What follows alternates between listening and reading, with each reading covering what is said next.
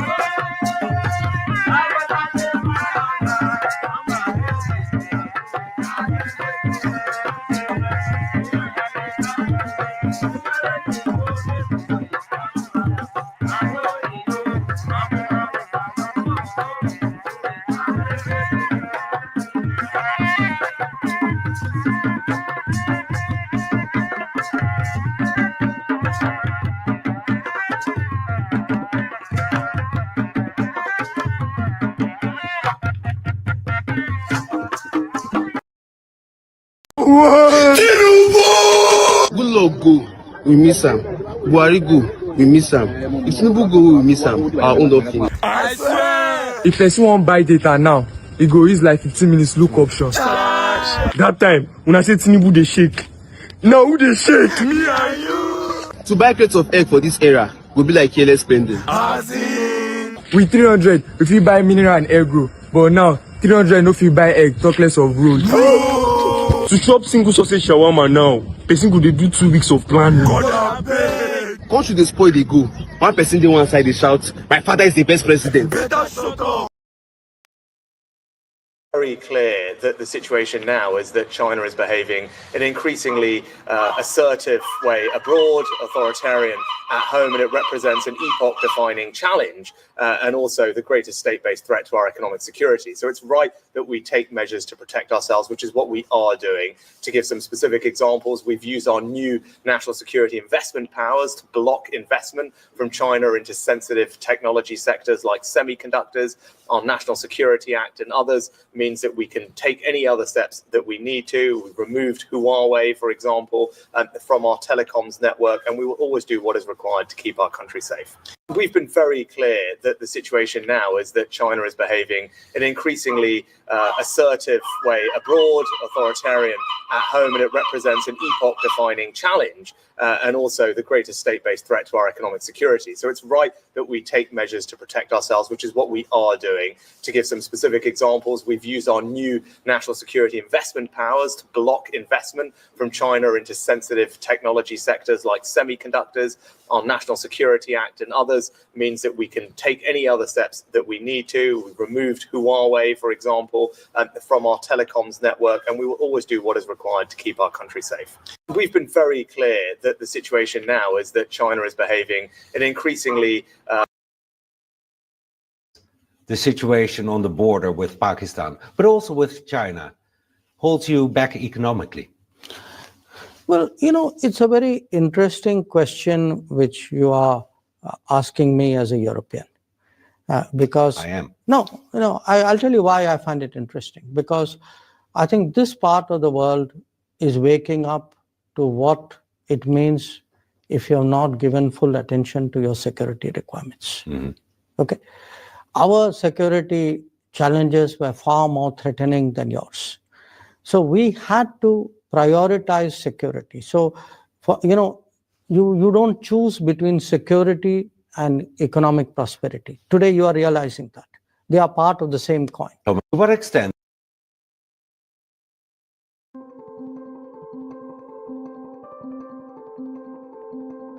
It's interesting. A lot of people say, well, what do they study here?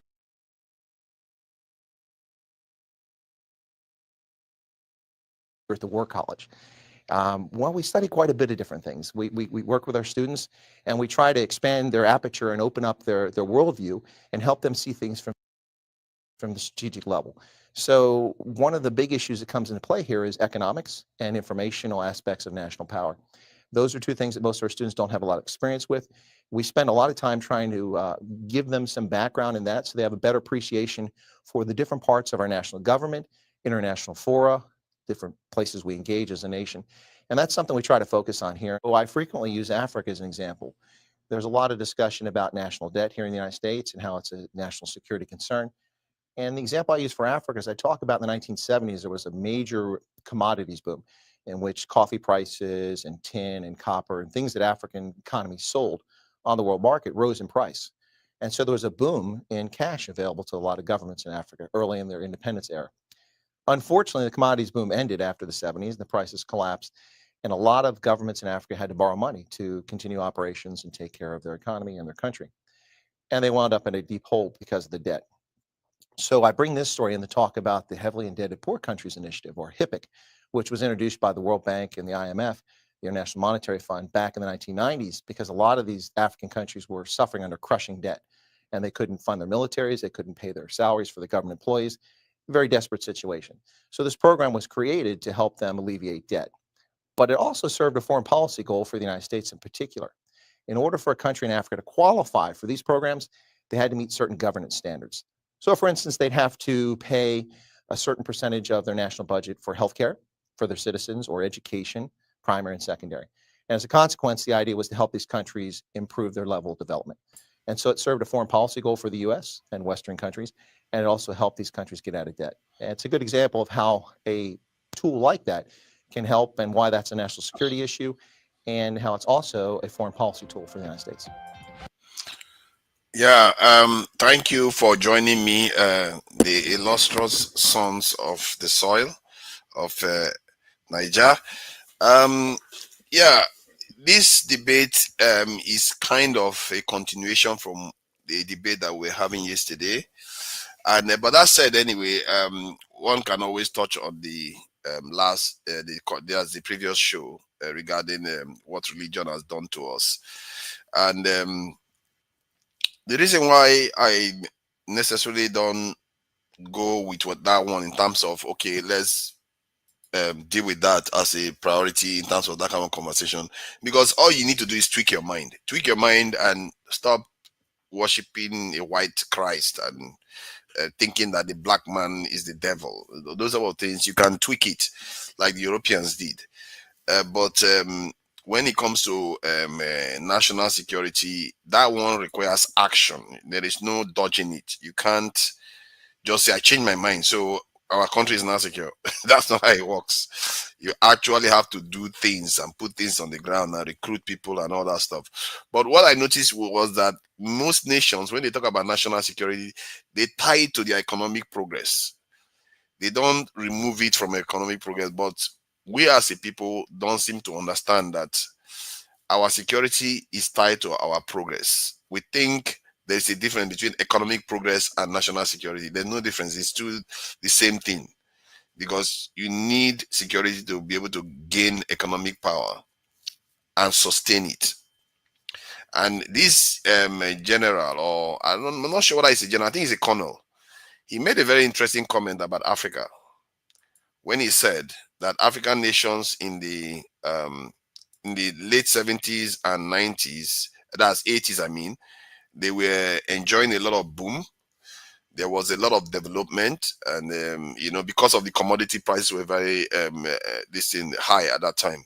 But when the price of commodities like cotton, crude oil, and all those things crashed, African countries suffered, which they didn't control. And then IMF started telling them, oh, because he mentioned the term the military of African countries when he talked about the loans. So I will play that again so you understand. Funny, he didn't mention that again, that the IMF people were telling African nations not to spend money on those things. But just hear the subtle mention of African militaries. Let me play that again. Which was introduced by the World Bank and the IMF, the International Monetary Fund, back in the 1990s, because a lot of these African countries were suffering under crushing debt, and they couldn't fund their militaries, they couldn't fund their militaries, pay their salaries for the government employees. Very desperate situation. So this program was created to help them alleviate debt. But it also served a foreign policy goal for the United States in particular. In order for a country in Africa to qualify for these programs, they had to meet certain governance standards. So for instance, they'd have to pay a certain percentage of their national budget for healthcare for their citizens, or education, primary and secondary. And as a consequence, the idea was to help these countries improve their level of development. And so it served a foreign policy goal for the US and Western countries, and it also helped these countries get out of debt. And it's see, it's very interesting. He said you have to spend a certain percentage of your money, than the money that they give you, on healthcare and education. But he didn't say where they didn't tell them not to spend money on. After he mentioned military, that in African countries were not able to fund their military. So this is part of the kind of gradual erosion of our national securities as a continent. And this is something that they teach at the US War College. You see, because they know how to use this type of tactics to defeat you. They will defeat you militarily just using economic tools, and our leaders don't seem to see that at all. So it's very, very interesting, the approach that they use, and the way he was saying it, he just omitted that part. And I think that explains quite a lot in terms of the African continent when you look at how demilitarized that it is, and the fact that almost all of them at the same time are taking all these loans consistently, always getting in debt constantly.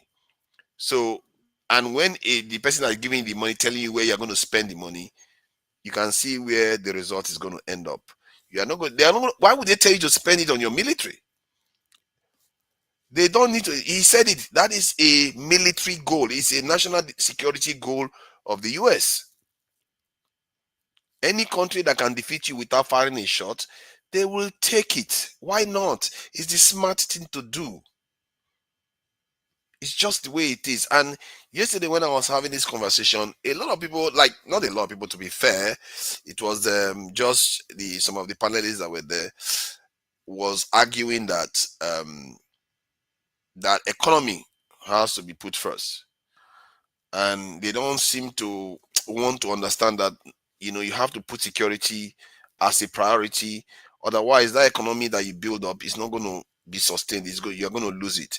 So, and I'm trying to have this conversation from a more logical point of view, not to try to browbeat anyone into believing anything I'm saying, and not to try to tell people okay what to believe.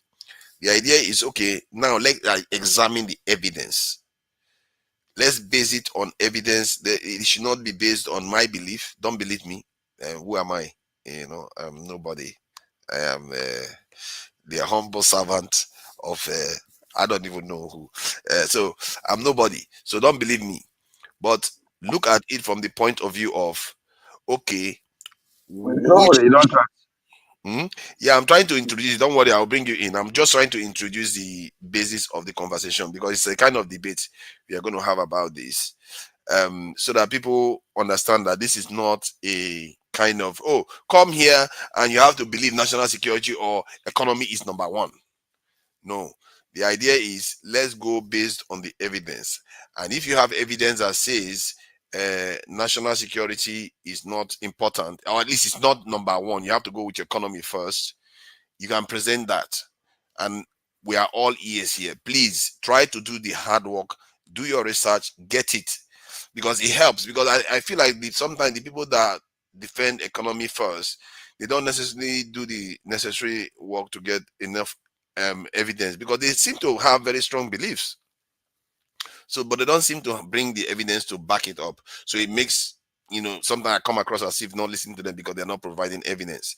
So just do a bit of work, get the evidence, and me too, I'll provide the evidence on my own side. In short, I'll probably provide evidence on both sides to try to see which evidence weighs more than the other one. But from what I'm seeing in Nigeria, from what we've been through for the last 60 years, it is very clear that we as a people, we take security as a joke. Our three presidential candidates they all believe that we need to solve this problem by choosing a lot of, that's recruiting a lot of manpower into our security forces. All of them, it tells you that they know what the problem is. This is the secret. They know what the problem is. They know they are supposed to do certain things, but when they get into office, they don't do that one. They do everything else, but that one, that specific one, why don't we ask ourselves, why is it that they choose that one not to do it? Everything Tinubu has said, he has done it. To be fair, you can say whatever I like about Tinubu. Everything that he said he's going to do, he has done it.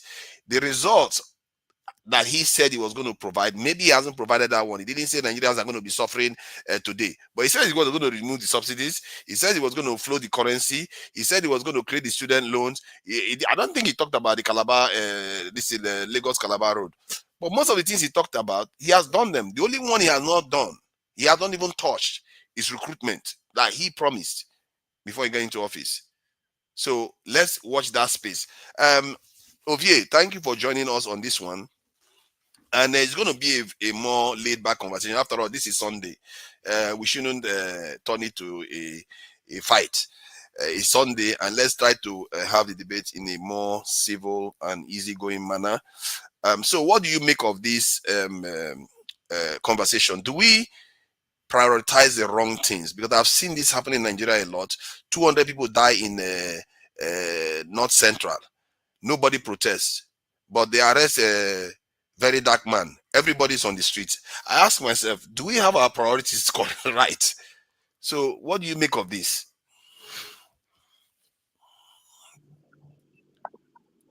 See, I'm a violent man. How can I start without going at you first? That means you start now. Okay, what are you talking about?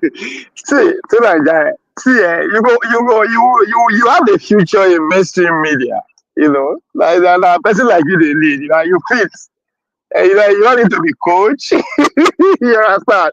You don't fit into exactly what will be on the mainstream media to just they codify messages. I've said that from your analysis of the American that you played, right? All you need to understand, right? Because it's not about what he's saying. What about what he's not saying? Because most of these prominent Americans who dissect info, they are all on NDA, be non-disclosure. There are some things you can't say. There's some way you can put, that's how the game works. But now, this is why I say you have a good career is that all you need to do is to x-ray the 70s that they talked about. We're given, we were given our independence in 1960, right? From his analysis, the economy was more based on what? The raw materials, cocoa, beer, and all that kind of things that, don't forget, it was just, that's when America, that was the period America was number one in the world. No power challenged America. But that was fresh after the Soviet, the Cold War. Sorry, all this thing they fall in my body. That was just the after the victory of the war. So they had the supreme power to dictate what happened, which is why they gifted the British people to let us go, let their people go. Right? What happened between the 60s in terms of Nigeria, 60s? Then the British lay everything down 3 years to 1963. They do election, begins the regional planning, and all these men, all the region was actually doing what. That's when the raw material was talking about. Everybody was actually doing well. What America? That's not how they operate. America so obtain let the people go is the economy. They cannot control the economy like that. When they have to go talk to the north, the south, the west. No, no, no, no. There's a way you have to bring the whole economy into one, which is what? That's when the race to go from our regional government, which you guys have in where you are, toward to presidential system, what? Followed by coup, assassination, lead to civil war. These are all in the system, right? So until they finish everything, so the benefit that he's talking about that we are generating, where we use and fight war, we use and say all those kind of things. So we can't invest in the military that is still at their own supervision at this time. So until that 1990, after the Civil War, then the military take shape, make sure the constitution is aligned to be under presidency. That's when I would say the credit of Martin job with that, bringing the whole country into what one could not do. He succeeded in doing it, bringing it to fruition, having our constitution, democratic presidential system with the handover to. So if you follow all the events, all the money we say we they make, so then they help us, they waste time. They don't give us peace, right? Because they had to. Because all you need to do is their system of they are doing their own colonization, which is different from the British, right? They don't have so much technology that they don't have to come and force you to do this. So they are doing it indirectly with the USAID. Because USAID was 1963. Imagine it was founded in 1961 and we get to 1963. 3 years later, civil war starts. Then, so who are the beneficiaries? So if you look at all those things, you see the guy just they talk stories like person will beat you now, when they tell you how to cry, what which is the narrative of the Christianity too. They tell us it, and so it's all the same. If you analyze the man point from that angle, you will see everything point blank. Now he's saying that when we take the loan, they are telling us where to invest in. Of course, there's a reason why he mentioned healthcare. What will they produce for Nigeria when it comes to healthcare? Everything we use is imported, not with them. So now, see, I'm happy that you understand the concept of freedom, right? If we get our freedom, nobody will tell us to economic freedom. Nobody will tell us to but and all that kind of thing.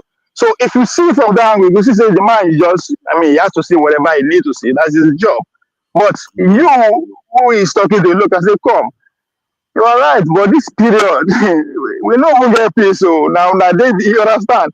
So fast forward to the talking about the question that you put forward. Again, you just need to understand, talking about building military first and be economy, you have to understand our beginning. Right? If this is our beginning, our first 10 years, our first 20 years, how do you build military? So the number one in terms of Nigeria, our number one insecurity is these two big power, these three big force, not being able to agree on which way forward in terms of how the country should go.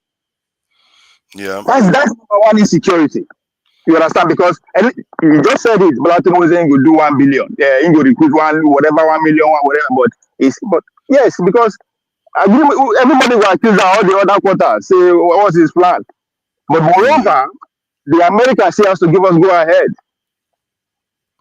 Yeah, but why is it that we as a people? Because I think if Americans need to give us go ahead, it's because the people themselves don't know. Because these things are No, not taught at school. exactly. That's why I dey always vex when people they accuse the general people. What you don't know, we can only act according to what you know. Our governing elite, if me and you if you understand this the way with with the little information that we get, you think not be them with the architect. The men who run 60s, 70s are still in power. That's the point I was always trying to make. That the guys that fought civil war, gave us constitution, give us the political party. They are still in charge.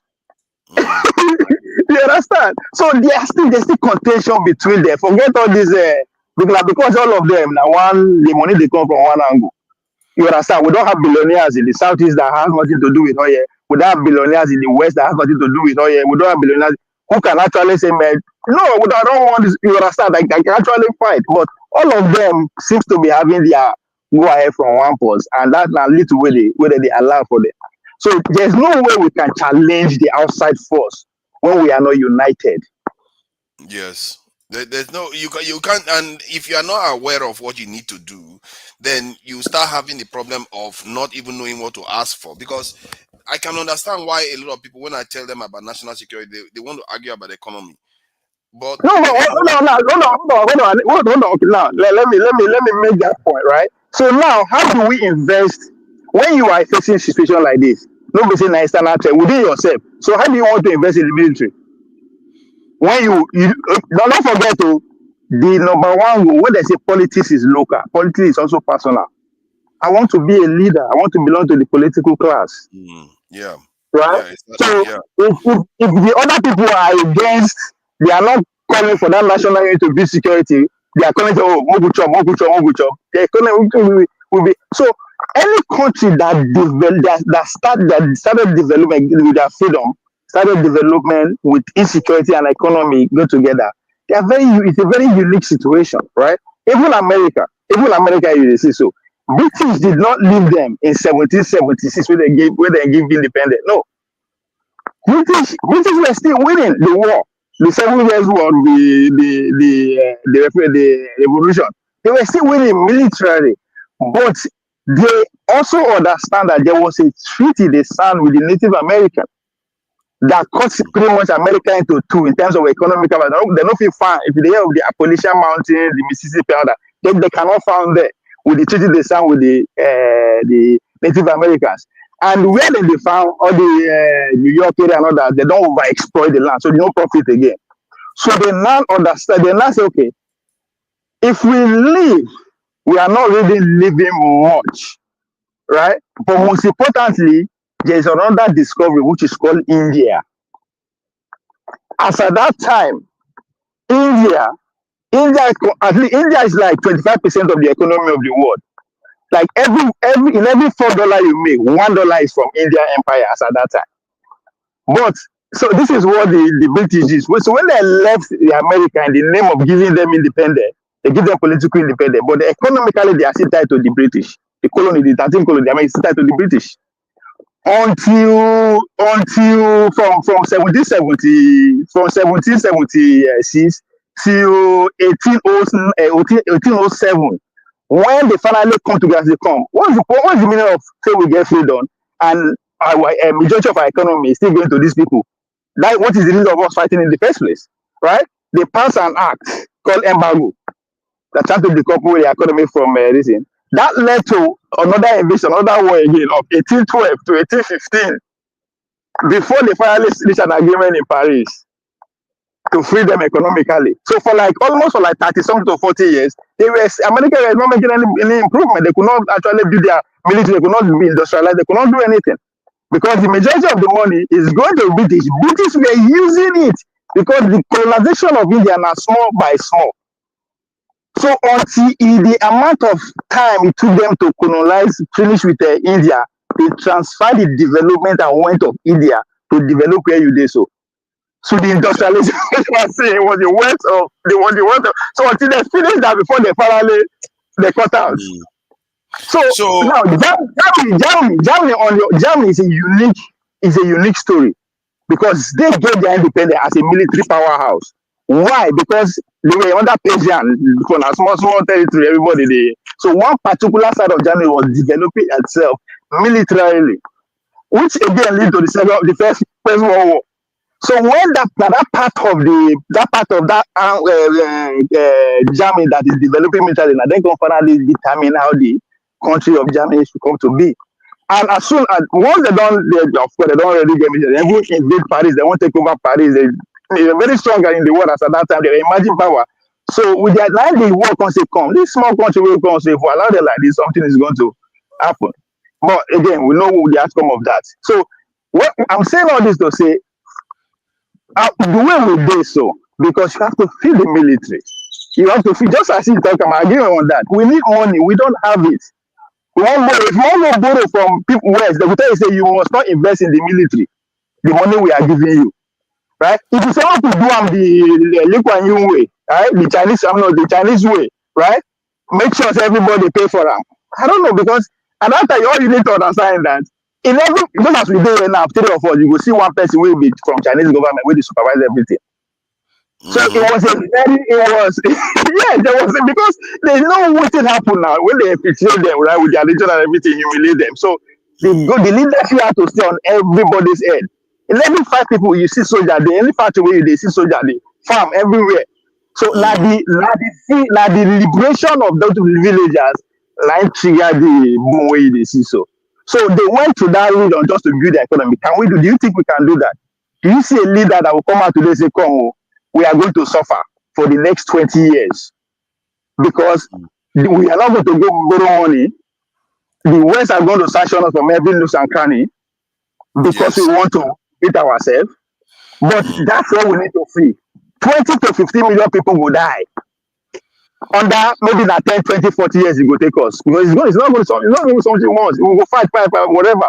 But if a leader can convince 20% of Nigerians that's what it's going to take for us to develop. That's what I'm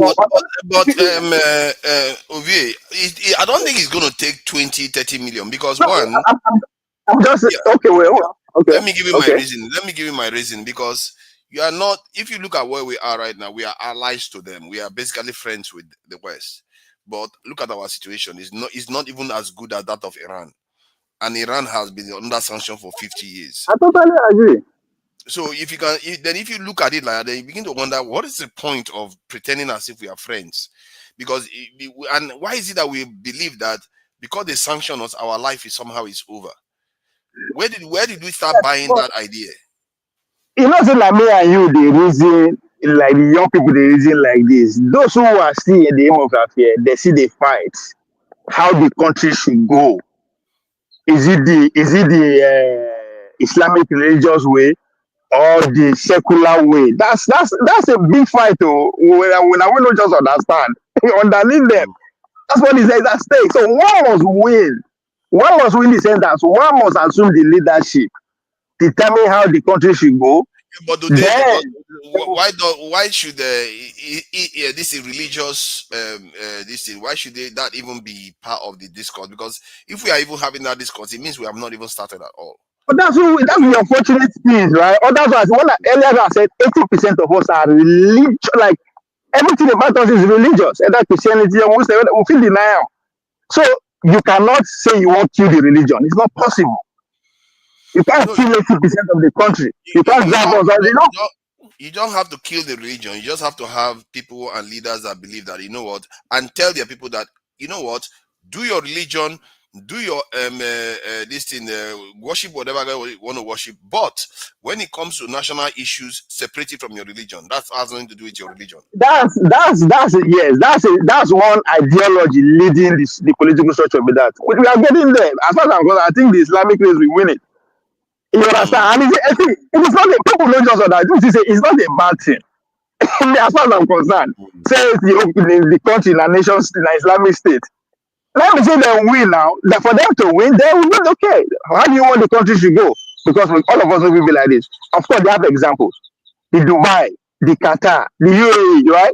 These are Muslim religious countries. They can say yes, we can be like that, and I think it will go well. But the only problem is that what way economically is it socially or capitalistic way, and that's where the fight will now come from, divorcing ourselves from the West. But for us to enjoy socialism as the way it is in Switzerland, we always give an example, right? Because that's a socialism that is being built for the last 300 years. 200 something years ago now, but the agreement was 300 Yeah, years. Switzerland is So capitalist too. Let make no mistake, it's a capitalist state. They do have socialist policies, but it's it's a capitalist. gradual process because the agreement they had with the revolutionaries, why they no feel conquer, why they no feel overtake them. Because the revolutionaries were taking over everywhere. So now when they reach there, their emperor come outside, offer them a this. Okay, now we will that. What do you people want? The people say, okay, we want a transfer of wealth to be redistributed to everybody in a socialist way. But they agree that it's not going to happen all of a sudden because I'm saying a war with that. They have signed an agreement of 300 years. That's why when this 2008 financial this thing happened, they were the first people to recover COVID-19 and everything. Because they were whatever their economic plan is steady for over almost going to 300 years now, 200 something years. It's steady, right? So that's what we live. Okay, in the world Yeah. today, one of the wisest country I've ever seen is Switzerland. I'm telling you, that country has proven themselves to be extremely wise. I don't know how they did it. That's how they did it. That was the agreement. You understand? That was Because the agreement. Just as you talk about say, may one religion lead, may other people just against everybody. So it was an agreement within the leadership with the big boys and the people. Because they were ready to because they were killing everybody. All the big boys, all the across Europe, everybody they got them down. Like so they are taking over factories, taking over all the capital institutions. That was happening. So they were able to come out in time and offer a deal. This was in the 1840s.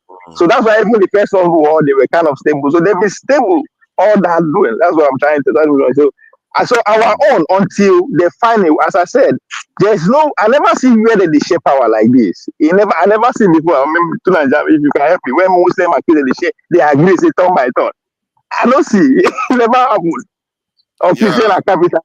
You understand? So even now, Donald Trump administration is coming back with Christian ideology to be the religion of the country. Are they going to succeed? I don't know. But that's where we are now. Somebody has to win, but we never understand that. We just they see all these old men, they don't know what they do. Because if you look at the two forces, these are small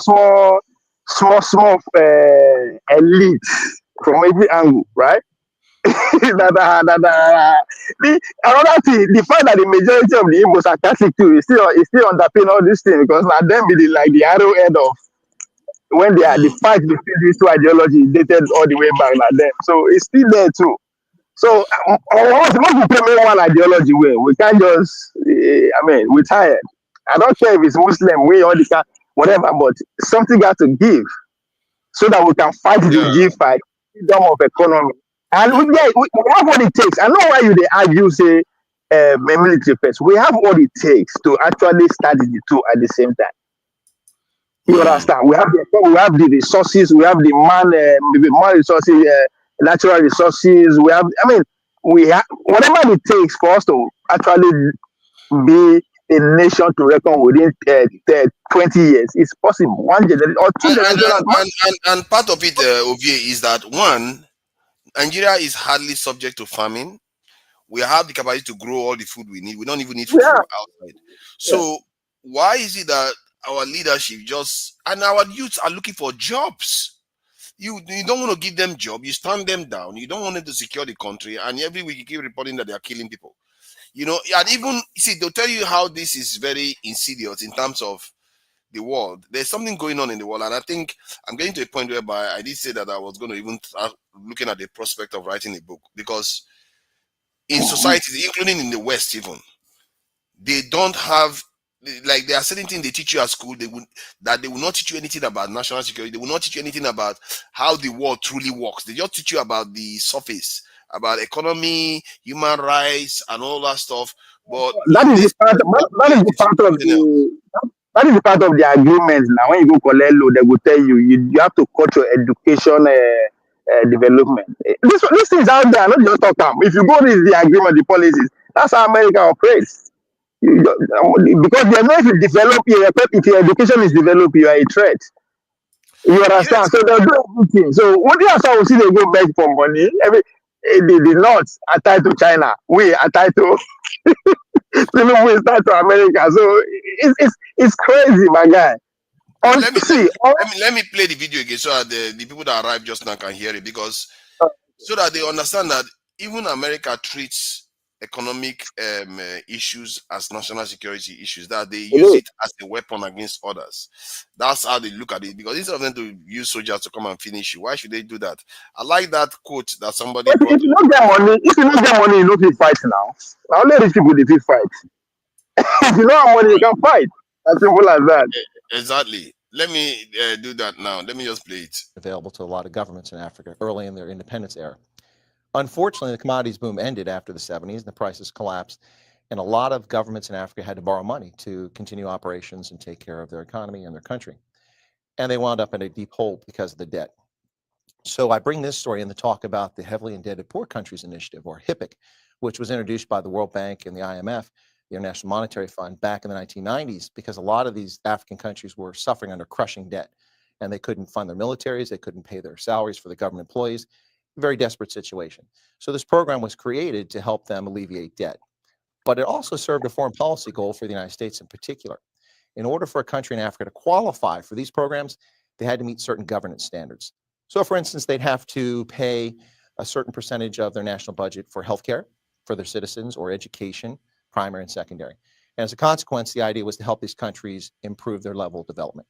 And so it served a foreign policy goal for the US and Western countries, and it also helped these countries get out of debt. And it's a good example of how a tool like that can help, and why that's a national security issue, and how it's also a foreign policy tool. How is that the national security issue? Can you answer me? You see, he kept that one quiet. Why is giving Nigeria this is the people healthcare, or this is No, no, national security? Sulaja, He this is omitted this that is why part. this is Because just to he said concern. that don't invest in your military. That is why it's a national security issue for them. Don't Yes, they but understand that? this is just to concern you, right? They say they have to sign an agreement that some percentage of the national budget to have Mm, to go to some certain place. So they're yes. like, it's like the way that you the work now, I'm going to tell you how much you must spend every day. If I don't want to make you return to that, I'm going to say make you know they go salon now. There's no budget for your haircut. You can go that by force, right? So now again, our leaders, this is what actually scared them, right? Because again, we were talking about our early independence. There are some countries that actually got independence before the Africans, so in the 40s and in the 50s. Taiwan is a clear example. What do you think them invading Taiwan is all about? Because the Taiwanese no agree to switch into their system after the British leave them.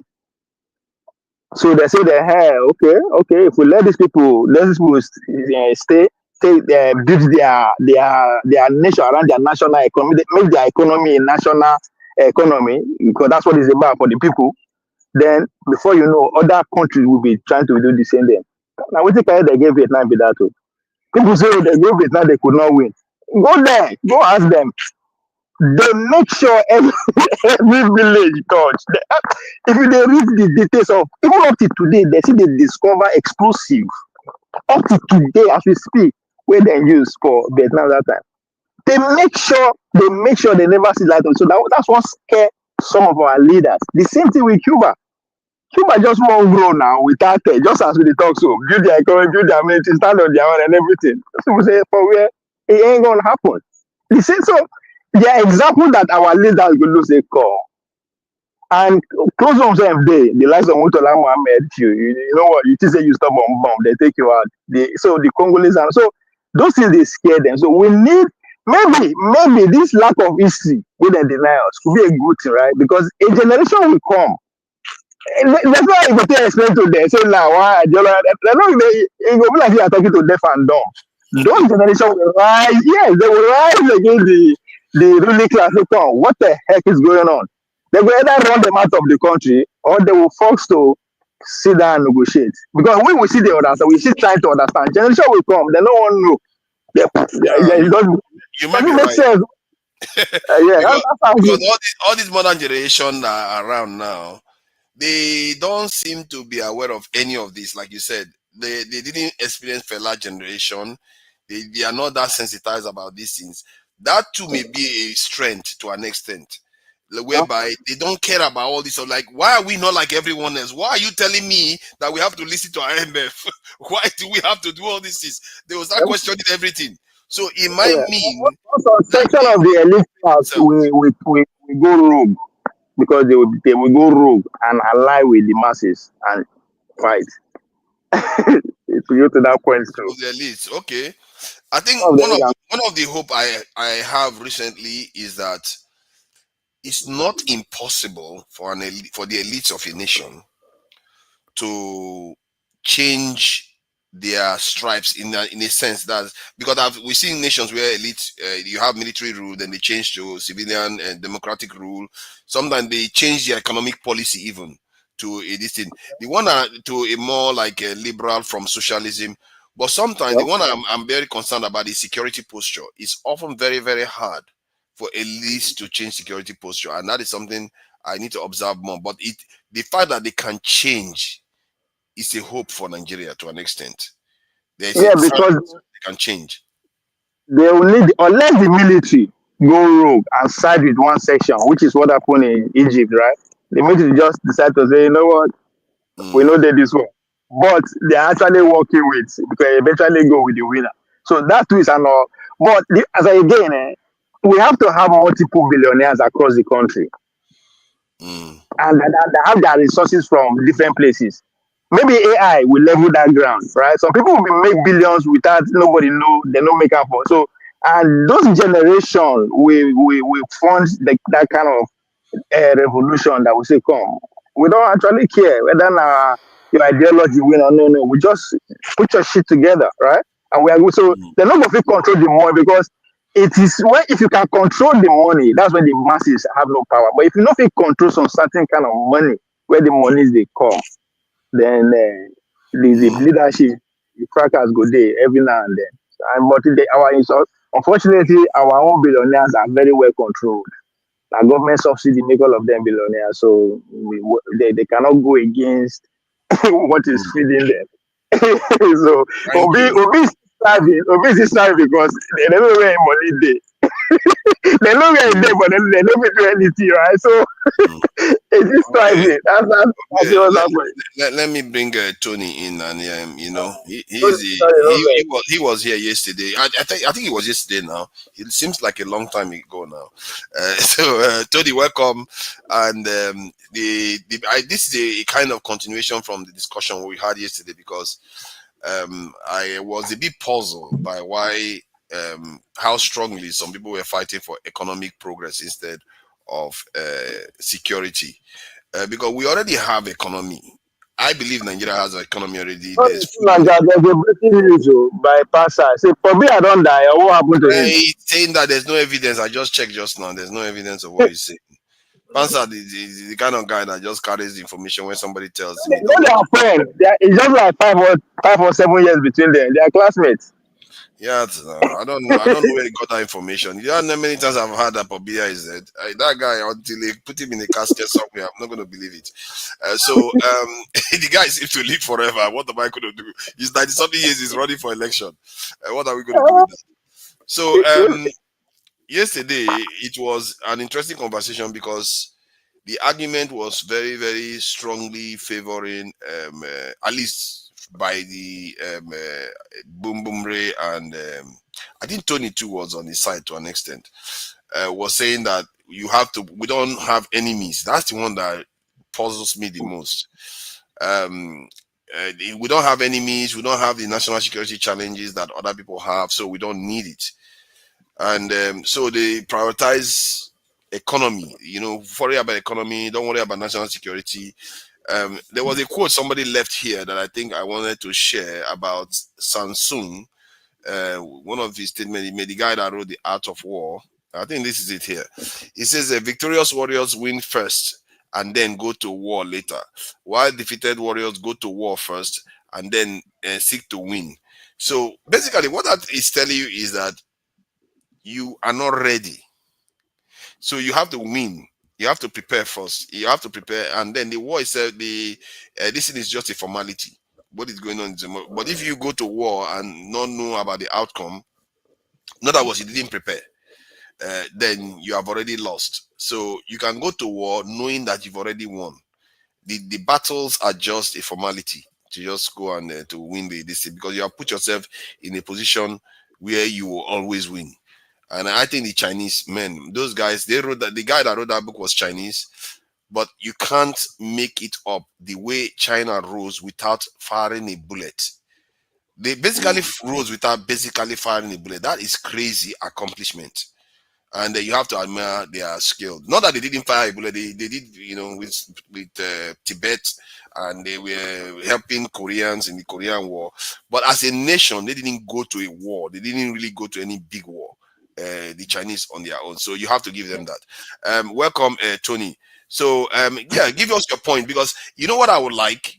When you're arguing your point, it would be good you give us context, like evidence-based, like, okay, this one did this one, this is how these people did it, and tell us what those people did too in terms of their national security that made you think that they didn't even prioritize security anyway. They put the economy first and they succeeded with doing it. That kind of stuff. I would like that kind of evidence, because if I get it, I'll follow it too. I'm telling you, if I see the one because it's easier. Economy is easier to do it. At least nobody's going to be sanctioning you because you're trying to build your economy. You see what I mean? So please go ahead. Yeah, okay. Greetings, everybody. Glad to be here. My signal is topsy, so that's why I came in, and then it just went off. I don't know what happened. I've been changing my location. But anyway, there's a magazine, local magazine, that he that is down eats fear no fall. If I expand that, to apply to myself, for instance, I remember many years ago when I was struggling. So security wasn't an issue to me. I mean, I give you an example. I didn't have much. So my thinking was, who is going to come and attack me or steal me? I don't. So that consciousness, even though I am a security, what's the word now? Practitioner. I run a security company. So the sensibility wasn't towards really securing myself, because in terms of what I have, I was thinking that that's not the priority for me.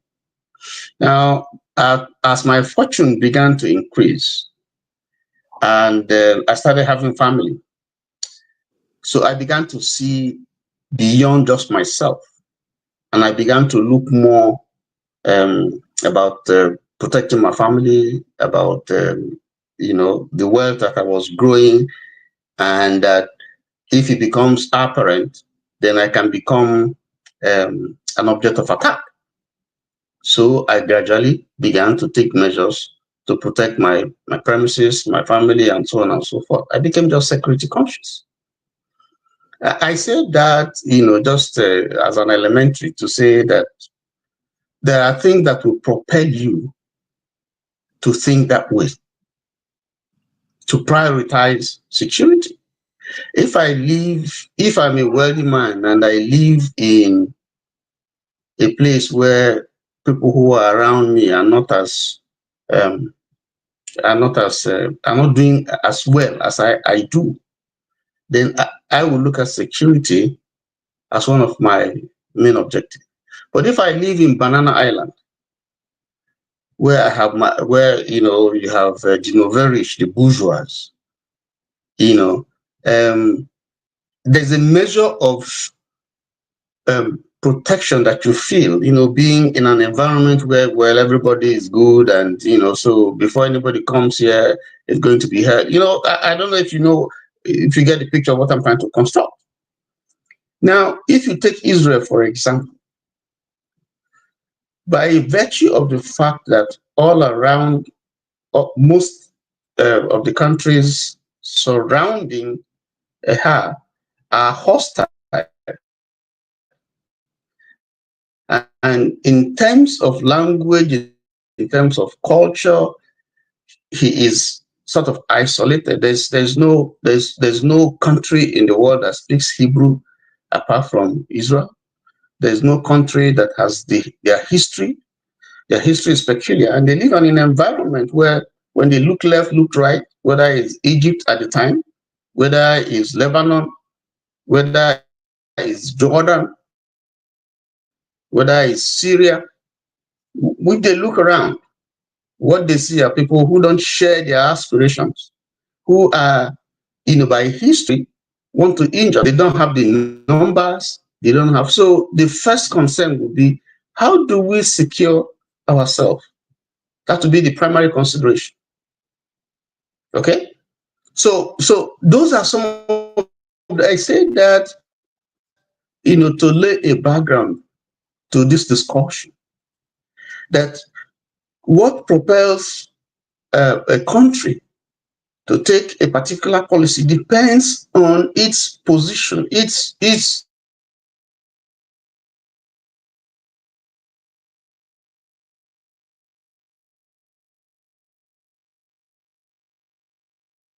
I think why can't I You're hear on you? mute. I think you're on mute. I think he's on I think mute. you're on mute, yeah. Tony, you're muted. Unmute yourself. He's still muted. You're on mute. Yeah, it's on the phone. He's trying to unmute it. Yeah. Punch the phone. No, he's refusing though. Your finger is not doing it. he's still being stubborn. He refuses to come up. That thing can be annoying, I tell you. And he's not letting you unmute too. Just touch it. Yeah, it's not. Oh, you muted it again. Just touch it, boom, let it go. Yeah, that's it. Oh, it's gone again. Once, like that. Mm-hmm. Okay. It's clear now. Yeah, perfect. You can hear me? Yes. Now it's fine. It's crazy. I'm sorry. It just keeps coming and going. I've been changing my location. I don't know what's happening. Okay, so I'm saying that, for every country, there are things that are primary as an objective in the short term, medium term, and long term. Now, Israel's priority would not be the priority of Nigeria.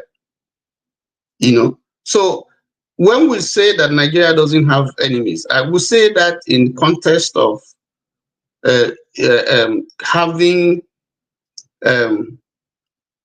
I'm looking for the best word. Not that there are no countries that are envying Nigeria, but there's no immediate challenge that you can see that is potentially terrorism. I'm looking at terrorism because that's internal. That's an internal dynamics. I'm looking at an external aggression from somewhere. Hello, are you hearing me? Yes, we can hear you clearly. I can listen clearly. Yeah, we can hear you loud and clear.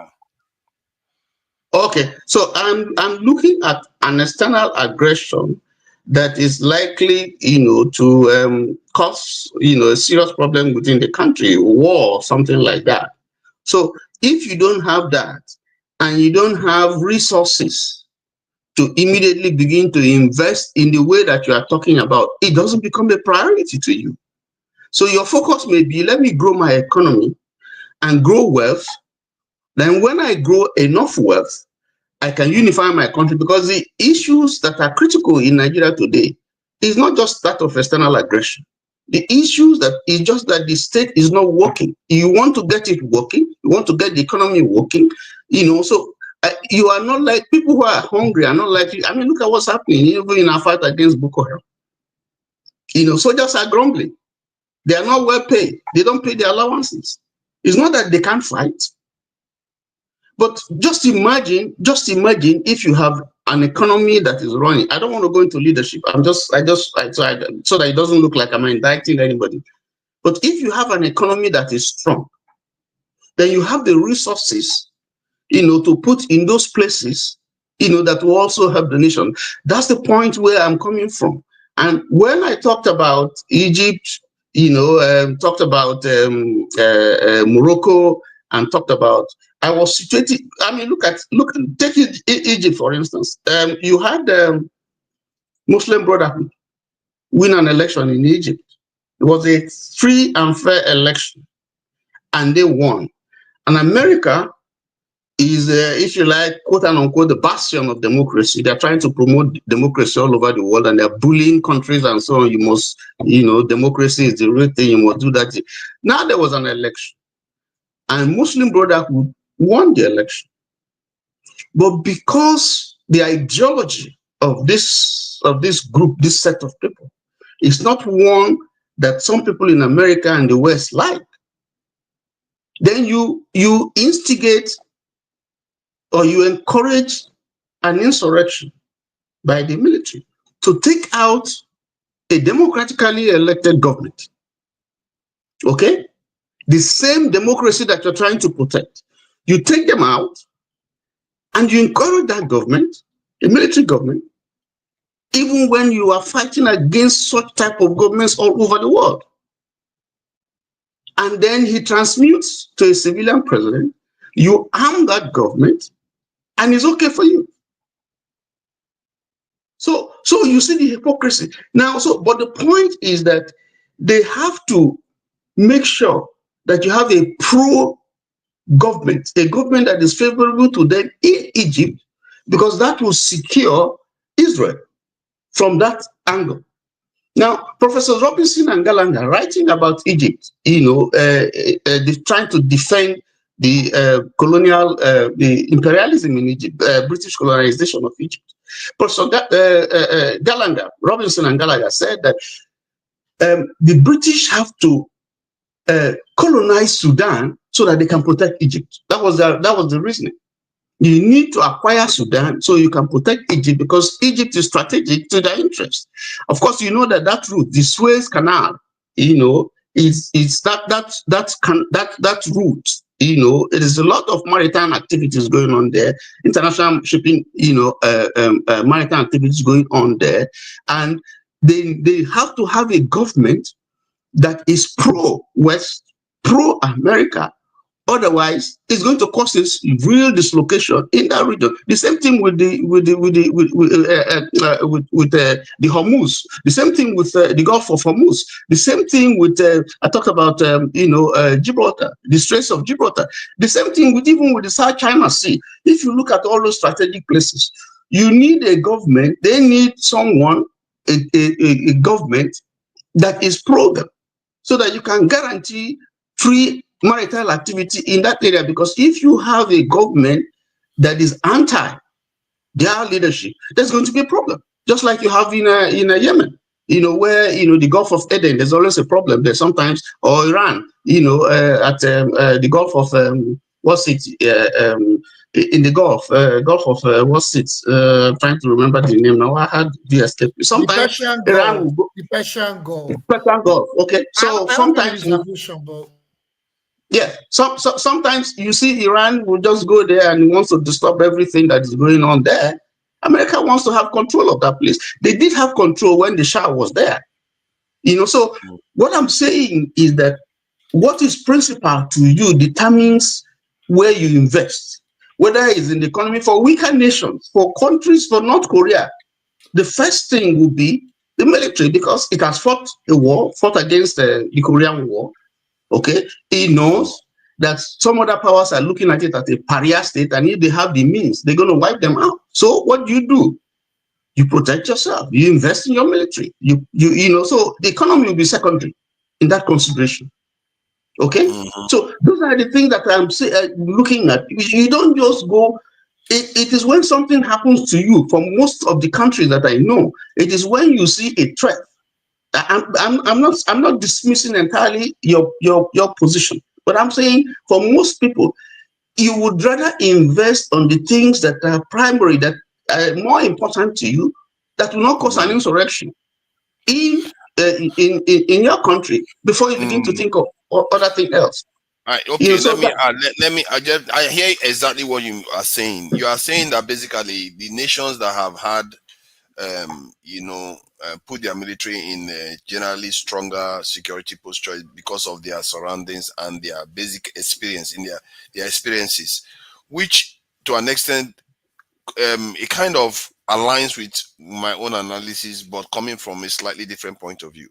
That's the different point of view is that the what tends to wake people up to the necessity of putting their national security as a priority is often because they've had some significant experience to wake them up to that truth. So, in other yeah, words, yeah, I it's not. agree. I agree. uh, Pakistan, so for instance, Pakistan and India, for example, yes, that will fit into that situation. exactly. So, what that is telling you is that the need is there. Just because it hasn't happened doesn't mean you shouldn't do it. Don't wait until you are hit first, because often that hit you may not survive it. Like in the case of That the is where we colonization differ. war. Yeah, That but is that is where we I'm that going is to bolster that is my where we yeah, differ. exactly. I'm trying to bolster the argument now. In the case of the colonization war, because you may not survive that hit, because your argument is taking being complacent in the sense that by not being ready, you are going to survive when trouble comes. There is no guarantee of that. You see what I mean? Because the colonization was we were not ready, we lost it. We saw the consequence of that already. If you like, Iraq wasn't ready, he wasn't as prepared as he was supposed to be when he's facing a country like America, and he paid the price. So the point is that if you are not ready, it doesn't mean the conflict will not come. It will No, still Iraq come. was ready. Iraq was No, ready. If you look at the armaments that Iraq had, but you not are like dealing with a superpower. Iran. Iraq was ready. See, no, not Saddam. not like Iran. See, Iran one. If you come after Iran now, you could trigger Russia, you could trigger China, and Iran could cause problem that will affect the world, and that America's position in the world could be affected. Can I respond to that thing about Iraq? So what you had with Iraq at that time, it's not my turn, but I want to respond to that. So if you look at what happened, we were in a unipolar period where America was dominant power, Russia was a weak power. Iraq did not have any ally. They were under severe sanctions of over 10 years after the Gulf War. They were completely weakened. So it was very easy for America to have gone to invade that country and destroy that country. So No, in if you Iraq, look at it, no. Iraq used to be in the good books of America. Saddam was for a while Yes, in the good books correct. of America. Yes, correct. And Correct. they kept That a was blind eye. until Yes, they kept a blind eye when Saddam was doing some of the things that he was doing. But when they touched the anointed of America, that's when this problem started. yes, They it was a trap. armed Saddam. He was a good boy. Yes, They kept a blind eye. Do yes, anything, you are yes. a good boy. The So moment he stepped out of line. So what happened was Saddam was foolish in a way. So what happened was Saddam was trying to nationalize some elements of the oil that Iraq had, which was against America's policy. Then they used Kuwait as a trap, and it was foolish to enter that trap to invade Kuwait. So they used that as a trap, like you said, to go after him. And at that time, the Soviet Union that was supporting him, but also the Soviet Union supported Saddam, Iraq at that time to fight Iran. Soviet Union was weak. At the same time, Soviet Union collapsed. So it gave America the leeway to do whatever it likes and get away with it to Iraq.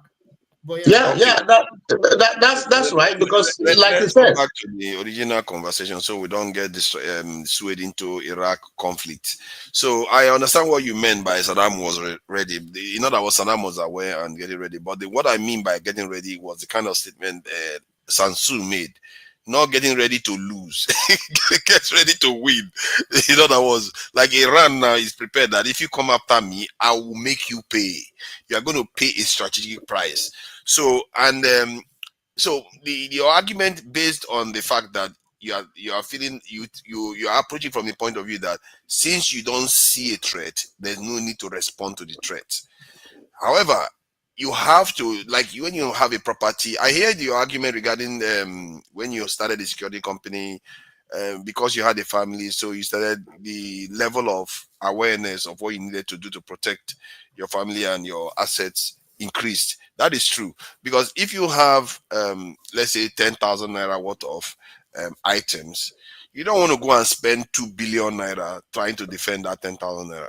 You spend maybe 12,000 or 15,000 naira trying to protect it. So there is a gradation, a gradation of a level of security that you put based on what is being protected. You see what I mean? So in the case of the life of a people, A nation, and in the case of Nigeria, Nigeria is a strategic nation. It's not just a nation. It's a strategic one that is important to about 1.4 billion people around the world. So you can see now that the level of responsibility increases dramatically. If you look at all the major groups in the world, the largest nations generally are their protectors, really. They are basically their umbrella, really.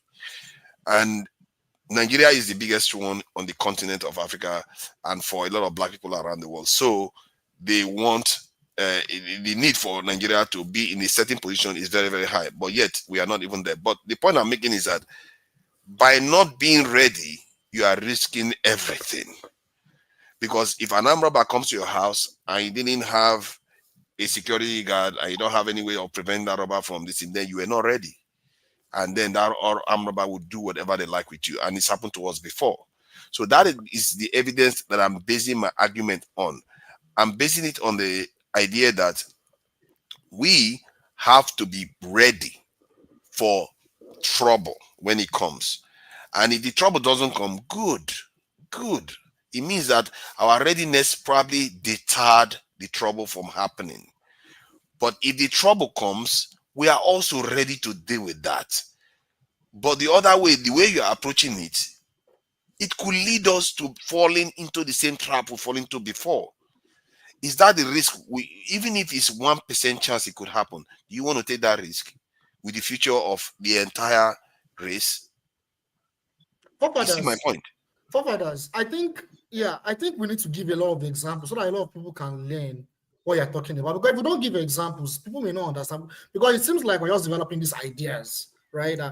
Because there are many examples that I can give so that people will understand. Okay. You know what? Just to give you, so then we'll allow because I can't said anything. You jumped queue actually. What kind of ojoro be that? Yes, I wanted to tell you that I came before me. That's not I allowed. wanted The jump to say, queue. He's not allowed. oh, you called me. You called me. I'm sorry. Sorry, Oga. Thank you for joining us. So this It was on the phone also. Yeah, he was talking to all his business partners about his billions, and the convention is a relaxed one, really, and it's going to be. We are trying to make it as evidence-based as possible about which one is priority. Should we prioritize our security and prepare beforehand than wait for trouble to come before we prepare, or we follow economy, when in reality you need security to protect assets. If you have money, there's a reason why people that have money have security guard. They have bulletproof cars. They have a gate man. They have burglary proof. They have electric fence. Then they put gate. They put a vigilante around the area. You see what I mean? You Forefathers, you protect say people who have money. Remember, you Yes, said people who have money. I said there's a reason why. There's a reason why they do that. They protect those things. That's true. And so you have to be able to protect your wealth when you have it. So 2025. He's talking to one of his billion arrangement again. Look at that. He's busy now. We should we go to Jide now, or this is okay, Oga Ike. So what do you make of it so far? Yeah, thank you for that. Tony, you don't need to apologize. You saw me, I was on the phone. So, I mean, we don't want to stop the conversation not to flow, right? Thank you. Thank You you. know, I'm not I'm not really an, what do you call it? Is it international economy and security like forefathers? But I think if you're talking about priority as a country, I think the first thing that will start is that who are the kind of people that are the face of the government of a country before you talk about prepare to be attacked or get ready not to be attacked. Part of the reasons why we can be attacked at any time is because of the people that represent the faces of the country. If you have leaders that were elected by the people, leaders that are credible, leaders that when they say yes, and their yes is their yes, leaders that say that when they go on a discussion, when they go on a round table where a national cake is shared, a leader who will say, if I don't get my own, nobody gets anything.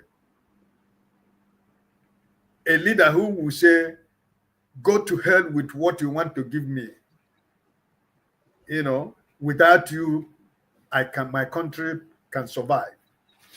So, but the question is, do you have such leaders in Nigeria? For example, let's take the president, whatever you have in Nigeria right now. Who do they represent? Where would they go to speak? Where would they boldly go to speak on behalf of Nigeria? Even the smallest countries in West Africa, Niger, Chad, Burkina Faso, Benin Republic, Togo, Burkina Faso, we have lost our respect and our credibility. These are small countries that when they have a little problem, they run to Nigeria. But this time around, we don't have respect, be it our neighboring countries, be it in African countries, be it in Europe and America.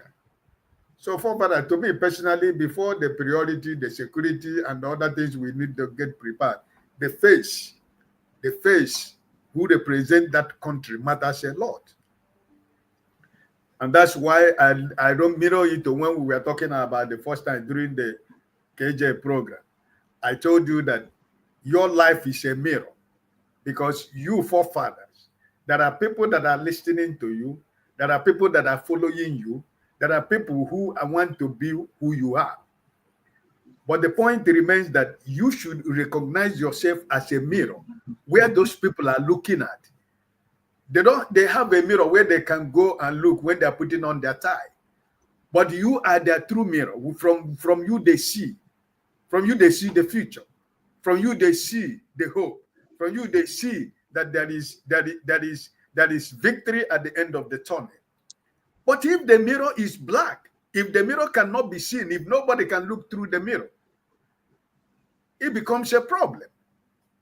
So I think that if we have credible people as leaders, not only at the federal, from the local government to the state and to the federal, and if we have a credible National Assembly that are accountable to the people and that are accountable to the people that elected them to office, I should believe that every country in West Africa and Africa in the world should be afraid of Nigeria because we are blessed.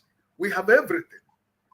Humanly, material, everything. We have every resources to become a very powerful nation. But what is our problem? It's maladministration. What is our problem? Corruption. What is our problem? We don't have people impose themselves on us.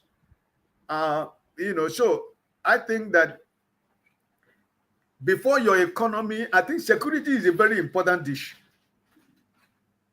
Before you talk about the economy, because when you're talking about going to meet other countries or business people around the world to come and invest in Nigeria, the first thing a businessman looks at is the security environment of the country where he or she is going to go to invest money. And part of that security is, do you have 24-hour electricity supply? Do you have your judiciary is working the way it's supposed to work? Because in the process of establishing a business, there must be some legal question that will be asked. And if I go to the judiciary, am I going to get justice? And what about the people who work in the ministry that are responsible by giving these people the climate and the environment to come and invest? Do we have credible people that can be able to do this without corruption? So there are so many things that comes into it. And security of life and property. Is my life secure? Is my business going to be secure if I have to come and invest such amount of money? Will my business be secured? If there is any eventuality, how do I recover what I have invested? So I'm one of those people who are saying we are not going to write off security. Security is very important. They work hand in hand with the economy. But like as I said from the beginning, that the major problem that Africa have is the type of leaders that are leading the continent. Yeah, we were talking. There was a rumor. I see people jubilating in Cameroon that Paul Biya is down. I don't know what type of down. Is he sick or is he? These are the kind of people that are representing you, forefather. Man who is walking on the street and is farting, even when he's with his fellow leaders, is farting before everybody. A man that doesn't know his left and right anymore is still the president of Cameroon. That's the problem. So I think that for us to be ready, being ready should start from the local government to the state and to the federal. Because if the person that is coming to you to talk about business see that there are a lot of loopholes that he can manipulate and use, why not?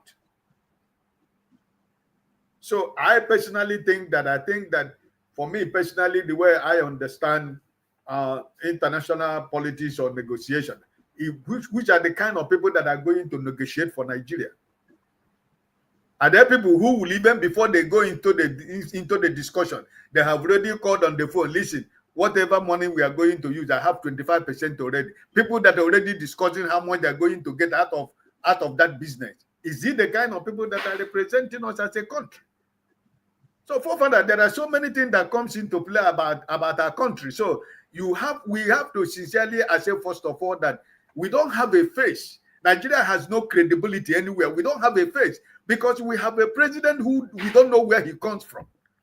We have a president, we don't know the school that he attended. We have a president, we don't know his age. We have a president who we don't know the certificate that he has. It's not only me and you that know. It's in the public space around the world. The world know. So where would that person go to negotiate? Which country? Which president is going to sit with him to negotiate when he knows that this man that I am negotiating with is fake, because there is nothing that I know about him? If the people that you are ruling don't know anything about their president, how do I go to defend my president when I go somewhere and I am in a place where people are talking bad about Nigeria and they have evidence about my president? Forefathers, I ask you that question. How are you going to defend your president when the people that they are trying to defend your president would know that nobody know the school, the primary school and secondary school where your president attended? Where he said he attended school, the school was not even established when he said he went to the school. So you, as forefather, who is very good in international politics, who like economy, who like security, how can you be able to defend that your president, who you know sincerely in your heart that you don't even know who that your president is? So my brother, it's difficult. No matter how we want to play it, we have to clean up the house. The house needs to be cleaned up. And I think one of the things we need to do is that Nigerians themselves should clean the house for themselves. They should not allow America or France or anybody to come and clean the house for us. Nigerians themselves should take it upon themselves that they want to clean the house themselves. And they want to decide and determine which kind of leaders that are going to lead them going forward. But in as much as we are still allowing these imperialists to come to lead us, to clean the house for us, at the end of the day, my brother, our life, our economy and the security is in their hand. We can't do anything. They only give us what they will give us what we want, not what we want is what they're going to give us. So, my brother, really, this is the way I think about the conversation we're having. It is the face. The face. Look at America example. For example, look at Trump. Hate him, love him. You must go to US to bow. That's the face of the country. That's the man in power. Because he told you where he's standing and he's not changing it. He's not moving. He's not moving an inch. He tell you this is what he's going to do. Whether you like it or not, he's going to do it. But do we have such president in Africa? No. Your president is in there. Your president that every of his since the people begin to know the name, he has been a questionable character all his life. We don't know his family. We don't know his brothers. We don't know the state where he come from. We don't know anything about him. How do you want to describe your president if somebody, for example, let me say somebody from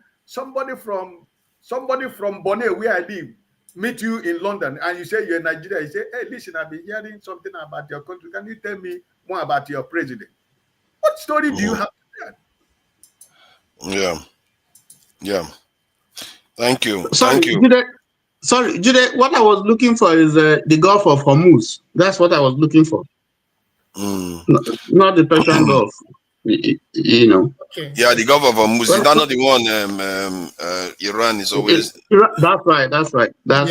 Yes, that's true. That's true. Yeah. So, okay. Now, about the... because people that are representing you matters in terms of...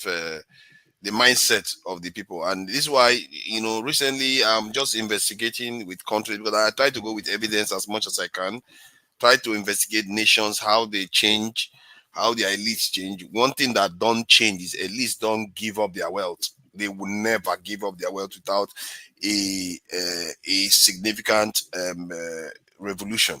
They don't. Historically, it's never happened.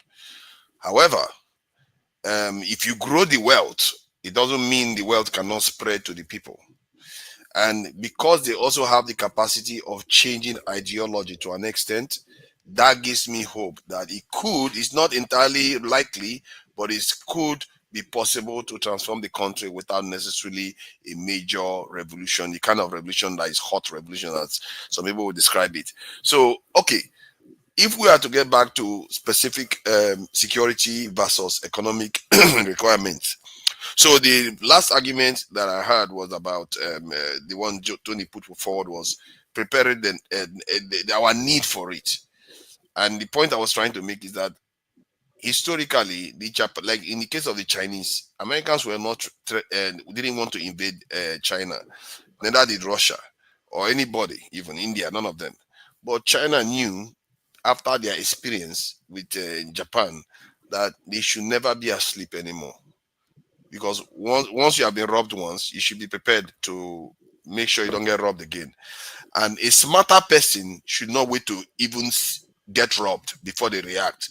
You will learn from some other person's mistake and make sure you don't make that mistake. And that's what other nations do. And in the case of, for our own nation, so far, we've left it defenseless for far too long. And for a lot of, like, if Nigeria wasn't that important, like in terms of the population in the country and importance to West Africa and many other black nations, maybe I wouldn't be this forced even, because in terms of Nigeria, maybe the other countries would have the trouble to face this problem. But we are in a position now whereby either we stand or we cause the fall of the entire group. We could literally cause the fall of the entire group if we don't act properly. So this is why when I come across as, okay, we have to put this first, because you have to be prepared for the day of tribulation. You know how the Bible says now, why did the Bible say you should be born again now? Why did he not wait until he say born again at the day of judgment? You have a pastor by your side. You have a pastor close to you there. Exactly. The Bible doesn't say become born again on the day of judgment when you see it coming. You know, Tony, that is your ideology. Okay, You so know, Father, that's your ideology. you know, the problem that I find with your argument is that you are saying that that is how it must be. That is one possibility. Take Taiwan and China. Now, you know this thing going about ding dong with Taiwan. China may invade. China is probably looking for a time when America will be looking somewhere else or be preoccupied with some other distance so they can strike. Now, Taiwan has seen that threat. Therefore, America is going to be arming Taiwan. You know, to make sure that should that kind of threat come, should that kind of attack come, at least they will be not that they will not. It may not be that they will defeat China, but at least they will be able to respond, you know, in a way that at least will give them some protection until maybe some powers intervene or something like, you know, we won't just be you know, a rough shot, you know, over this thing. So because there's an imminent threat. So what I'm saying is that yes, that I'm not saying that what you're saying is wrong, but I don't accept the fact that that is how it must be with every nation. I'm saying that nations are conditioned by the threats that face them. They prioritize that threat, and you said it with China. You know, Manchuria was taken, you know, by Japan for a while, and some other territory from China. And China now went through an experience where now said, okay, I'm not going to let this happen. You know, we must be prepared. We won't let this is an experience. Now, for some people, that is how it works. But for some others, they are probably more proactive. That's why I gave the example of Israel. If you know that enemies all around your left, right, and center, you're surrounded by enemies, you do something. You don't just sit down and say, okay, let's be praying and hoping that the promise that God made concerning Abraham is going to be fulfilled. You do something about your situation. And it will be fair to secure your people. You know, to secure your people. Can I come in now?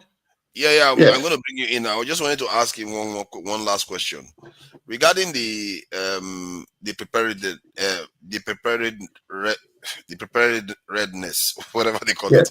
and the Chinese preparing now because they experience the problem with Japan, and Israel preparing because they see their enemies. But do you think you factored in the fact that we were actually invaded too and colonized, which is even worse than just a conquest, and colonized on top of it, which is even worse? Did you factor that in the fact that maybe we should even be more paranoid than the others? Yes, I did. You see, if we were in the situation of Burkina Faso, I would say arm yourself to the teeth, because there are certain countries that have shown you that they are angry with you and they can come at you anyhow, anywhere. Maybe using exiles, maybe insurrection, maybe because they have said it, they mentioned it. African, you know, Langley has said Burkina Faso is a problem. France, of course, you have offended. Are they going to attack you? Are they going to use proxies? We don't know, but you have enemies. You have stepped on people's foot. I'm not talking about terrorism that they are fighting, which is been a problem in itself. But here you are dealing with some big guys who say, okay, we'll see. So you don't sit down and just watch and just believe that, oh, you do something. You seek Yeah, alliances. okay, I agree with you on that. But the question still remains. Like, let me give you an example with a property now. If you have a property, does the armed robber have to announce that they are coming to rob you before you decide to put security measures? Yeah, that's a good question. That's what I started from. You see, the kind of security I would need if I live in Victoria, in Banana Island, would not be the same that I would need if I'm living in Agege. But giving the yes, you will same need amount of, security nonetheless. yes. In Yeah, aggregate, but I will need more. why would you need security? Because no armed robber announced that they are coming to your house.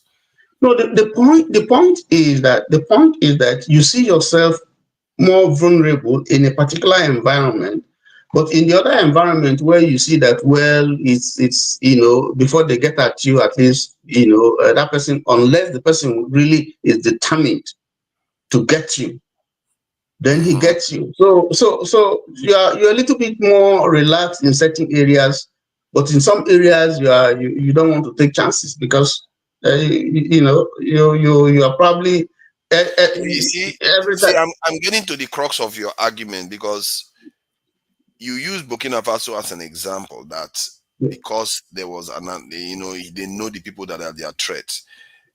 Your argument is that because you don't see the threat immediately, so you don't respond to it, which is the same thing as saying repent on the day of judgment. Basically, you want to convert until you actually get evidence of it, even if you can borrow the fact that it happened 100 years ago to Nigeria. We were invaded and colonized on top of it. That is No, a that's not what I'm declaration. saying. No, that's not what I'm saying. I'm not playing down on security. I'm saying that in that case, I will prioritize something else. That is, we are talking about priority.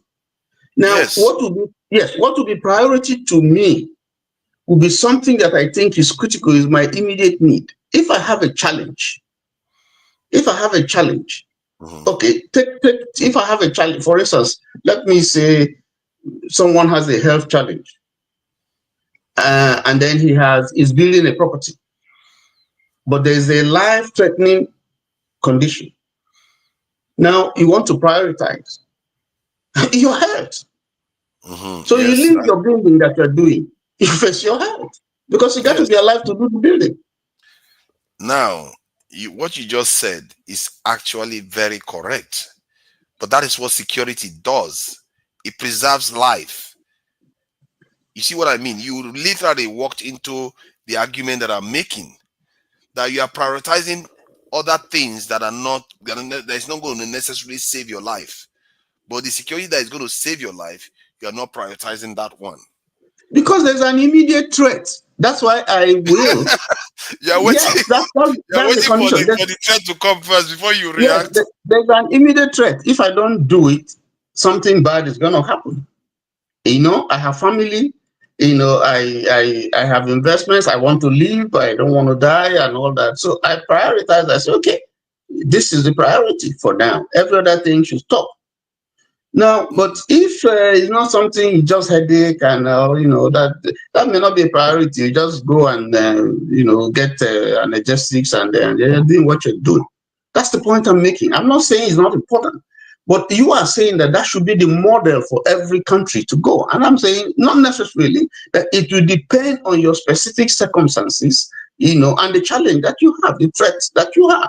But you are saying that whether you have an imminent threat or you have an unforeseen threat, what you have to do is your security first, primary. If you I don't think have the you, resources. Jide, sorry. I think you have a point when you say that if I came across, which I'm not sure I did, that if you said I said that every country has to follow the same path, that is not necessarily the case. Even if Okay. even all the countries that are not African are following the path, which is weird. They are not going nuclear, but they are going standard security level. Most of them are not under secure like Nigeria is. So the point I'm making is that, if let's say America is a superpower and it's NATO too, and a NATO nation is there, that NATO nation could decide not to even spend a penny on security, but that nation will be secure because America is securing, guaranteeing its security. You see what I mean? So Yeah. from that point of view, you are correct. Not every nation has to do this thing, spend that much money, but you have to be assured that you will be secure by a bigger power out there. So, but in the case of Nigeria, we are a strategic nation. We are not the kind of nation we rely on other people to secure us.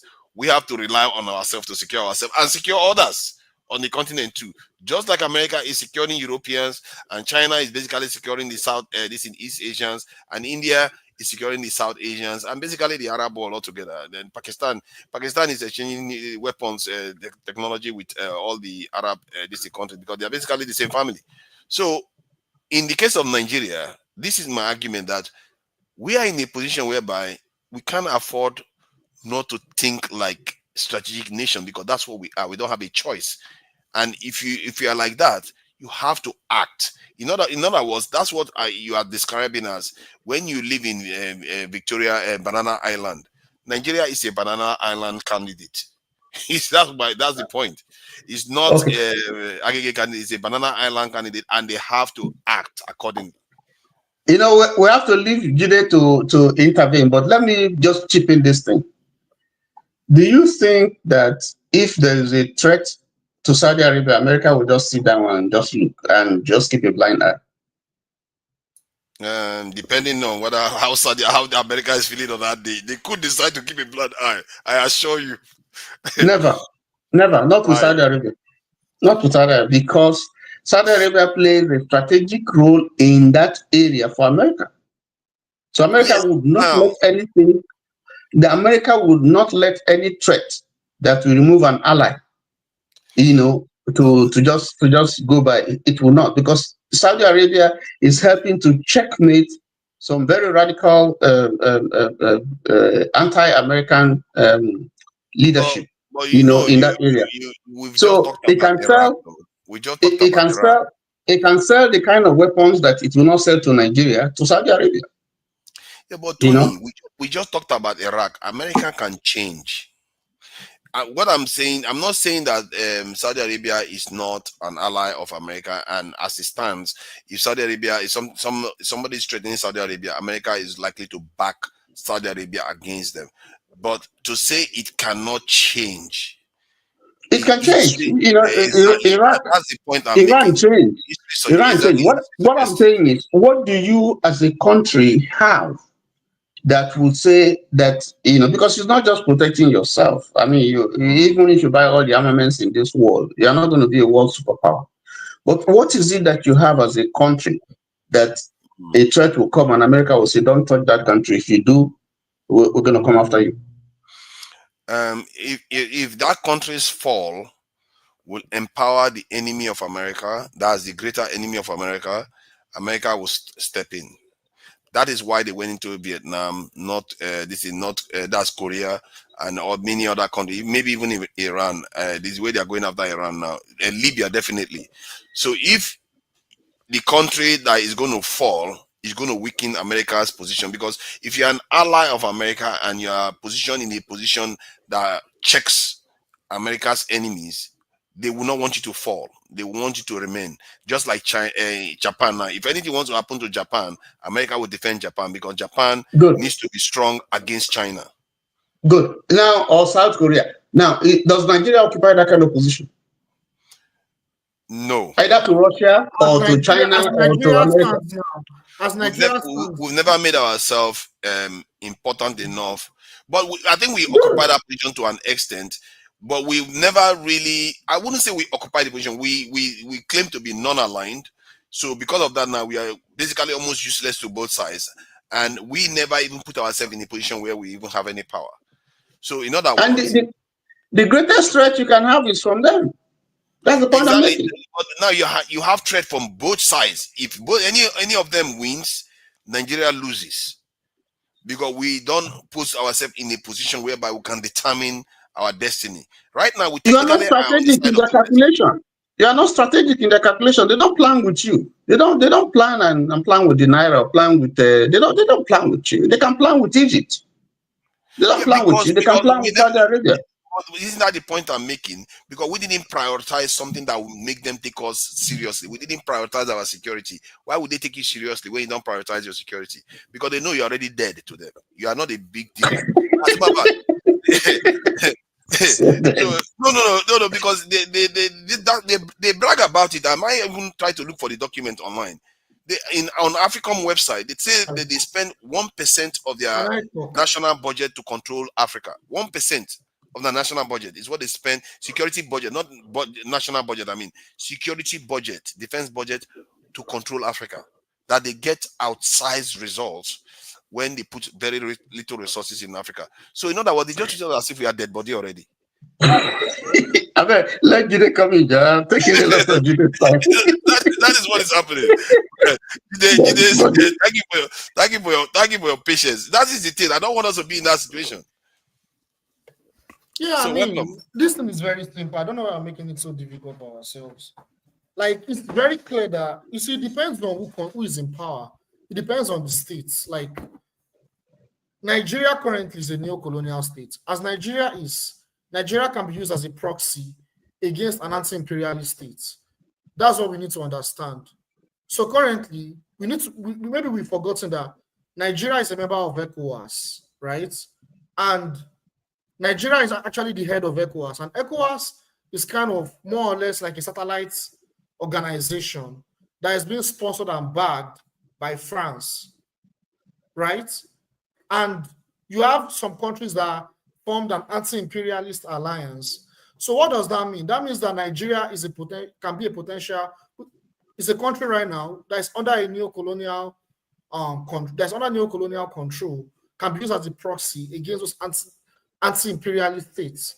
We saw that 2 years ago after the coup in Niger. If not because of the Northern elders actually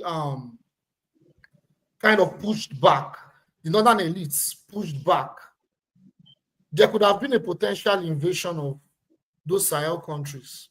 This could have been a proxy war between France/US and Russia/China. That could have been a potential proxy war. But I think the Northern elites and I think the House of Reps and Senate in Nigeria, they actually pushed back. So Nigeria right now is a neo-colonial state that can be used to actually contain other countries. So as what I'm trying to say now is, Nigeria right now do not have to spend on insecurity against, like, Nigeria has to, ideally, but right now, with the current administration that we have, Nigeria can actually be used as a proxy against a weaker country that is trying to gain its sovereignty right now in Africa, which is a very bad situation. So we need to understand those dynamics. If a country is sovereign and it is trying to develop, it has to also bolster its security. If a country is sovereign and anti-imperialist country that is trying to move away from the influence of the West, is trying to, develop its industries, is trying to develop its own economy, it's not getting loans from IMF and World Bank, it doesn't want military bases from the US and the West, it wants to have a self-sufficient economy, an independent economy. It is very important that it also bolsters its security. Because if it does not bolster its security and its economy is moving up and the quality of life of people is moving up, that country will be contained because that country will be seen as a security threat to the United States and other Western countries. I'll give an example historically.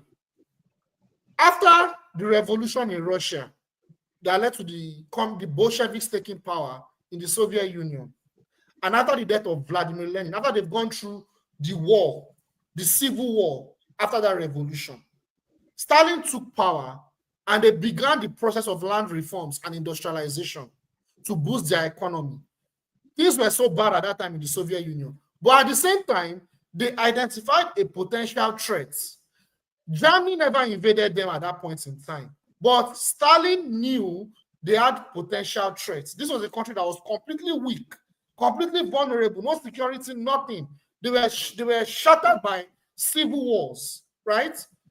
They focused on their economy. At the same time, Stalin, as a leader of a country, started to develop its security because he knew that it had potential threats.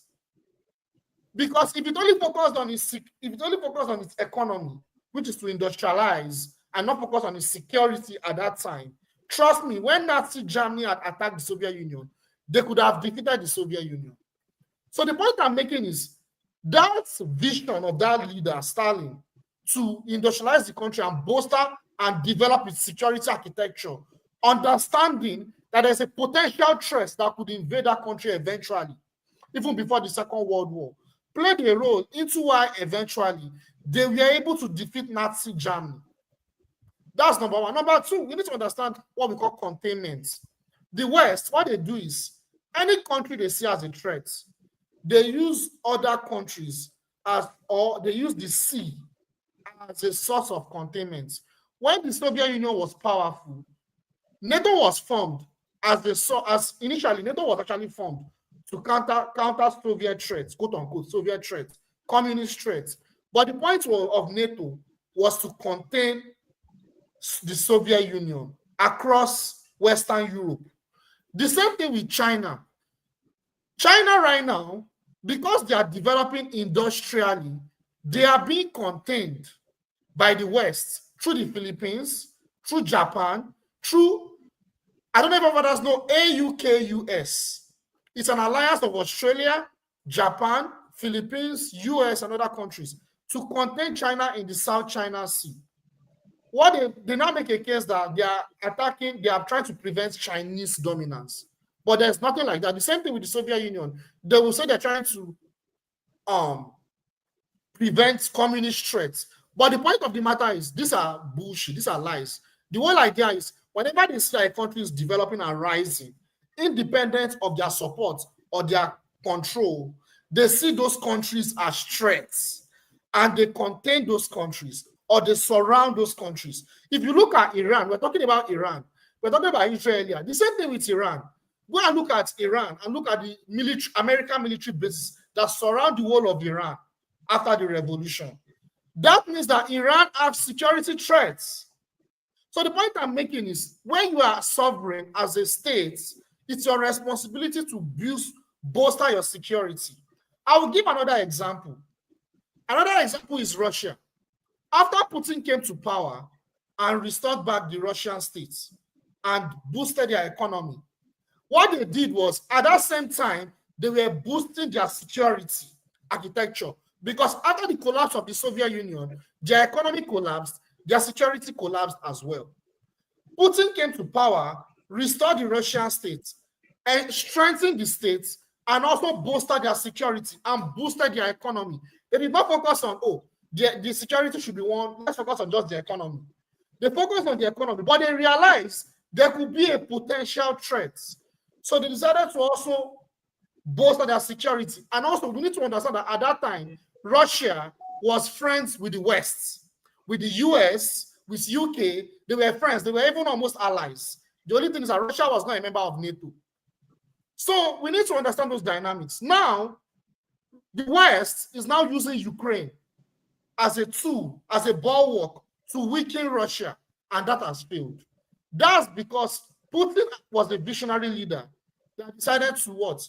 To bolster the security and prepare ahead against an external threat, either it's a proxy or the United States, so that it will not get weakened when it's going into a proxy war. That's why I said that every attempt to weaken Russia's economy and security has failed, even though the war is still going on.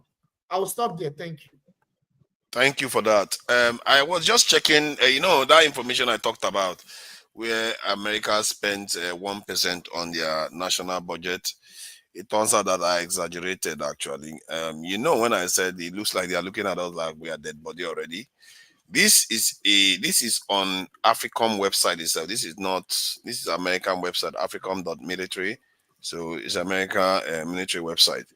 So you see, they said, and finally, he said, employing only 0.3% of the Department of Defense operating budget, U.S. Africa Command is an economy of force command that yields outsized returns for U.S. and African security interests. So if you go into this document, you are probably going to see the same implication again, where they talked about how okay, look at that. They talked about it again. Can have outsized impact on geostrategic competition. Very little money they spend on us. That's all they used to control us, because our people have subscribed to their narrative that economy is something we should be putting like something at the top. When in reality, I think I'm not zooming in so we can see it clearly.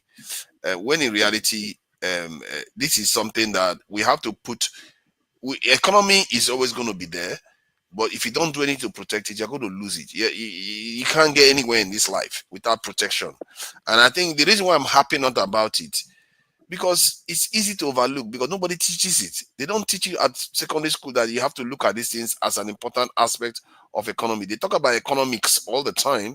They talk about civics, but they don't talk about national security as an integral part of your economy, that you have to ensure your nation is secure, and your people have to be ready to do that themselves, not other people telling them what to do. And you have to always remind your people of that. But this is what we are dealing with. They are not hiding it. They are telling us what they are doing with our country. They are telling us, they are not hiding it at all.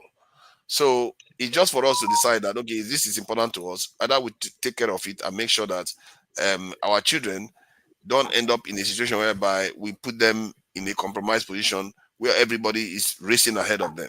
And then what happens to us in the near future could be judgment. In other words, a day when something is going to happen and we decide to repent on the day of judgment. Nobody needs that. I don't think even religion recommend that you retire. Although they did say that if you believe that Christ is your Lord and personal Savior at the last minute, you will end up in heaven. But it's not advised, because it's not advised, because you may not get the opportunity to resign repent properly before you go and meet your judgment. So I think this is where the discussion is heading. And I wanted to share one other thing about our people.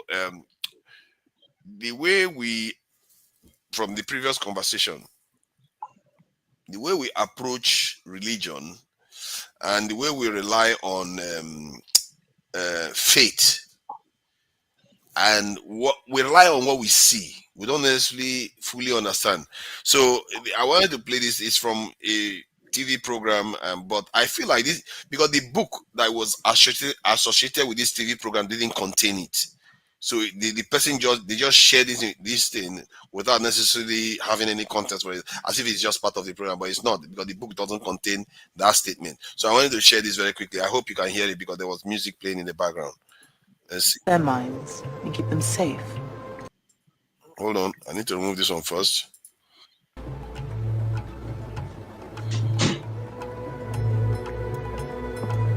Hold on, let me go back to Help to shield their minds and keep them safe from the entity.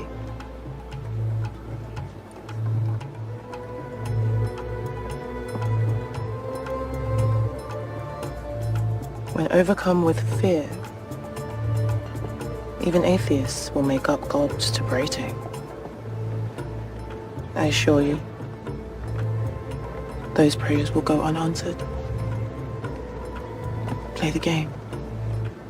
That's how you survive.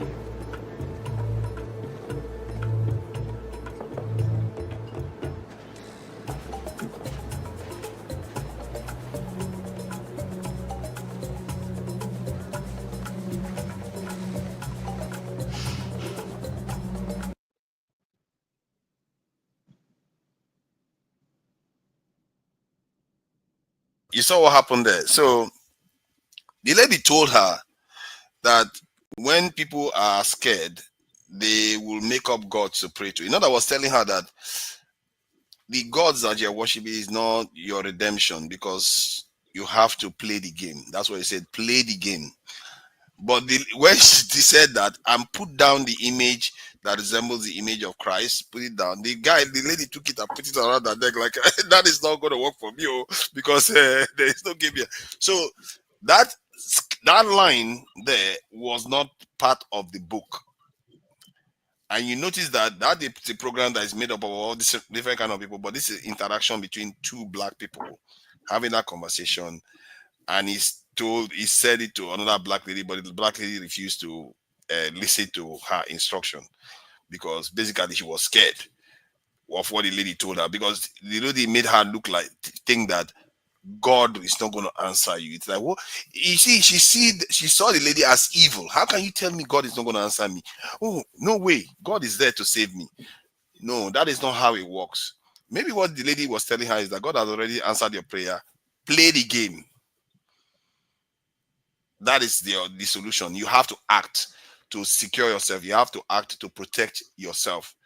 The people are playing the game. You have to join the game yourself. Fathers, I feel like our leaders, you see, the people that are in power in most parts of Africa, I just feel like either they just don't care or they just don't have the political will to do what needs to be done. It is very clear. It's either they don't care, which is worse, or they just don't have the political will to do what needs to be done. Because I feel like at the end of the day, they are okay. Why don't they have the political will? They are afraid that if they do something, they'll be sabotaged. So we don't have leaders that are willing to sacrifice. Yeah, but Jide, though, I think the strategy they are following is Tony's strategy. I think seriously, I think Tony has opened a kind of vista, because Tony is a very, he's a Nigerian. He's right there. He's operating there. He even owns a security company in Nigeria. And what he has said is not that different from what a colonel came here and said. The idea is, if you don't see the threat in front of you, you don't have to act at that time. You don't have to be ready until you need it, then you act. That is a reactionary system, not proactive system or way of thinking. And he made that stuff, man, if you watch some documentaries Oyibo made about our forefathers when they came to Africa, it made us look like children. They made us look like children. When they come, they treat like, they say we were so innocent. We behave like innocent people that can't think rationally. That's how they came across. We will be carrying them on our backs, carrying them, making sure that mosquito doesn't bite them and all this rest, because we came across as infantile to them. And when our security forces say this sort of thing in the ears of a white person, they'll be like, "Oh my God!" Let me throw in this thing so that, because it will also help our understanding of this issue. The U.S. has a couple of military bases in Africa. Yes, the one in Niger was dismantled, but they have a base in Cameroon. They have a base in Djibouti. Okay. And they have other locations that support these bases outside Africa. And they are highly, very mobile.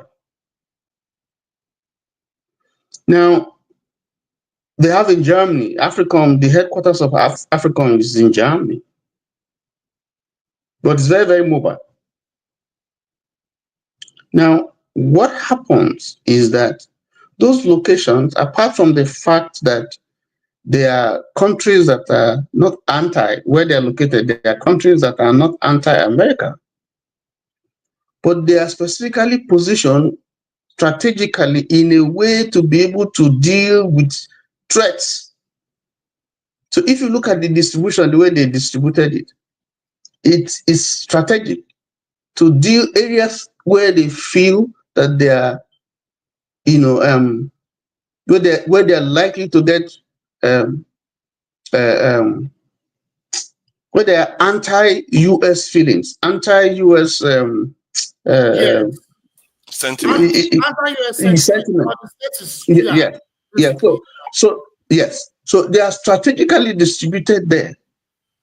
Now, they are proactive because they know that they have identified in this area, in this area, and these are areas that we are likely, that we have not likely, that we know that we have threats. We know.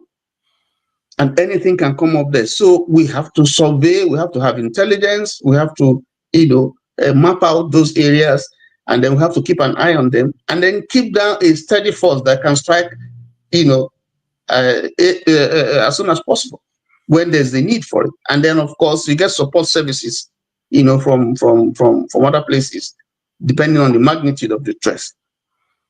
Now, that is because there's a visible threat.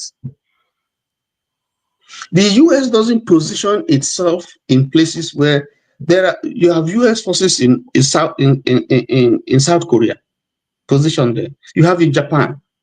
Yeah, that's what I said. That's what I'm saying. They use those forces to contain China. Yes, and they talk about the South China Sea, which is very, very important to them. Now, so you will find out that those things are dictated by the threats that they feel in those areas. That's why. So, I understand that for what you are yes. saying. In other words, they are kind of what they call it, deploy their forces based on where they can make the most impact against sentiments that are against their own interests. Yeah. So that's how they position, which is the right thing to do. But to do that, you have to have a security posture that projects your this in power and outside. Our own situation is the opposite.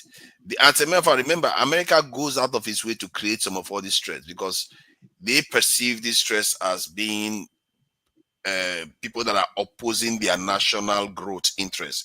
Like now, what we are facing in Nigeria, where we are right now, we are facing a kind of, if you want to, for want of a better word, we are being attacked. Because if, say, you are part of a group, and that group that you are having meeting with, you know, in Nigeria, they have all these social meetings, and people put money together. And everybody, when they are giving them money, they will give this one 10,000, and the next time they want to give money, they give the other people 10,000. But when it comes to your turn, they give you 10 naira. Is that not an attack on you? You see, because now all those people are going to progress, you are not going to progress, and sooner or later the consequences will come on you. So my point is that I'm just trying to highlight the situation because what Tony is saying is not taking into account of the reality of our situation, that what we are in right now is not a normal state to exist. This is not a normal way to exist. We are in a bad state of affairs where we are getting weaker and falling behind more and more by the day.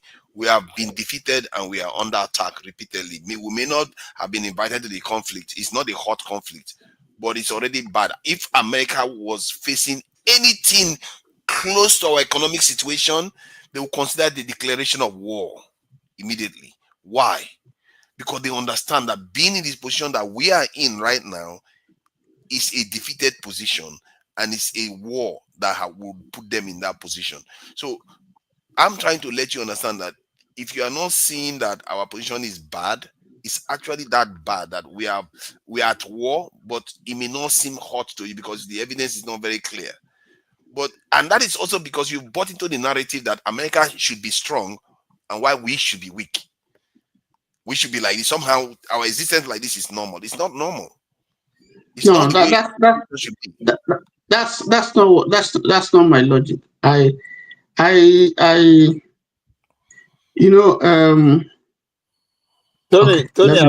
I beg, make I tell you if you don't mind. Okay. Go ahead. Who I go first teach? Shina you have been Jide. God. You want to start a fight immediately. Let me start with Jide. You know my guy. Jide, when you said that the Americans are lying when they say that China's are threats, it's as if you don't understand how the geopolitics, how the world really works, right? No, I'm equating it to when they say Iraq has weapon of mass destruction. Does Iraq has weapon of mass destruction? It was just kind of like a phrase. You probably understand what I'm saying, right? It was a metaphor that they are lying. I was trying to make a metaphorical statement. Okay, but they are not lying. But they are not lying, though. You know why I said that? Because you have to look back history, right? How the Spanish still lost their world hegemony, how the Dutch still lose, how the British still lose. The Americans don't want to repeat the same mistake. Now, what do I mean? Part of the key arm race that led to the First World War was because Germany was becoming stronger, military-wise. Japanese at the same time. Now, how does this happen? When the US Navy go threaten Japan that they have to open up, that is when the Japanese ruling council say never again. They will never allow this humiliation to happen again. They begin to build build their armory. What followed after that? Conquest. They invaded South Korea. They go after the Taiwan. So they crash for Hawaii. When I mean they crash, the Japanese, the American, the British, and the Germans. Now, I don't know if you know this. At one point, Queen Victoria had about 3 of her sons. One be the Tsar of Russia, one day child of Germany, one day where you did so. At one point, she had kids. So now she complete for Germany because Germany came late into the game of colonization. Talking about why I thought say China betrayed, right? So when them do their military finish, what next? Then they begin to hack for the courts because they came late to the game. That's why their portion of the Africa they very small. The Tanzanians and the rest of them because they came late to the game. Even the Berlin for 1845 that everybody's talking about, Germany was not a state at that time. Germany never get independence at that time when they sit down for Berlin. A kingdom of Prussia. I know this. So they were very late into the game. But if you listen to me before now, I've always said it. I talked about the Wolf always doctrine that no country should ever economically compete with the US. That country will be sniped. I've said this before. I was just making a metaphorical statement. No. I understand, but no, not be just you. They talk. People they always talk. I want talk how China take be trade and tie it to what Tony is not getting about this. So why to Nigeria is always say we should build the military. We need to build our military first. Because so when you don't get power like that, you say we won't have the cut of the world king because that's what the Japanese say. We're not just going to build our military role. We too have to go into the world and get whatever that the British Empire, the European empires are getting. That's how they venture into the conquest. The German the same time. But where he can't hook now, that's Hawaii, right? The British people, because at the end of the territory first, they no one made Germany get them because yes, they allowed Germany to get some few territory from Africa, from Asia, and all that and there. But at the same time, they are scared. They are scared because before that First World War, the battle was between always French and the British, right? So at one point, the British had to make alliance with Germany, right? Thinking that it will be on the since they just they are the kids on the block, it will help them finish the French people. But the rate where the German take the develop is getting too out of control. If British build one ship, German go build 2. The British people have to go 3. So it can't become a competition. So when the Americans finally show up and take Hawaii from both Japanese and the Dutch, they were happy. Because even up to today, the British flag, see, they get signature for Hawaiian flag. So that's to tell you, just because of the rise of the German military and the Japanese military, literally 60% of what caused Second World War.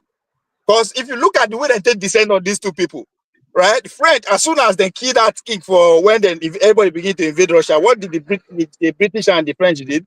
They defend on Germany immediately, right? Now, how that one take happen to Nigeria take come into the conversation? If you look regionally, there are only 2 countries in the continent of Africa that has the potential to build to front regional power. That's Nigeria and South Africa. If we don't know this one, those the masters of mankind, those that run the world understand this from day one. They know that tomorrow, 100 years from now, if there's any country at all that has the capability to lead Africa regionally, economically, whatever you want to take them, is South Africa and Nigeria. So that alone is enough for you to build your military. And if you pay attention to our brothers in the north, Arewas and go the co-intelligentsias, they understand this concept. That's why once if they then win the ideological control of the country, you go see what will happen. They will go for that immediately. I agree with you on our politics. In addition to what you said, I've always said that Nigeria as a country, if any revolution will happen in Nigeria, it will happen in the north. If there's any revolution that will happen in Nigeria, it will happen in the north. But that's right. So the crime of the Chinese, is that the next stage of the nation state, because there are 5 stages, get your freedom, empower yourself economically, military, project power regionally, and the world is at your playground. That's how America did it, right? Stage by stage. So the stage where the Chinese they now, how's what it take to dominate the Asia economically? Forget all this military where America, the economically, because that's what matters. If they dominate that part of the world economically, it's just a matter of time before America economically they go decline. Because the next wave of economic growth of the planet Earth is in that part of the world right now. The next 100 years, the focus economically is going to be around the South China Sea and the rest. Europe is their time not past, our time not, but that's the focus. So the Americans understand that if country of 1.4 billion people can't economically dominate that region of how many billion people with India and everybody, it's over now. So just like as Nigeria said, you have to strike first because you know you can win. If they no strike now, they wait for the next 50 years, it's over. It doesn't matter if you get military for everybody don't want. Your military might not be able to do it because the technology be on something else. So they say they be world police. They understand, they know who they raise head. Right? They know where money to go. Why is money coming to this place? If Nigeria begin to build their military, as Nigeria is talking about, right? On one hand, they go no, because our money. You know that Atlantic Ocean will connect to that Lagos Lagoon. You go, yeah. Military for so they go know because all the money where you go take the video or this thing, they go know. And again, it still go back to within that video where you first play about the 70s and the 60s, right? When regionals they control their money resources. What were we building? They are building Ajakuta steel. They are building Alaja steel. That is the foundation of building your military, right? If you want to be your own military, you want to be your own weapon, you have to have a steel mill. And that is where and now Russia and the APOs they do them. Right? That's why America said, no. We have to accelerate the transfer of this country to under their control before it get out of hand. That's the downward of Ajakuta steel. Today, it don't get ahead again. So all these things, once you understand that, you don't get choice unless you know one grow. Even Tony said talk at the beginning of the submission that now when him begin, advance economically, family, him begin say, security is important too. Imagine say you know quick realize you don't get a 4 wife, you don't get 13 children, right? So imagine if you actually realize that follow Nigeria logic. Say in your teenage age, you don't get that second man. I need to secure myself anyhow. You understand? It will be a different ballgame entirely.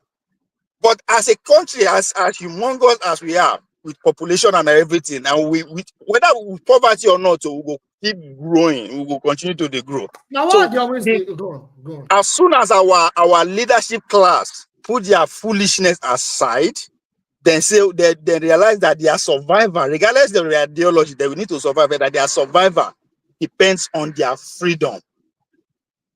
That will be a game changer. Yes, and that time they will say go get a lot of. You say we don't get enemy because we don't get enemy as they told you they talk because our leadership class are puppets. They can't say no. If they say don't invest your military, you say no, they take you out. So that they fear. So once you are obedient, you don't go get problem. Anybody will get obedient, they get problem. But you go get problem as soon as that talk. They will as Jide talk. They will use you as proxy. And once you are being used as proxy, one day, according to Nigeria, they will forget you.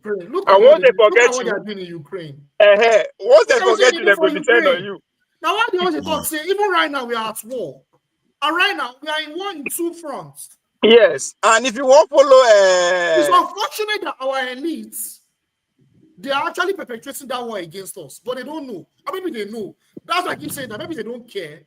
Yes. Even the Americans will tell you. Or they don't just know, they're just being stupid.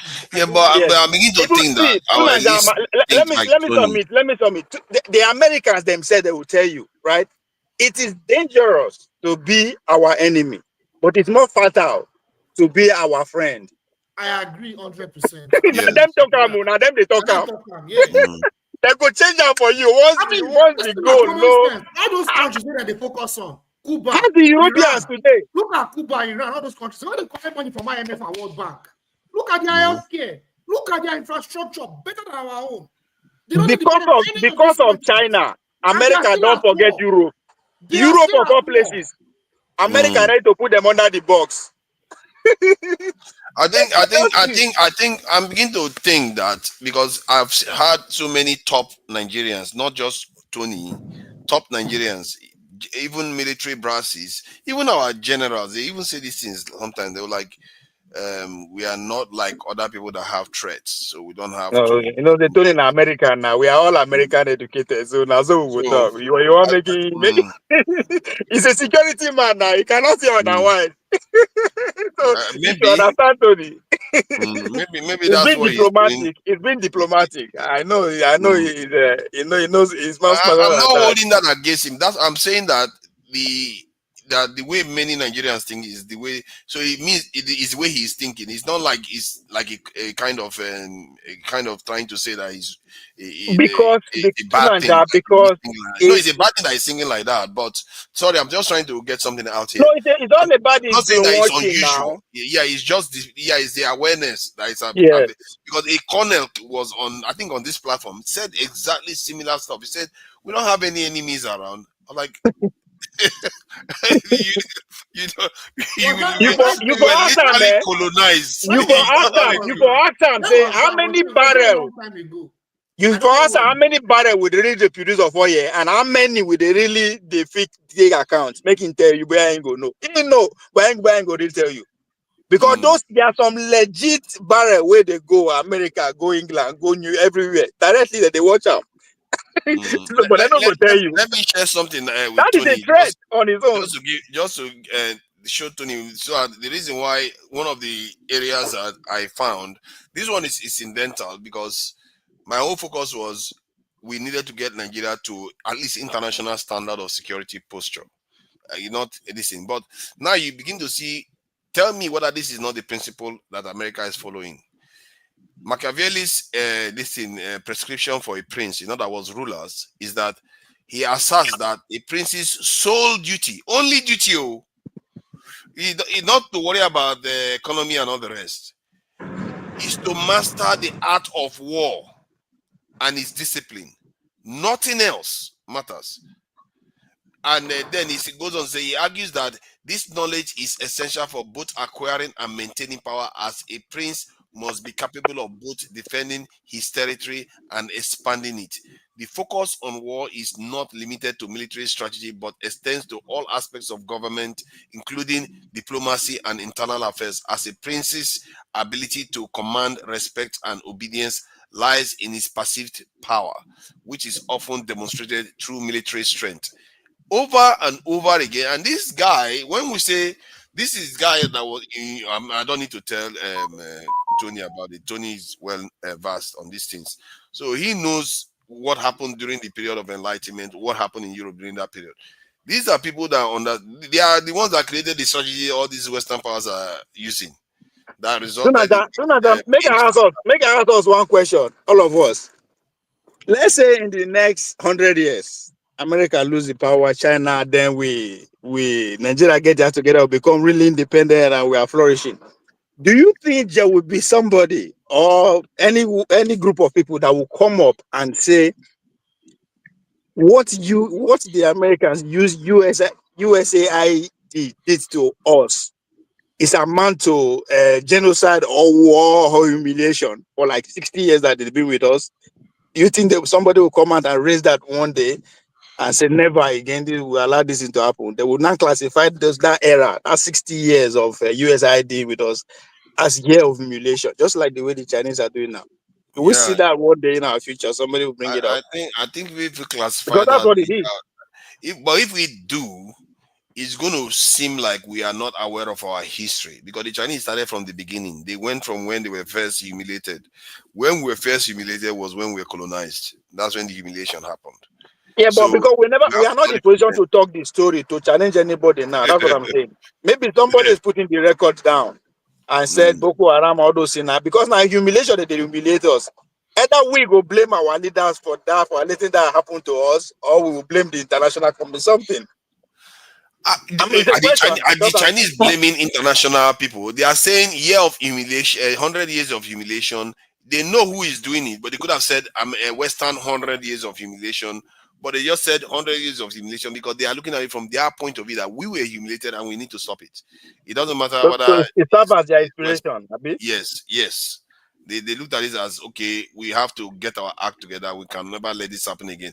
The Japanese really beat the life out of them, and the Japanese were just causing trouble, and they were like, no way, we're going to allow this to happen again. This small country almost finished us. Come, you know how many tons of opium British legally throw away, give them, we destroy them. You are not talking about that. How many people opium kill? The Yeah. opium war. So that's not British and America, they do Anna. Very wicked. Now, when they discovered that the British and Americans were doing that, they caught them selling the opium. Then they destroyed the opium. Guess what the Western powers did? The monarch of England said, the Chinese have to pay for the opium that they damaged. Can you imagine? You are coming to sell contraband in a country that you are not allowed to do that. They told you as part of the treaty that you're not supposed to do. Then after they destroyed it, then you tell them that they need to pay for it. Why do you think you have the power to do that? Because you have more military power. Exactly. Yeah. This is a blackmail. This is what they call blackmail. Forefathers. You know, this Machiavelli theory that you have been posting, you said it yesterday and I just laughed. You know, it's a political thought that has come under serious criticism. You know that it's a school of thought, and not everybody shares that. No, not everybody shares that political thought. Have you read Bertrand Russell's categorization of the prince? No, I haven't. So what is it? What are his criticisms? Sorry. What do you call him again? Bertrand Russell. He's one of those he's a philosopher. He's a Nobel laureate. What's the book name? What's the book name? Is it categorization of? He called Machiavelli's The Prince a handbook for gangsters. But gangsters they run the world now. That's what run the world. Gangsters. Okay, hold on. Exactly. I know there is no way you can dispute something that is manifesting in the real world itself. Okay, so what I'm saying is his own political thought, just like you have all other kinds of political thoughts and philosophies, So it's not an absolute truth. It's just his own thinking. He says the end justifies the means. Some people don't believe that the end justifies the means. Some people believe that the means justifies the end. Yeah, so we are going to talk about the winner now. Who is winning? But who is winning though? Is the winner you are going to, just like capitalism is winning. So no matter how you disagree with them, they are winning. No. That is an approach. Not everybody believes in Machiavelli.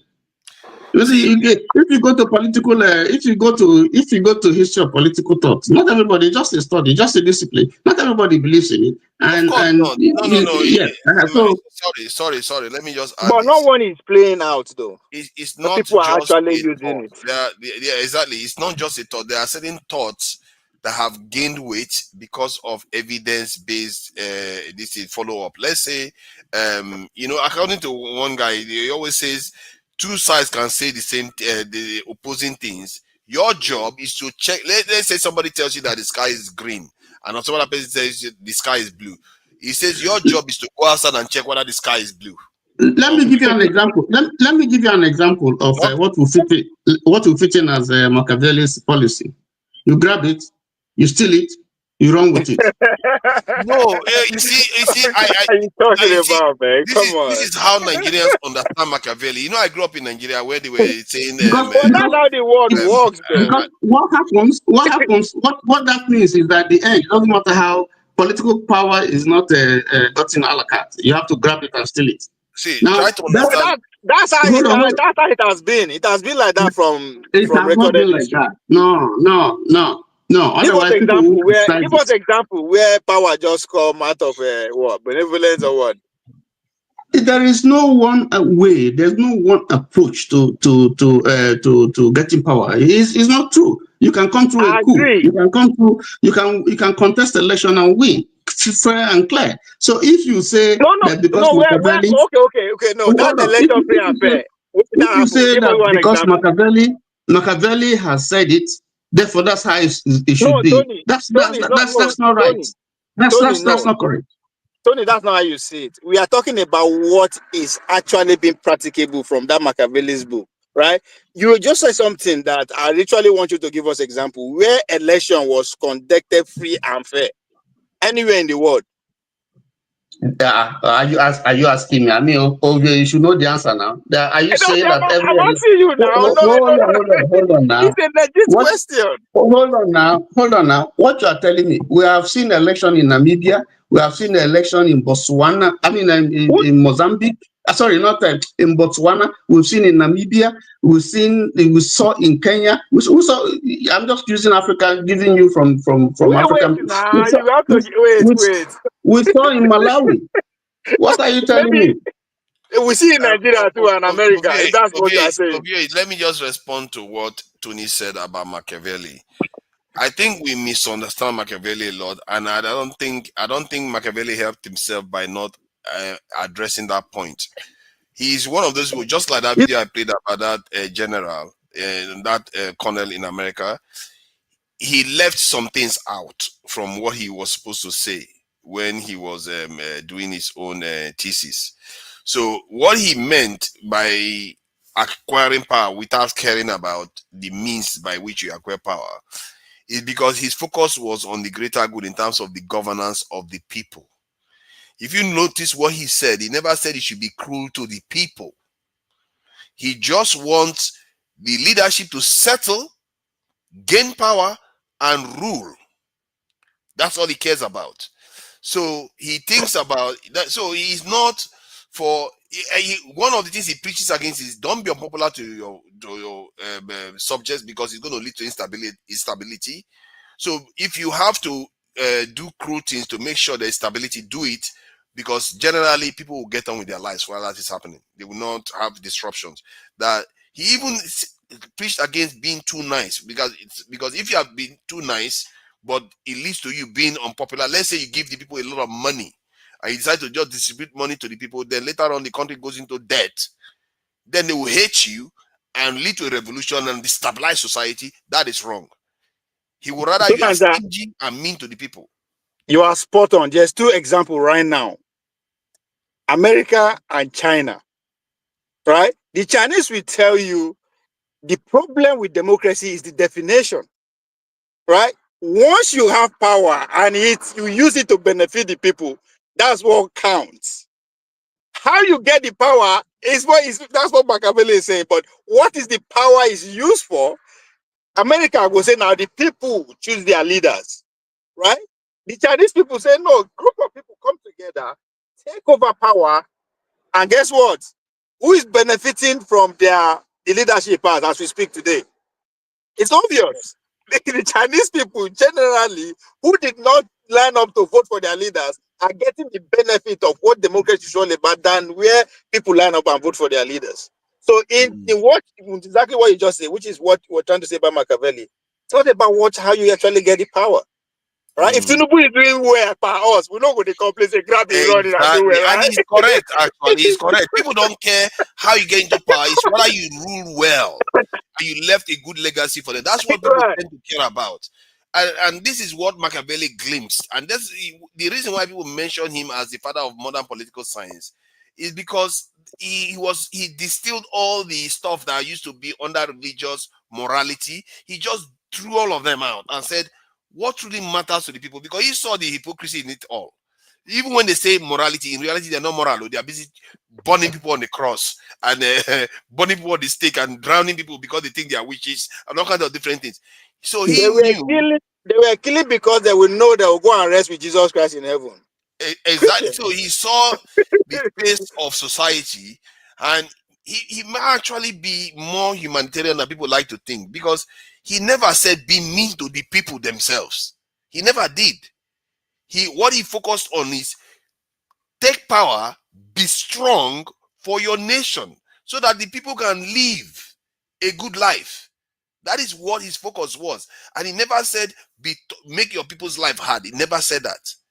And I think people misunderstand Machiavelli because of the morality aspect, where he said it shouldn't matter too much about the cruelty you do to gain power. Because that is about the top. Donald Trump administration has said, you know their motto, peace through strength. Just listen to their Secretary of State. We are going to govern with peace through strength, both outside and inside. Because as we speak today, they don't send National Guard to LA. because of protests. They say they know there is no time. They are sending active military guys to go and stop protests. Peace through strength. He said it's the people that matter. If the governor of that state cannot bring peace, I will use the federal might to bring peace for the people. But everybody, the Democrat, that's the tyranny. But the people need peace to flourish. Not be everything you go They to need protest. peace. People just need peace, and it's always been the truth of it from ancient times. Really, kings, when they rule and they maintain peace, people forget that those kings are also cruel. They kill a lot of people. They executed a lot of prisoners. Some of them innocent. Nobody knows, but because there was peace and prosperity, people will forgive anything. Look at Stalin. Russians should never forgive Stalin. This guy caused the death of more than 40 million. I think he was one of the most consequential leaders in terms of the deaths that he caused. But yet, he's a hero. That shows you how correct Machiavelli is in his approach to these things.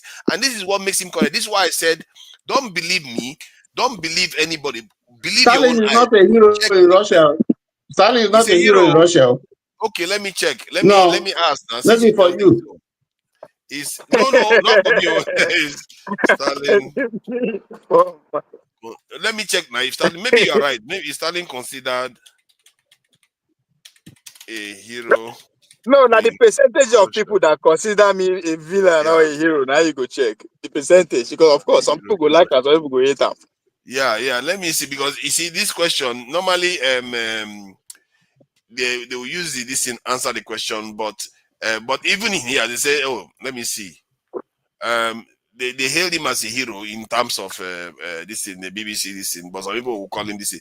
But let me see, he's only considered a hero in Russia since the dissolution of the Soviet Union. Stalin has retained a degree of popularity. So he's always retained a degree of popularity. Most people don't see him as a despot.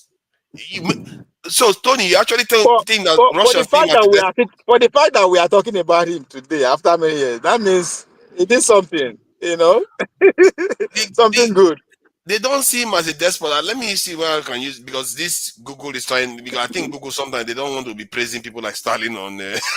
After all, No. You are dodging something. Read what's in Google right there. Read it. What did Google write? Tony don't catch him. Tony don't catch him. Read what Google write. Look at that.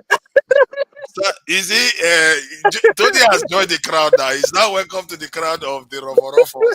Now he thinks I'm trying to defeat him. He's like, I'm trying to deceive him. I'm not trying to deceive him. Look at the result here. He says, since Stalin has retained a degree of popularity in some of post-Soviet states, this is particularly Russia and Georgia. You see what I mean? That is not a false statement. He's got statues to him. China Mao, that caused the death of over 50 million in China, is still honored. These are facts, and this is why I'm saying to you, this is Tony, that don't believe me. Just check it yourself. Check it yourself, because if you had checked it, you would have found out that Stalin was popular. You didn't check it. You just assumed what the media said. This speaks to what we said earlier on about a leader that will come and convince 20-25% of Nigeria that it will take 10 to 15 million sacrifice for us to get our total freedom, right? Let's say that happen. Some people will see and will actually get that freedom and start our industrialization. People will see him as hero. Why some people will look at those millions that were lost and say, he's a villain, just like Ojukwu, right? Some people present like hero because, but once some people look at the 3 million people plus that died, they will say, nah, that guy make a wrong move. So that kind of sentiment will always be. But and that's the kind of one. That's the kind of people Machiavelli hates. If you don't succeed, Machiavelli doesn't like you if you are a failure. He always says that he's against leaders that are unpopular. He doesn't like it. He says, Did you see? Avoid being unpopular. Did you see what someone posted there? How you fell in love with Machiavelli from day one? Yeah, I know now. This guy is this thing. You see, the thing is, I can show you videos when I started posting videos from 2001 or 2002. You see that I've always been on the security aspect. Even before I found out about Machiavelli. I found out Machiavelli about last year, actually, or maybe late last 2 years. I found, and I brought it on the show. I said, I can't believe what this Machiavelli just wrote, because I've been talking about it in the context of the African situation, where Machiavelli categorically said security comes first. He didn't even put economy. He didn't even concern himself about economy. He said security, law and order. Then he said without security you can't even get law and order. So he put security at the top. Let me read what AI said about Stalin. Joseph Stalin's popularity in Russia is complex and divided. Some Russians view him as a strong leader who played a crucial role in World War II and industrialized the Soviet Union. A recent example is the erection of a monument to Stalin in Moscow metro, which sparked debate among Russians. Some, like Yevgeny Ivanov and Kirill Frolov, welcomed the monument as a tribute to Stalin's achievement, citing his role in World War II and industrialization. However, others strongly condemned Stalin's regime for overseeing mass repression, forced labor camps, and man-made famine that resulted in the deaths of millions of Soviet citizens. The Moscow branch of the liberal Yabloko party protested against the monument, calling it a return of symbols of Stalinism and a demanding commemoration of the victims instead. Key perspectives on Stalin's popularity in Russia. Supporters view Stalin as a strong leader, led the Soviet Union to victory in World War II, industrialized the country, transformed the Soviet Union into a superpower. Critics condemn Stalin's regime for one, mass repression and forced labor camps, man-made famine and human rights abuses, authoritarian leadership style. Overall, Stalin's legacy remains deeply contested in Russia, reflecting the country's complex history and ongoing debates about its past. But Tony, what you just read, so that is pretty much every nation now. America use slaves build their country. Chinese are using cheap labor as you can to build their economy. The British, when I ain't rampaging every other person to be. So now normal thing, somebody have to do the needful and take the heat, the glory and the other side of it. But to Nigeria, what will you say of, I think Gaddafi and Libya speak to the topic of today, right? Gaddafi, in a way, you can say they're economically, the country was doing, the citizens were doing good. But he was late to the game of harming himself to point of having a nuclear weapon, and that ends his life and the prosperity of the country at the same time. Yeah. Was that a question or a statement? No, I'm just saying, speak to what you are. I think it backs your own point up. We build the economy first or the military, right? They build the economy, they failed to build the military first, and they paid for it. While Iran are there, right? Iran are, you can say they are close to having a nuclear weapon. Iran and North Korea is still standing. They are not going anywhere. All the people that backed off, they are gone. This in Libya was like, oh, let me make nice with the West. They are gone. Yeah. Saddam Hussein was disarming himself. They are gone. So it's just. Let me deal with this. It's a case of survival, survive and strive, or survive and remain perpetual, just useless. You are dying slowly. You are dying slowly. You know, Americans. I was listening to this American lady that was making a speech. She gave a clear reasoning why they use sanctions. These people are clever, you know. They know they are destroying a nation when they put sanctions. They are destroying slowly. So, but let me just read about Stalin and how Russians perceive him. The last poll that they did showed that 70% of people in Russia view his rule as positive. That's how they saw his rule. And 57% see him as a great leader. So these are plural numbers. He's over 50%. I'm not even sure many leaders in the West have that kind of. You see, Tony and AY have one thing in common. Tony run come Bodoibo for security reasons, to be secure to survive. Let me can run come. AY knows they live for village. Okay, not them. You were security conscious, that's why you left. No, that's not it. That's not it. Not, You see, mm.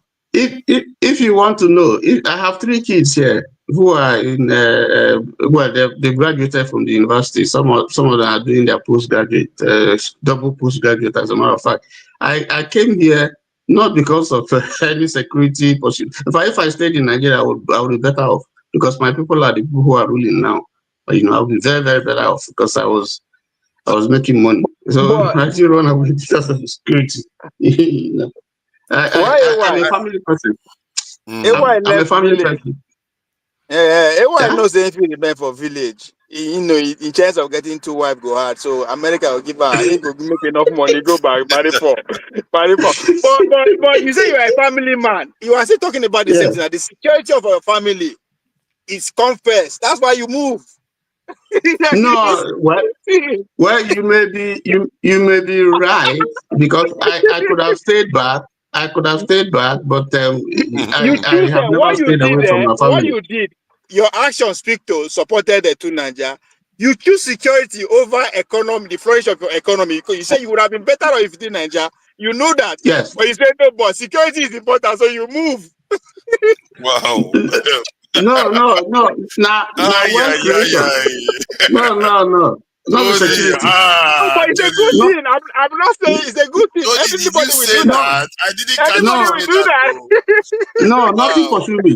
Nothing No, pursue me I there. know. You just want your family to survive. Now wealth You know? creation. Now wealth creation. So now economic, not be security. Wow.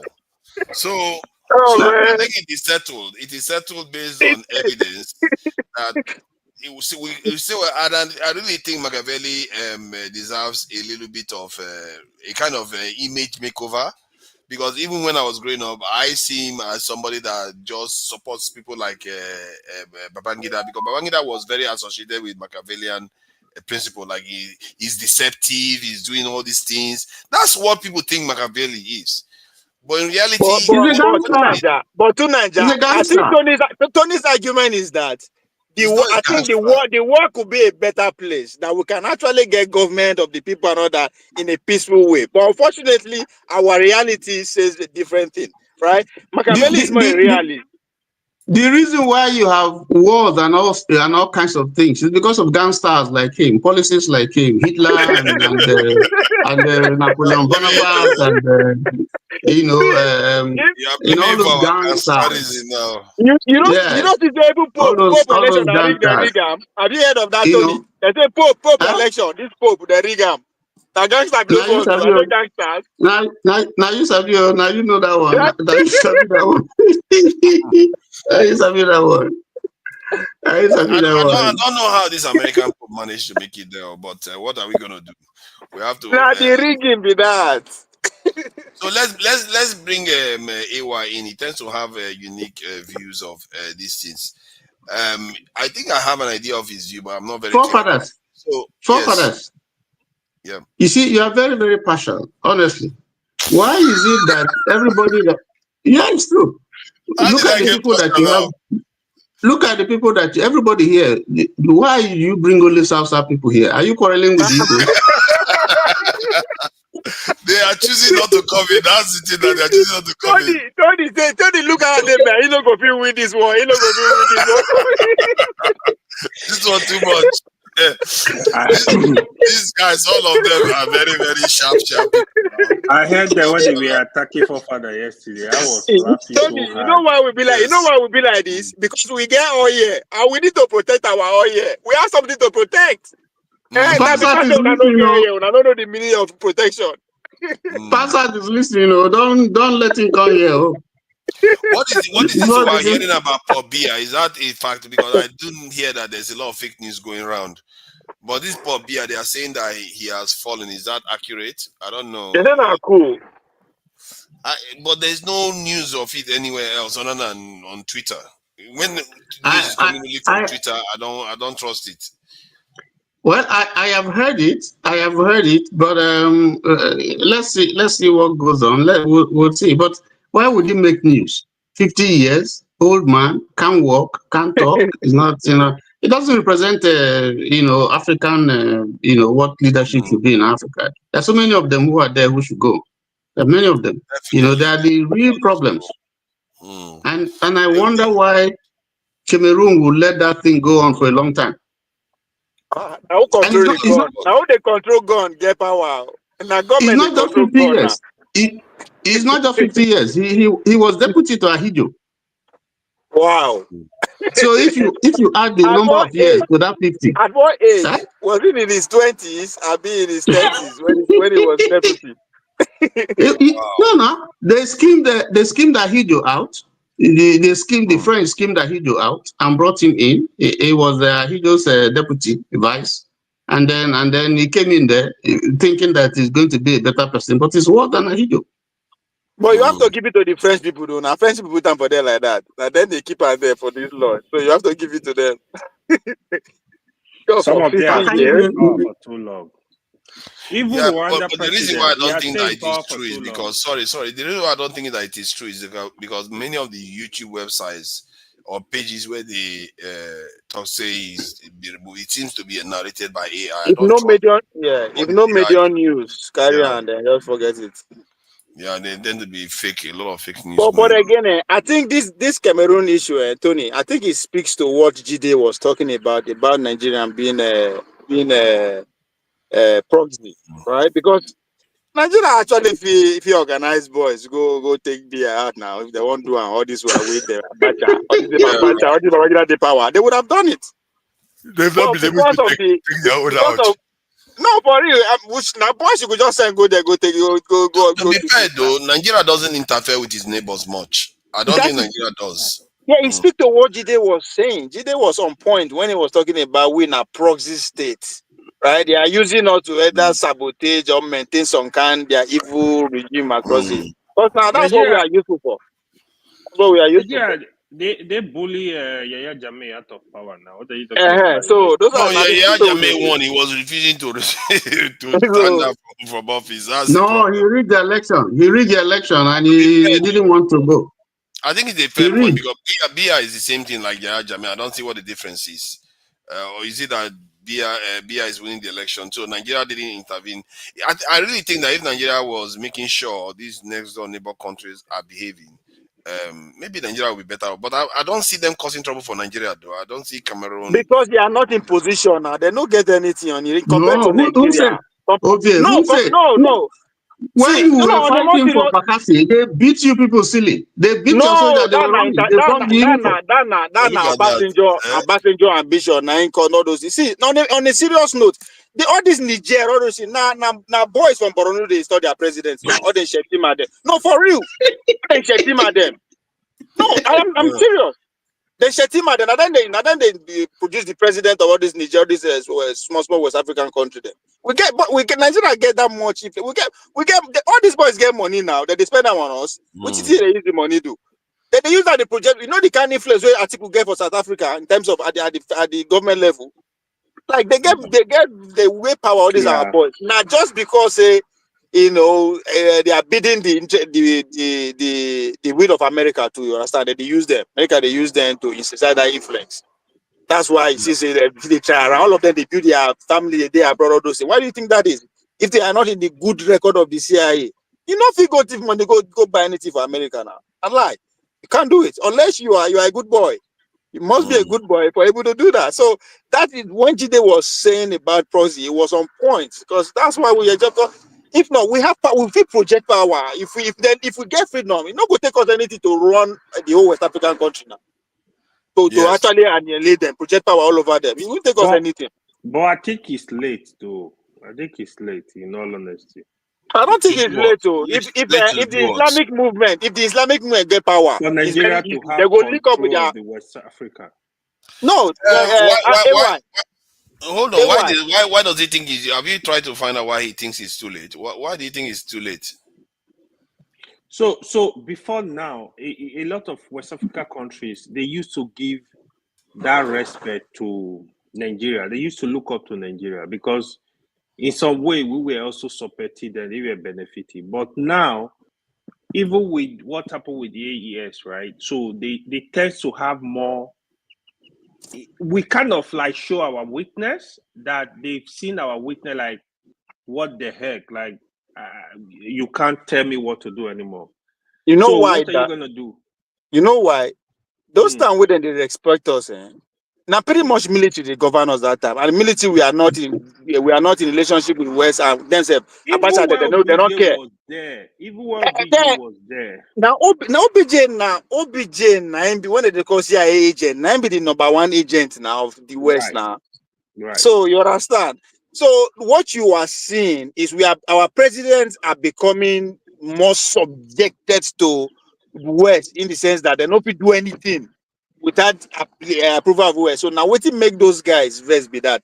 Now, when I thought say it's not too late, the Islamic State where I they talk of, I believe it will happen. And if it happen, they have the connection to unite all the West African country. AY. All these boys, all these so if we have a strong Islamic ideologue leader who's So actually that is your projecting. plan? No, hold on. No, because see, we need somebody that will project power. I don't care who that person is. Yeah, but it doesn't Something have got to to be give. Islamic now. It just has to be an African, a No, Nigerian. because now the movement, now then they solid, now they understand how game works, now them they advance. You understand? That's why you see them in any area of power they are there. They know what they are doing.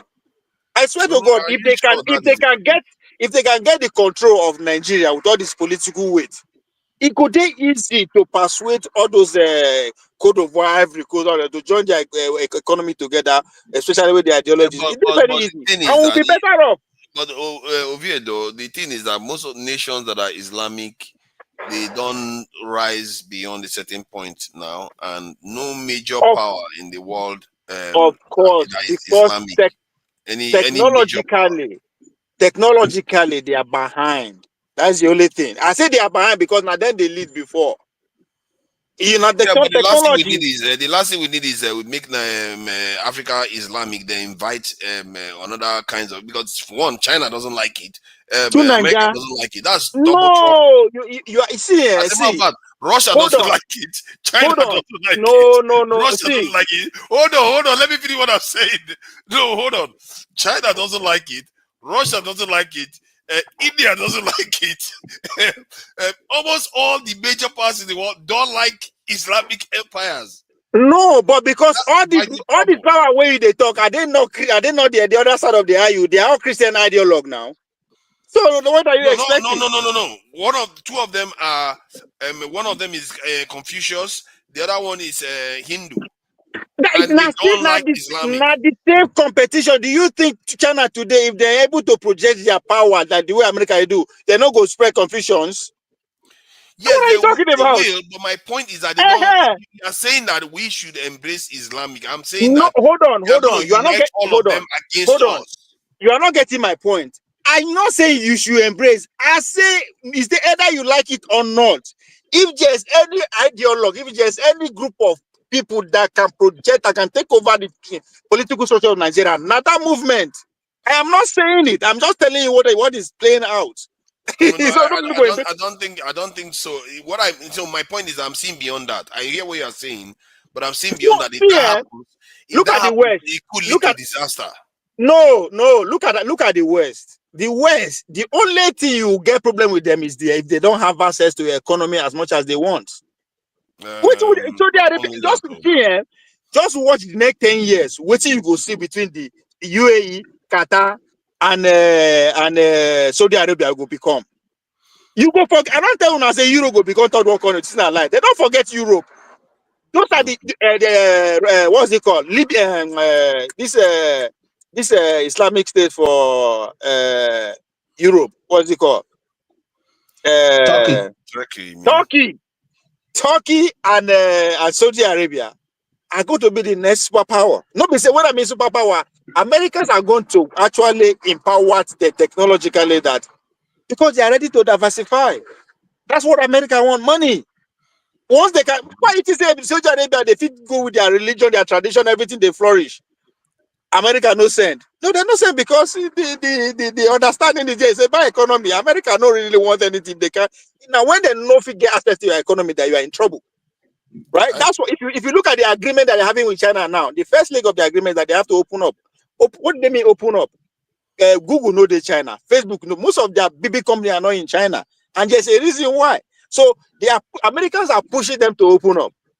Are they going to open up? Nobody knows. Yeah, but the discussion is about my statement was about Yes, when you I'm said saying these that. Islamic I am ones saying are that going to going prosper. If forward. they do, it could be problematic, serious No, one. it is not going to be problematic because going forward, the West don't care how you govern yourself. Trust me, they don't care. They have already access to every aspect of your life with the latest technology. They don't care how you govern yourself. Right now, when you deny them access to your economy, that you have a problem. And I think for the fact that the UAE are not denying them access to their economy, Qatar is not doing that. UAE is not doing that. I don't see if they're in charge of West Africa will do that. They go collaborate economically, but government-wise. I think you, on one layer, you are correct when it comes to economy. But when it comes to strategic positioning in terms of the religious spread, and because China now, they were happy with China when China was just developing but not a rival. When they start seeing that the power starts increasing, and because they see that if Nigeria goes Islamic, they will pull a lot of African countries into that column. That could be problematic for them, and See, they will not China, like that. do you think China will survive America? Do you think they will survive the next 10 years? With their economic power? No, they're not Of going to course, they survive will it. survive. They will survive. You don't They're just. not going to survive them. I guarantee you that one. They're not going to survive them. Now me say war no go happen. Are you saying there's not going to be third world war? No. If they war no go happen, they go survive them. I don't think there's going to be a third world war. As a matter of fact, what I mean by that is there's not going to be an all-out war. No, it's not even going to be cyber as everybody is talking about. But the secret coming. No, there might be some hot war like through Taiwan, but there's not going to be, because if So, they know too well, like they go nuclear, all hell is going to break loose. the goal of America is to destroy the One Belt, One Road initiative economically. Cage them. They won't be able. See, why are you saying they can do these So, things? America okay, has. now hold on. If they I'm hold on, even more worried about America in the next 10 years than I'm worried about China. hold on. If they are not going to be able to cage them, that means China will win. They are not going to be two leaders in the world. I promise you that. Somebody got to win. It will only take time. Then China has already won. Then China has already won. What you are not seeing is that. Hold on, Ovie. Let me say this. What you are not seeing is that America has a big problem on its hands, which is the demographic shift that is happening in America. Like in what way? Let me explain why I think it's big that many people don't keep paying attention to. I've asked myself this question, and I will ask you again. Have you ever seen any country in this world, any nation in this world, where there was a demographic shift that happens peacefully, where a majority population is replaced by a minority population, surpassed by a minority population peacefully? I don't understand. So let's say you have black people inside this country. People come inside the country. At first they were 10%. Later they became 15%. Then they become this in 20%. Then later on they became 51%. Has that ever happened peacefully in the world that you remember? That you know of? There's one thing you are mixing. You are missing in That's that. what America is facing right now. No. You are missing one analogy. Okay. That there's no country that is as artificial like the United States on the planet Earth. Yes. What do I mean? Now these people come, clear the land, design them as they want them. Oh, you think they forget the way that they design them? So you say demography they shift. How you know? Nobody then tell you. Okay. Yes. Nobody then tell you. They go control them. So that is the system you are playing with. Every 15 years. What are you telling me? Are you telling me they are lying about it? No. And they tell you say they go see control them. Whatever it takes. Hold on. See, make I tell you now. Make I tell you. When I say whatever it takes, when I use the analogy that they came to this land and clear them, do you know what I mean? They were history recorded. Hold on. History recorded it there about almost 30 million people living in the Americas. Under 400 years. Under 400 years. They no reach 100,000 again. So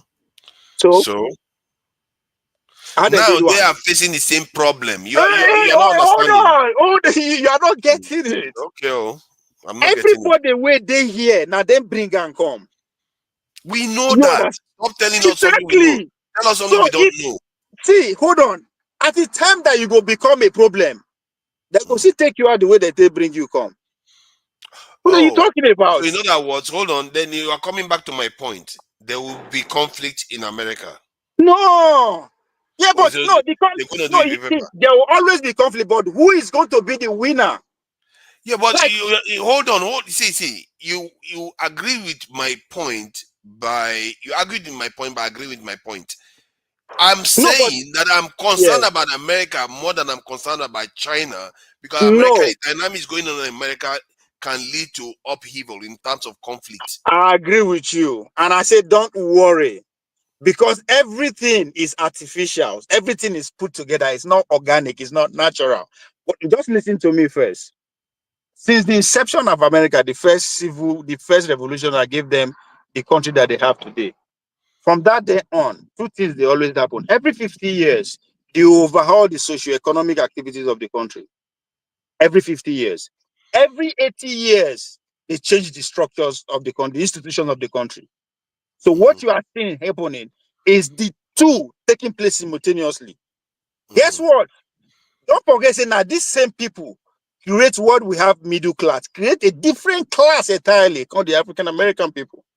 Nothing like that existed in the world before. That's a good class of people. They put them there for a reason. So when I said they go change, when the drastic pandemic go still come, you don't know when only your people now go die. Is that a possibility? If that happens, what happens with China? No, wait now. Are they capable of doing it or not? They are capable of doing anything, but my point is that America no. is facing a crossroad, and now, you are saying China is the one facing it. I'm telling you that America is the one. That is the original point. We don't want to go into another point. Okay, look at it from this way. Look at it from this way. Hold on now. China na emerging power, right? You go against the American and declining power from your analogy. The question you put the question you put before yourself: who has more to lose and who has more to gain between the two of them? That's America how has more to lose. China has less to gain compared to China. What America has to lose. Now, as somebody who has a very good history of the Cavaliers, right? Or you will know their history. What do you think is going to take them to lose all what they have to lose? Which people, the Americans, you mean? Yeah, the people who has more to lose. America. How America far will they go to lose? That's what I'm trying to get to. America is extremely, if you want to look at it from that point of view, based on the fact that they have been rewarded by violence, America is extremely dangerous country to mess with right now. It's extremely dangerous. Thank you. You can't have 150 in your military in 150 countries, and you will lose without using it. Can you withdraw that statement, forefathers? So to Nigeria, because you're in the USA, you're scared. To Nigeria, with the people that you understand very well, there will be stupid. I'm sure you will not put your money that they will stand and watch all that 150 military everywhere to just go and lose their whatever they have to lose. No, they will go to war. That's why I say third world war is here. If you believe China will win, that's what will bring the third world war. Sorry, hold on. America is not going to fade into oblivion. History has suggested that this is the thing about what Stalin achieved, and sometimes when I said that I'm willing to sacrifice to make Nigeria a superpower. You go back 2,000 years ago, the powers that existed 2,000 years ago are still strong today. That should tell you something how long the powers of nations last. Spain, from Greece, Spain, this in Rome, all of them, they are still decent nations today. But that's what we are. See, to Nigeria, I know they agree with you. I'm just telling you what is going to cause them before they go give up. Third World War will cause them to give up. Because that's it to get to that point. They will have to lose at the battlefield. They will not give up. This is why I said America needs war counseling. They need to go and sit on the couch and have discussion on how to calm their temper and aggression. It gets something These people are going to take us into a third world war. They are in a bad mood There's right something now. you did not pick on my submission, which is they came to this land, they clear it. Bros, do you know what it means to clear your own continent of people that used to be there and reduce them to nothing? You don't get soul. You ready to give anything for your survival, my guy. That's what it means. Guy, 30 fucking million people. Just ask yourself. I don't That's know. like, I don't know what do why. you I don't know. I don't know why forefathers has a problem with that because he believes in Machiavelli. That's Machiavelli. no, but You to should like Niger, it. I don't say I have a to problem with that. Niger, That's I have a problem with that. I'm to saying Niger. that America's anger and America's thirst for conflict could endanger the entire planet That's because what it's gave going to birth result to in now waiting a bond. nuclear That's war. what brought them to life. That's how they came to life. Yeah, but see, my They point is that flee, hold on. They flee okay. violence. They flee violence, but they started with violence. Yes. You understand that Yes. your logic? Yes. So see, what I expect you to be more concerned about. How are you sure 500 years from now we go they would never wipe they no go wipe us out? Ask Tony now. Tony thinks that we will not have. so no, Tony is the because you don't expert in China, that. you think China are good. Tony, China, Tony has a see, suggestion on how we are going to survive in see, 500 years' time. nobody good. British came with civilization. Now they take get us. America came with democracy. Now they take us on. China will come with development. Now they go take get us. So nobody is good. Now only when you free, you go good. You do your own too. You say you go that way. So they think the way they try. No, forget what China will do to you or America do to you. This fight where they go on so is it will change the world for better for worse. It is not going to end up I think China has already won peaceful. it. That has already been decided. China has won it. I think the reason why America is lashing out now, they are hoping that China is going to take the bait and fight. Why would China take the bait? China has been more You know, mature before now. no, Why would they hold on. You know why country they get war? What country they go war? Once you discover new technology, you go to war. So the question I'll ask you, do you know the technology where America don't discover, develop before they start this war? Do you know it? Because now they start the No. war. Exactly. So why you call them China don't win? They don't need to disclose because China is and America is seeing its decline.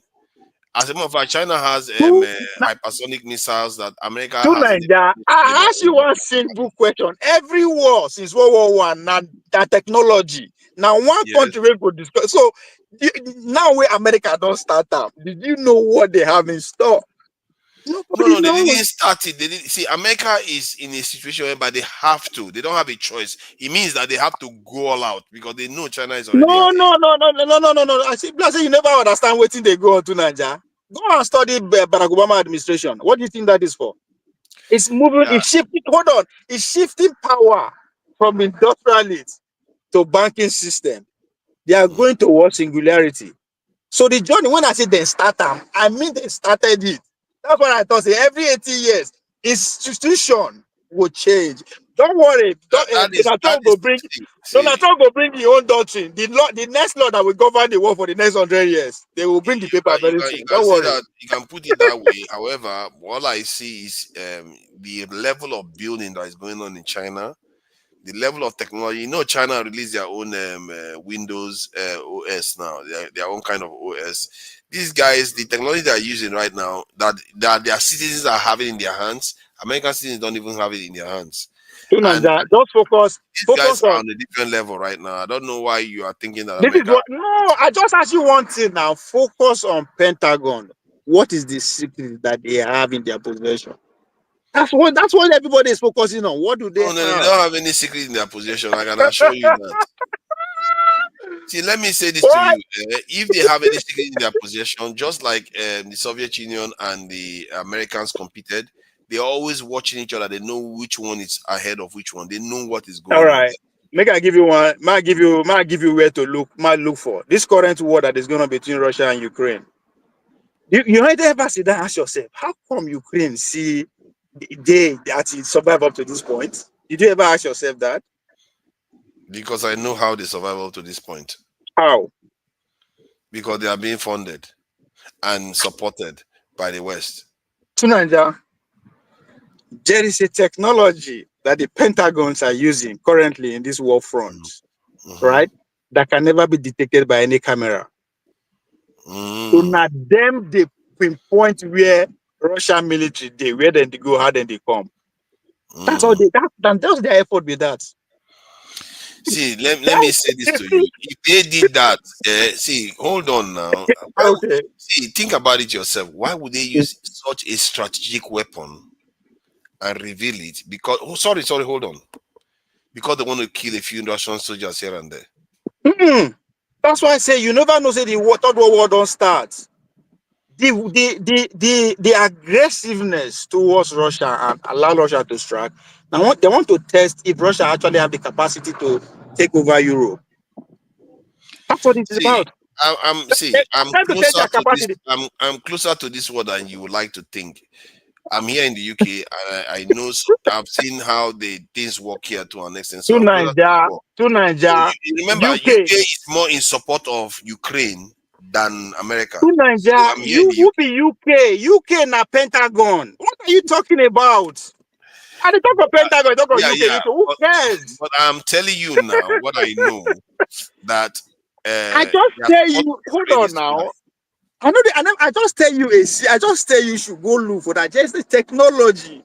So why you think the America just a word for the past 50 years? China just they build ship, they build 30 million a day. They just look at the laugh. Why do you think that is?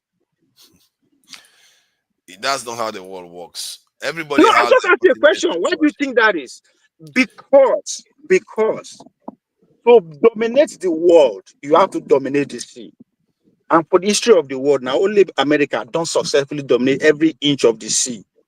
And there's only one route for the Chinese people to pass if war break out anywhere, anytime in the world today.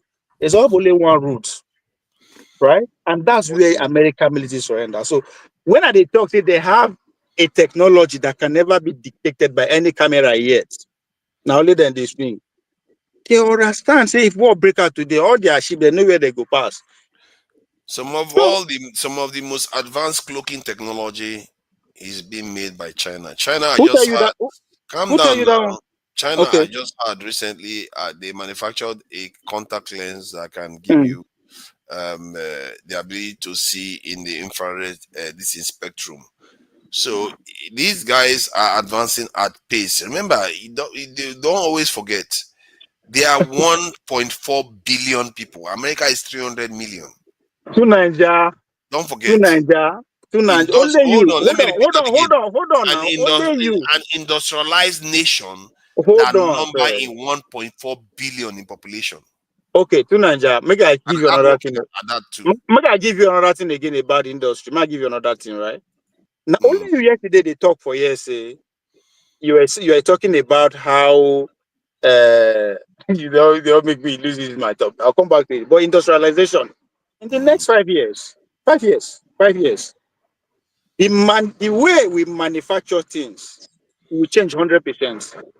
So the shiny thing you are seeing in China today, it will become something like 100 years ago. Now they discover them. That's why you are not paying attention to trend. In the next 5 years, in the way the industry, where they produce things will change. It will be like say now 100 years to what we have now will be. That's why I thought say wait for the secrets that these people have. Calm down. See, but if all this is he say, when I said it earlier on, everybody will say whatever they want to say. It's your job to look outside and say which one is showing the signs. The science clearly points that look at electric cars. Look at so many things that are coming out now. The Chinese are showing signs that, when Chinese people release something now, go and pick up the one the Chinese release and pick the American one. You see that the Chinese one is actually superior. That is great. You listen to my language now. I say war. Anybody before they go war, they don't discover new technology. You are talking about what is out. And I'm asking you, do you know what is not out yet? And do you know what is not out with the Chinese? No. Listen. You need to understand about that. Hold on. You need to understand one thing about the America when it comes to the Pentagon, right? They downplayed everything so they'll get more money. That's why they know they're addicted. They overproject their opponents so they will get more money. That's why nobody they feel edit that thing. So what I thought say waiting never come out. Just Forget waiting everything which China they show. If you go back to history, when the Sputnik movement, when Russia first America enter space, what happened?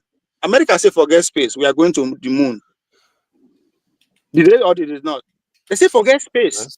forget electric vehicle. Only you they praise Russia and Ukraine yesterday. How they were able to use drone to destroy something in Ukraine. You are still talking about millions of people. Who cares? Only 5 drones will take care of 100 million people. Only 5. So the Yes. future war is no longer your industry as you see them. But again, pay attention. There's so many innovation that is coming out that is not out there, right? There are so many Yeah, companies but because you see, all these things you are saying, there's no evidence. We talked about how we have to have evidence. Evidence that's why I points to say the fact that that's why I say the that's why I say you Chinese project are now. ahead until you find the opposite. If I show you Chinese cities, some of the things those people are doing, they are on a different level. The amount of concrete that they are using a year, that's how you know what is going on within a Nigeria, nation. I just They told you that are on a Russia, different I level. just say Russia, USSR go to space first. It is, I mean, it's not Uh-huh. new. It's not new. They don't go space. USSR is not It's China. not China. I agree. China is But more than no, double the size of but this you, USSR. but you don't. But guess what? You don't understand. The growth of China was nurture for American industries. Yes. So there's no secret that they don't know. Specifically, Apple single-handedly industrialized our nation. Now, hold on, hold on, hold As a on. matter of fact, the American government they are not very happy with Apple right now. Do To you know that Nigeria, they said Apple's trained, I think millions, 1 point something million Chinese that work for Apple. So most of them okay. at PhD level Hold training. on, hold on, hold on. iPhone, the Apple. You know, say now that's now weapon you carry so now product of Pentagon, everything about it. Mm-hmm. And they Yep. were all developed from the internet to the camera to the hardware. They all developed during World War and Cold War. Those were the secret. Mm. It was the camera. Now the camera where they your phone and the touch too. Now the fact is they don't want to drop camera down to capture within the ground. I mean Pentagon discovered that, not China. So for it to day your hand and Chinese people hand, 100 years ago development be that. 80 years ago now they feature iPhone.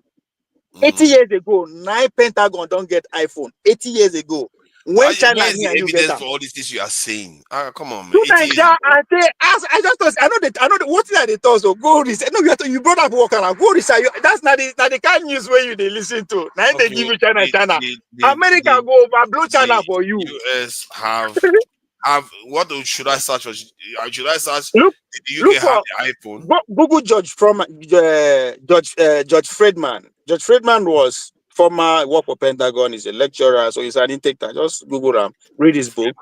Friedman. Read his book. It's not this Come alien guy. The Calm Before the Storm is one of the books. We'll tell you about. Then the Apple documentary did there now. How Apple all this thing they start. How then they develop from the GPS to the camera to the lens to the hardware. Now because that's why I say when I say Pentagon, why they know they audit Pentagon, because all the innovations come through Pentagon. All these them Elon Musk, Bill Gates, the Apple But guy. we know these things. Hold on. They are not inventors, they are marketers. Yes. None of them. No. Now Pentagon, they invent things. They have the money and the weight to invest in research and development. After they don't do them, for their military this thing, then they will not pass it to somebody that will market it and commercialize it after many decades. So when I thought they don't think they do iPhone, that's what I mean. They just give them to commercialize it. Now the military But people there was go. no. But you were talking about over 100 years ago. That was why I disputed No, that. because Second World War was what? Not be almost 80 years ago.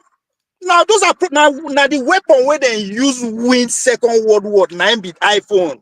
That's exactly what I'm trying to say. If you are talking about cryptography, that's a different thing. But not at the iPhone. He said there was no internet then. There's no word. That's what I'm There saying. was no Now the internet. Pentagon then develop them decade before they give it to us. No, You're I not meant getting my no. I'm point. talking about there's evidence that they reveal the evidence that their own military developed the internet, but not it was after the Second World War they did it, not before the Second World War or during the Second World War. It was after that they did it. So You cannot, there's evidence no, for that. see, that's what I say.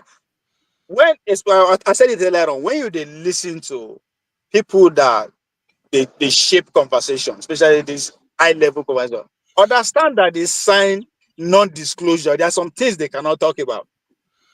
You understand? So when I talk, say now weapon where they use, where they win war, they now commercialize it. I know what I'm saying. I'm not done after No, the no, war. okay. Let's put it this way. Let's say they did. But the same applies to the other side too. However way you look at it, it applies to the other side too. Okay, that's why I say there is going to be third world war because we don't know what they have in stock. For the Let's hope war, there is not going to be one, because if there's there will be, there will be we're all because Africa, it's over. no, there is new technology in town. Somebody has to dominate it. Just AI, just robotics, just genetics, just everything. Those are new things that will they will take the way we do things. You know what I think? Okay, let me put it this way. What I think there should be instead, I'm tired of hoping that human beings are going to listen. What I think there should be, the world will have to transition gradually through a phase of realignment of resources, whereby some of the most powerful I don't countries. think Machiavelli. I don't think Machiavelli like that. That's Tony's language. You're speaking Tony's language. No. What I'm trying to say here is that I mean, Tony, your logic of Machiavelli I'm don't not apply to finished now. gradual. Let me finish my point. They Oh have to yeah. realign. They have to realign the resources gradually to a point whereby it becomes more. In other words, they don't even have to realign. Just enable other people to become equalized, and then the lateral powers have to cooperate through an international organization, which they would create one way or the other. However, the most important aspect is where they focus their military might. Yeah, Military might should convert itself to more of a kind of policing might. While in terms of, because the idea of military, let's you see, this is why I always like to go to the fundamental of things. The idea of military is not necessarily designed to kill human beings. It's designed to save lives. In the process, they need to kill. So, in other words, if that is at the core of the military, then what is it going to represent in the future? That's how you have to think about it. But There are many things going to kill human beings. listen to what you talk. The idea of military is not to is to protect life, right? Yes. From protect life from who? From what? From anything that wants to destroy it. No, from fellow life. Yeah, yes. But remember at first was from wild animals. It started from wild animals, where human beings organized themselves to fight against wild animals. However, yes, when it but we became are free human of beings, that now. yes, we have. That's what I'm saying. We need to be free of us too. But we have to move to a point whereby we are free from us, because we can't keep fighting each other. We are going to destroy each other. But with your Machiavelli theory, right?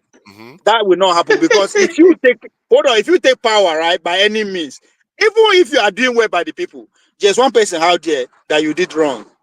Himself will go mobilize, take power too, by any means necessary from you, because you cannot open up forever. That is the story of individual nations. You always offend somebody. However, there's law enforcement. That's why I think that but hold on now. The world philosophy should shift from somebody has to control the law. But Tunanja, you understand the human being as a human being, we are the most dangerous animal on the planet Earth. Now, if you allow everybody to be free, there's no limit to what an individual can achieve, good or bad. If anybody that is free is a dangerous human being, but at the same time is also a hero. He can do good things and bad things. So that is what those people who Adam Smith regard as masters of mankind, who are into production, pretty much the things that make the life the way it is today, as they want it, those that produces, they don't want to. They will not want to give that privilege. It is a privilege. So they enact laws and rules or whatever just to keep them where they are. Or of course they go die one day, or some people will. So that's how the world is. For us to come to that point that you are talking about, then you have to go with Tony. My take is, my own is that one way or the other, because if your way goes ahead, it will be Now when everybody get mutual. nuclear weapon to Nigeria, everybody get nuclear weapon, then everybody No, will no, be no, good. no. My point is that it will be mutual annihilation. So, and it has prevented conflict between the world powers because they know that if they fight each other, they are all going to perish. So they They'll lose a try lot. to rein themselves in. It doesn't mean they won't do it. It just means that it's like a tsunami that is coming and it might hit us. And OVA might be correct. But I like to think that sooner or later, they too are not stupid. They are not stupid. They have a lot to lose. They might consider a different path whereby they use economic competition, which to an extent they're already doing now. They use economic competition to compete with each other. But where does the military power go? Where does or thinking about defense of humanity, where does it go? I believe that the people need to start thinking about that, because if you don't think about it, crazies will think about using nuclear weapons, and we are going to To be. But you Nigeria, are to contradicting Nigeria, yourself. to You Nigeria. just See, talked about sorry, Machiavelli, Tony, and Tony, you see, talked about Tony, That is see, Machiavelli, Machiavelli now. I and to told then you you Nigeria, are you are Machiavelli. you are talking to about Nigeria, just Oh, listen to Tony. you still keep To misunderstanding Nigeria, Machiavelli. listen. Machiavelli To is Nigeria, about listen. protecting life. Hold on now, hold on, listen. If Tony get power today, if Tony is in charge of power today, right? Maybe to you is not doing well. You will apply Machiavellian style and took power from him, and your own way are doing better. Now, just you left Tony with two choice to either take it or go do what? Go and do the Machiavellian style. Because and now this time around, if he get it again, guess what he's going to build? He's going to build military. Because he don't want me anybody use Machiavellian style going to take power again. I'll build my nuclear weapon. Either you be good person, you want, I don't want no. I don't want the power to go. That's Machiavellian style. That is the repercussion of it. So you cannot achieve that to that promised land that you want with Machiavellian style. He wants Yeah, it, but he cannot get to that place. no. I think Because, because that's a misunderstanding of what Machiavelli represents, and I no, think okay. May I ask you this one? If China defeats the US today, what do you think they're going to do? Then are they not going to be worse than Americans did? they probably will be. Okay, so you go blame them. So, but they are being worse than America is about governance. As long as there is stability in terms of Machiavelli, that is where it stands. My point is that if we don't change our way of thinking about conflict, sooner or later, time is running out. Technology is blackmailing us into cooperating or die. That is Yes, basically what technology is doing. You either cooperate or you will die. And but sooner or see, later, if these leaders don't understand that, then they are stupid. somebody make a very clear, good argument. He said, for you to understand America of today, you need to understand the British past. That the British past is the America of today. Now, the point he was trying to make is the dichotomy about the Presbyterians, the Cavaliers, who moved to America.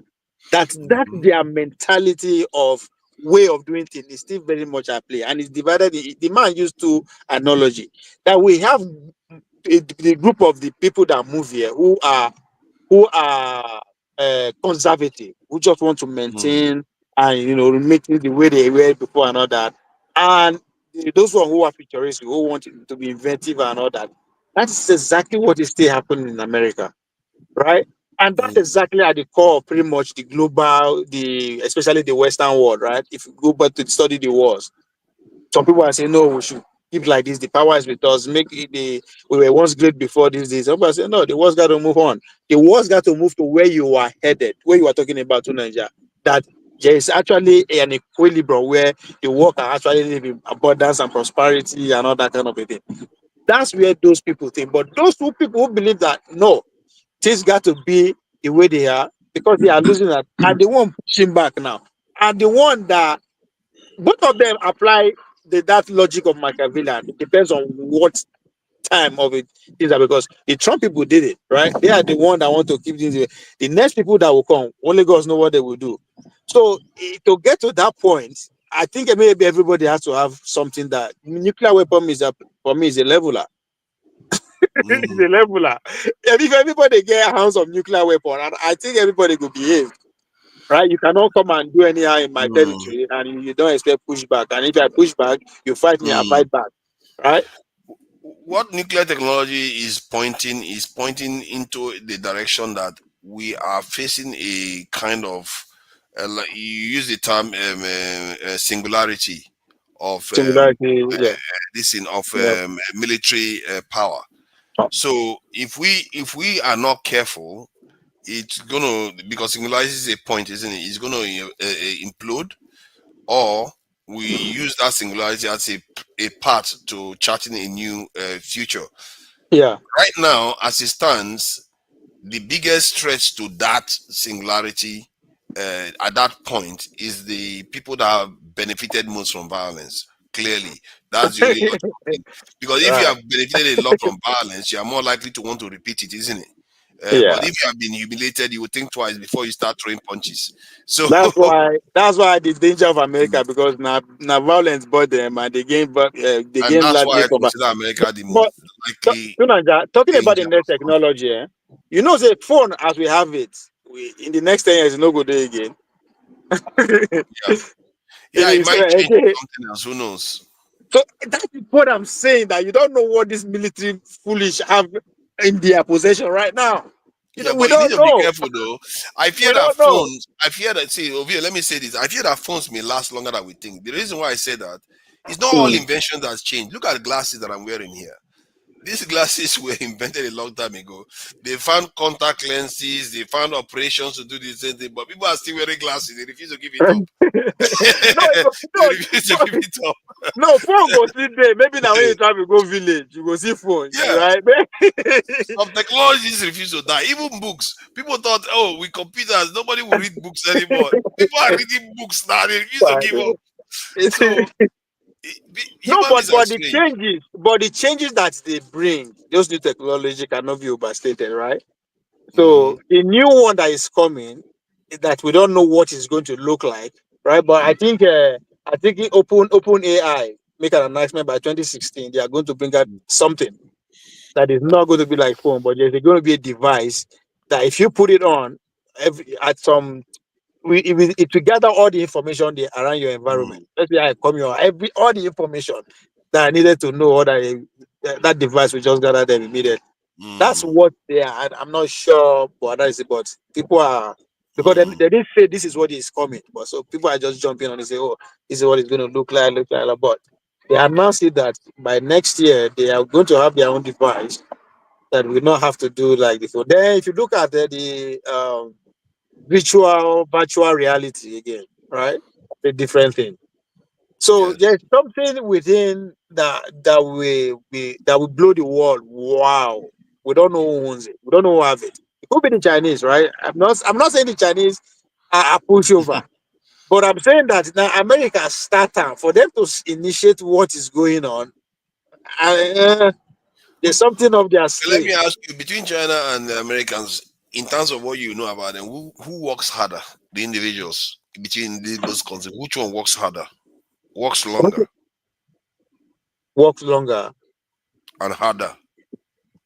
I don't know what you mean. I mean, Which among both sides, which one is more likely to take holidays, and which one is not see, likely to take holidays? I think we are. If you see the world, like if you see today world from that angle, you are missing it, right? Of course, the Chinese have more people. If we have the ability to work longer and all that, they are more hungry.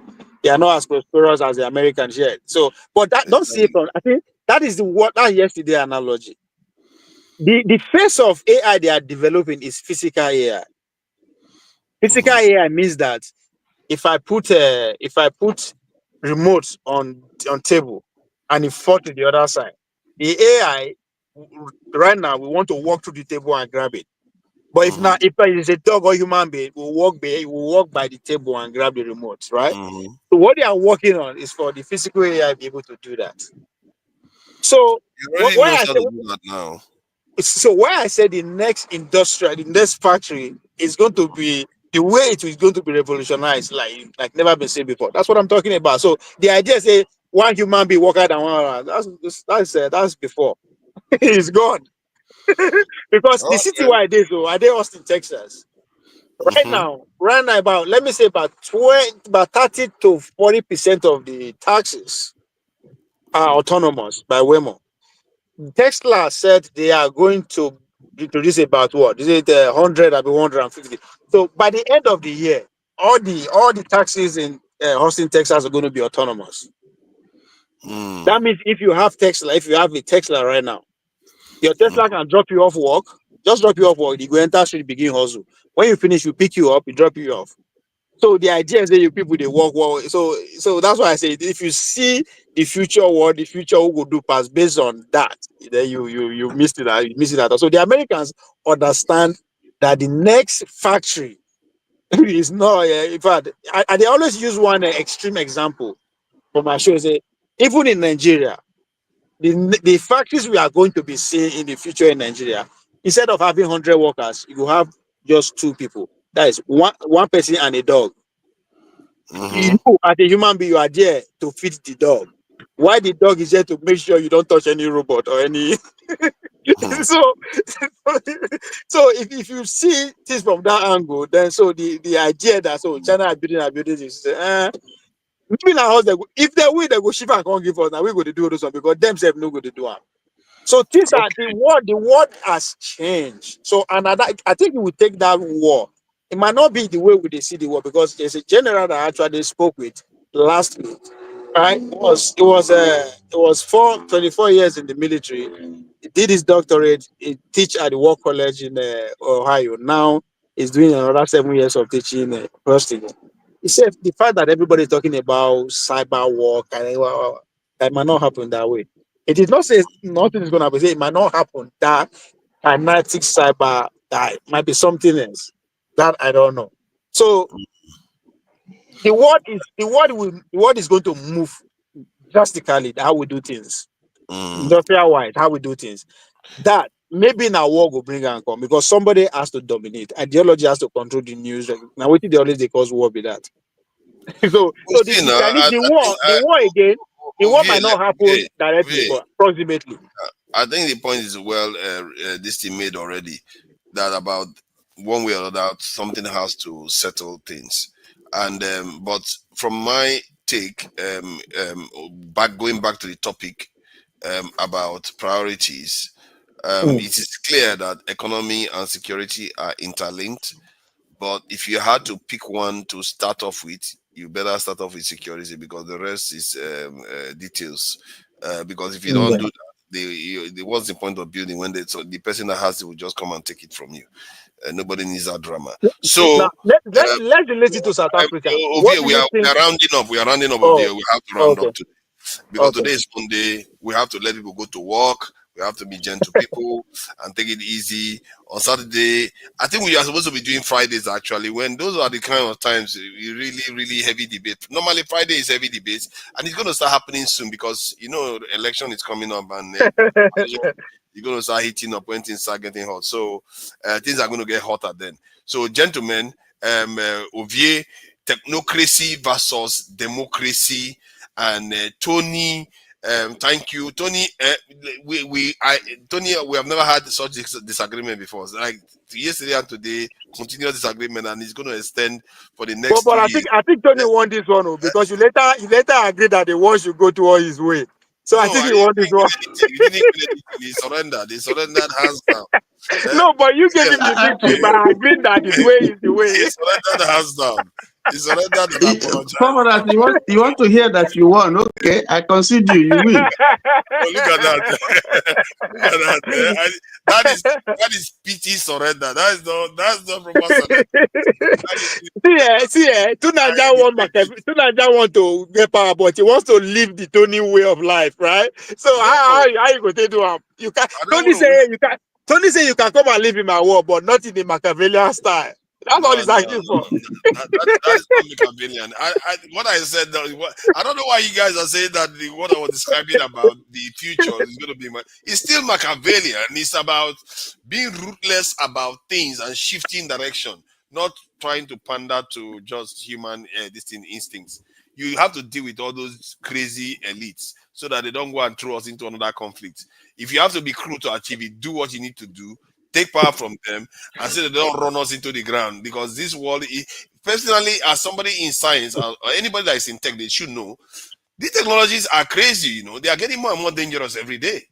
Yep. With AI is able to manufacture so many dangerous chemical weapons and biological agents right now that can wipe out humanity. It's extremely dangerous, and these things have to be controlled.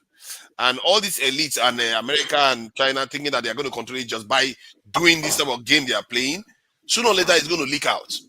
So they have to have a that's a contradiction. That's a direct contradiction of everything you have said.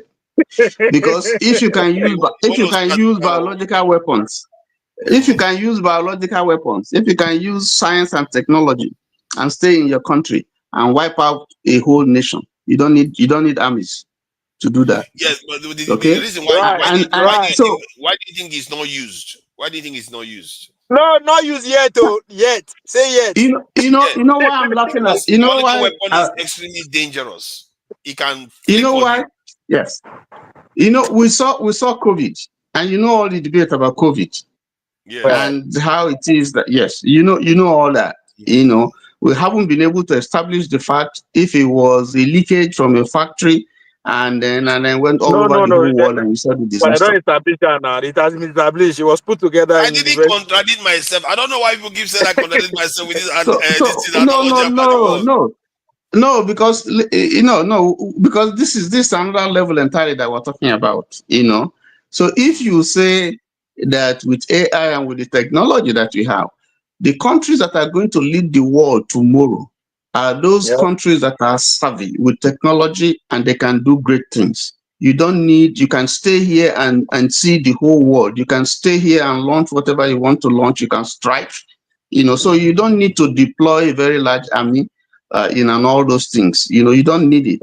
You don't need all these. They will call you from. They will call you from China. They say, Tunanja, go and take over government for Nigeria. Or we wipe your people out. Let me address the point Tony made. Tony made a point that if one person can deploy weapons, do you know what is better than one person being able to deploy that weapon? 1 million people being able to deploy that weapon. That is the point I'm making. No matter what you say about one person, if 1 million people can do it, they will gain an advantage over you. That is the problem. Numbers matter. See, before you assemble 1 million, they don't use drones, scatter everybody. Oh. Didn't you see what Ukraine did to Russia? Didn't you see how it blasted their planes? But you are not reading it correctly. That number that they are using to build that drone, if the other side has the same number or more, they will build more drones to destroy the other side. Numbers I agree. Tunaja, you are right, but they need to have the technology first. That's where the fight will come. Technology versus population. Remember, technology too is also dependent on human beings. The more people you have, the more research you can do, the more you can collect information faster. All these things matter, and the more technology, even if you want to create AI to do the research for you, but it's human beings that will still create the AI. No matter what you still need numbers. And this it's not the number. It's not the number. It's knowledge based. It's the quality of the people that you have. It's not the numbers. If they don't want you to have the technology, you cannot produce it. How many countries could be produce iPhone? See, it's because they don't want them to have this technology. That's why they train almost 1 million this in. See, Tony, think about it. If one man is brilliant, is 2 people not more brilliant? 2 people like that same man, not more brilliant. So why would you believe that one man is more important? I think it's a wrong mass that we Nigerians. No, but kind of mass that's what AI is coming to correct. AI is better than 2 people. Yeah, but it's a wrong mass. If one, yes. Forefathers. Yes. This is you are talking security and high tech. Yeah. I have a son who is in the military, who is involved with all these things that you're talking about outside in the places, in the theater of war right now in the world. You see that? And he's been moved around. They're moving him around all over the place. Okay. I have an idea of what is happening. That's why I've been not saying anything. 2. So what you are saying, what he's saying now, what he doesn't know is that maybe I'm the one giving his son some of the kits they're using. So I'm not in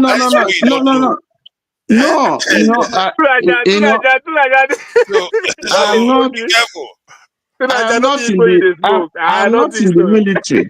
I'm not in the military, but I know where my son is from time to time, so I know that much. Okay, I may not know exactly what he's doing. Even in Lombok, your even son in is Lombok, doing a great job. clearance. I'm sure your son is a good soldier and he's doing a great job. The point Now, we are the, making is a the different second point. thing, If one the person can second do thing, something, is two people with that same capability not better?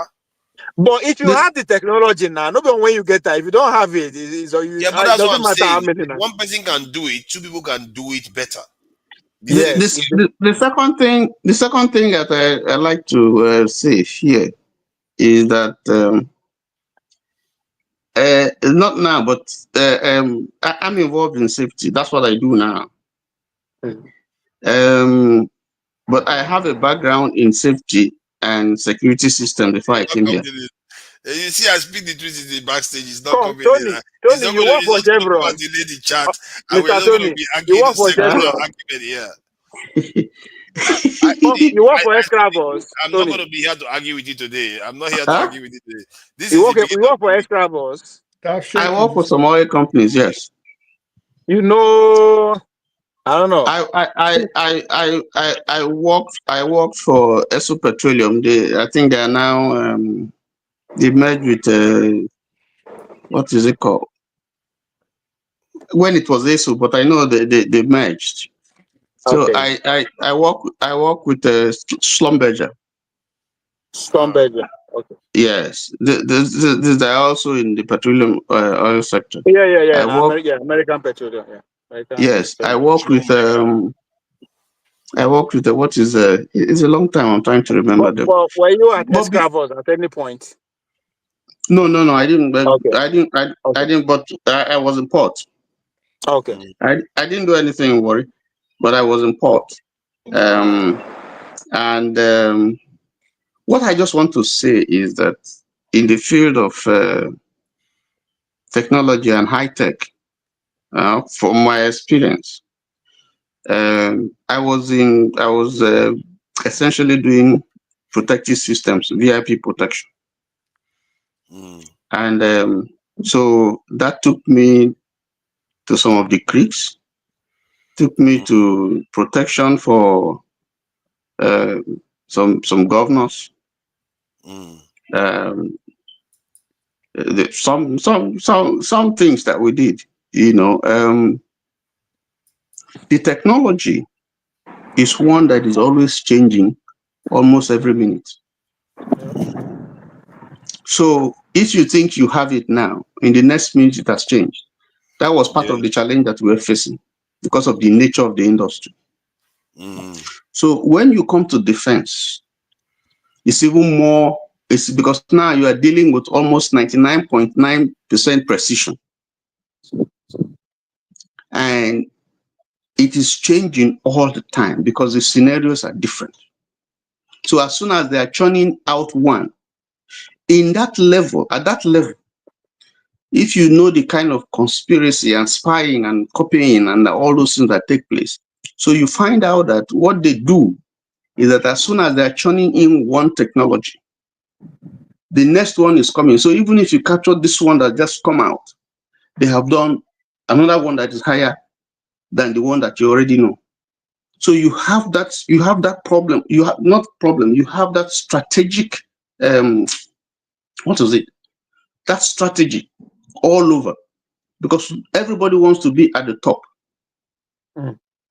Okay, so some of the equipment that I used, that I was supplying, I had to deal with that because we're dealing with people just as you are churning out yours and offering protection. There are people who are studying it, dismantling it, and beating it. So you have to be at the top. Let me give you be more specific. One of the things I was doing was that I was supplying and installing equipment that detects remotely controlled explosive detectors. Those explosives, EIDs, and ordnance equipment that you can trigger using your ordinary remote control or your phone or whatever. So they have frequencies and so on and so forth. So you can stay here and trigger something far, far, far away, so long as it's within, it covers the frequency band, that you want. So I'm saying that to tell you that you don't need to deploy any army. I can stay here and do whatever I want to do, so long as there is a transmitter and there's a receiver. So you don't need, in the world of today, you don't need that kind of armies that you're talking about. And so that's why I just don't want to say anything. Okay, so now you see, you've spent painstakingly trying to explain that technology is a force multiplier. Basically, that's what you're saying. That you can use that to replace men. But you can also go backward and say, if you have more men, you can deploy more of those technologies. Tunanja, may I ask you one question? Tunanja, make I ask you one question. British, where you did so the Britain? When they dominate the whole world, how many there be? Exactly. They don't have to be that many. It depends on who you are But competing. they not the technology, not the technology of that time. Now they use technology to conquer the world. It's not be men. Calm down. See this. Why do we? It's like, I don't know. Is it some fear or something, innate fear, that we fail to see the simple math? It's a very simple math. I just said it just now. If you have more of those British men, are they not more powerful than if you want? That is no, the question. But Tunanja, my question is that what I'm saying, that small island was able to dominate the world, even India, China, everywhere. It's a small island, small people. How? Yes. Because of the gap in technological differences. Exactly. So that's what Tony is saying. If I get 5 drones, I don't care if I be billion. Mokuna they come. Yeah, but that is not, that gap doesn't exist anymore, and it's not only gap. Hold on. It's not only. I get your point. I get your point. It's not only technological gap. It's also a geopolitical gap. And cultural gap. They don't understand how the West thinks. So, but now everybody's aware of each other. They know how everybody thinks. So now, if they see white men, the moment they see them from afar, the way they will respond to them will be different. As a matter of fact, if Red Indians had a go again, their approach will be different too today. Yeah, but Tony is saying that you will not even see them. You will not see them. That's what Tony is trying to tell you. Now, when you see them, you will engage them now. Forefathers, you know that. Forefathers, do you know that you should know that using technology, I can stay here where I am and see my house in Lagos. Yes. You know that? Yes. Okay. You know that from here, I can stay here and using some devices and explode something in my house. Yes. Without being physically there. Yes. Okay. That's all. So what that can do for you is that if you can do it, 3 of you can do it better. See, no, I think your argument is that your argument that there's no gap technologically. I agree with you. What you are saying that what America can do, the Chinese too can do it technologically. That's what you are saying. That's your argument, basically. In the case of no, that's not what I'm arguing. In the case, what the point Tony was making about technology, meaning that because you have technology, you don't need it as much people.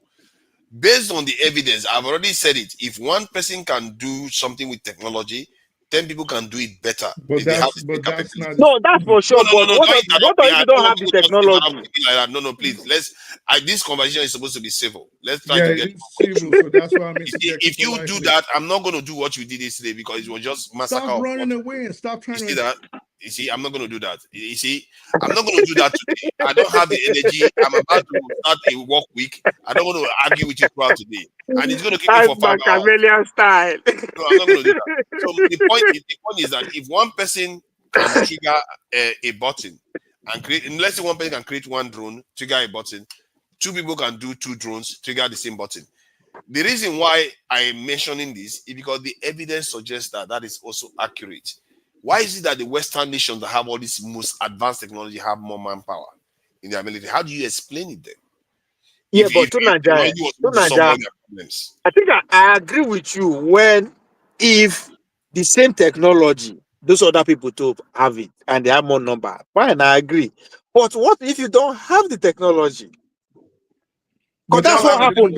Because that's what happened with the British scenario. They have the technology, the rest of the world don't have. Biniki them no get, we no get, right? We get the numbers, we don't have the technology.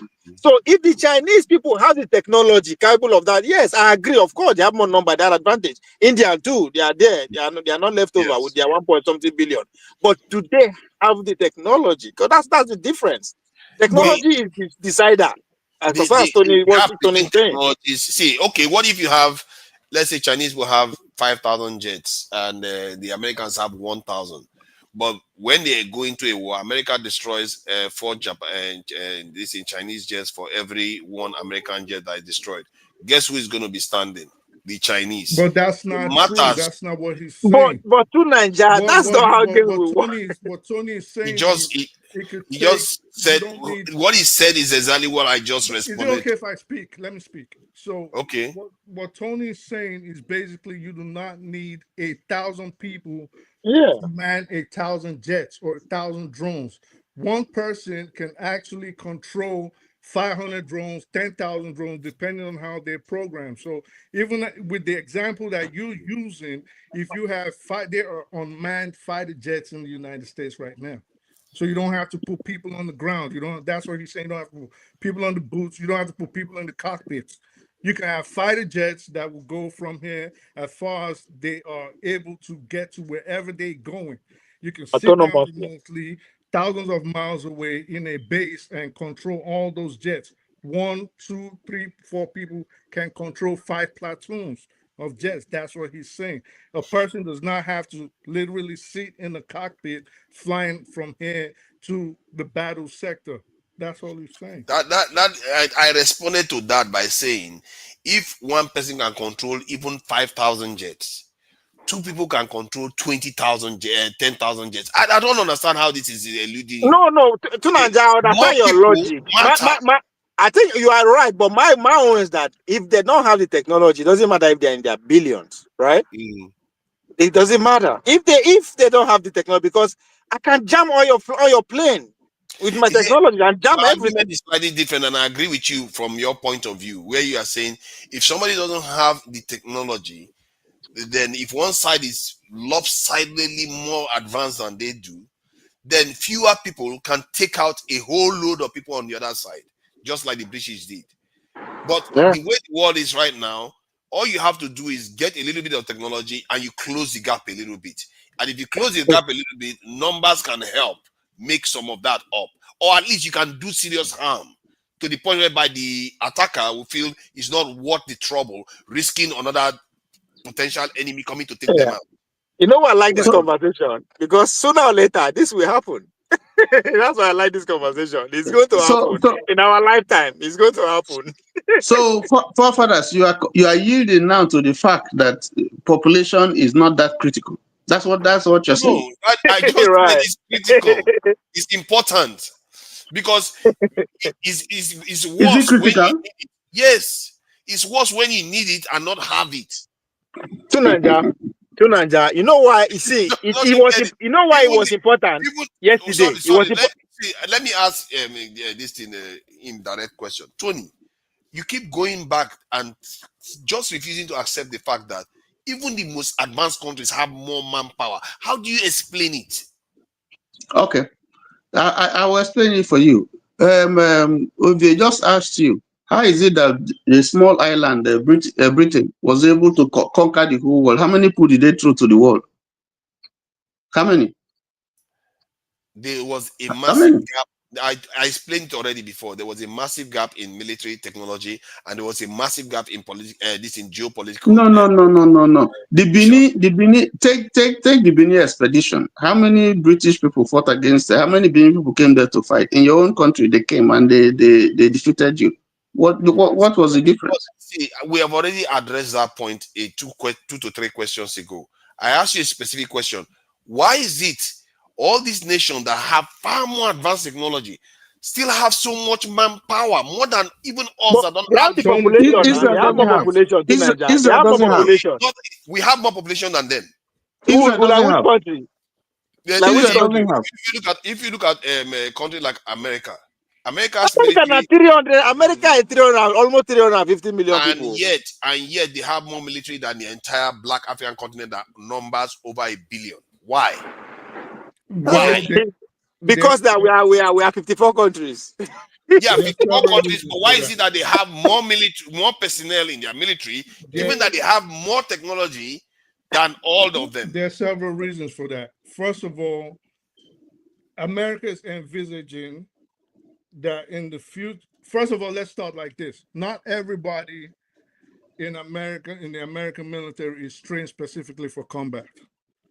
Okay, you have medics, you have cooks, you have engineers, you have everybody, different things that they have to do.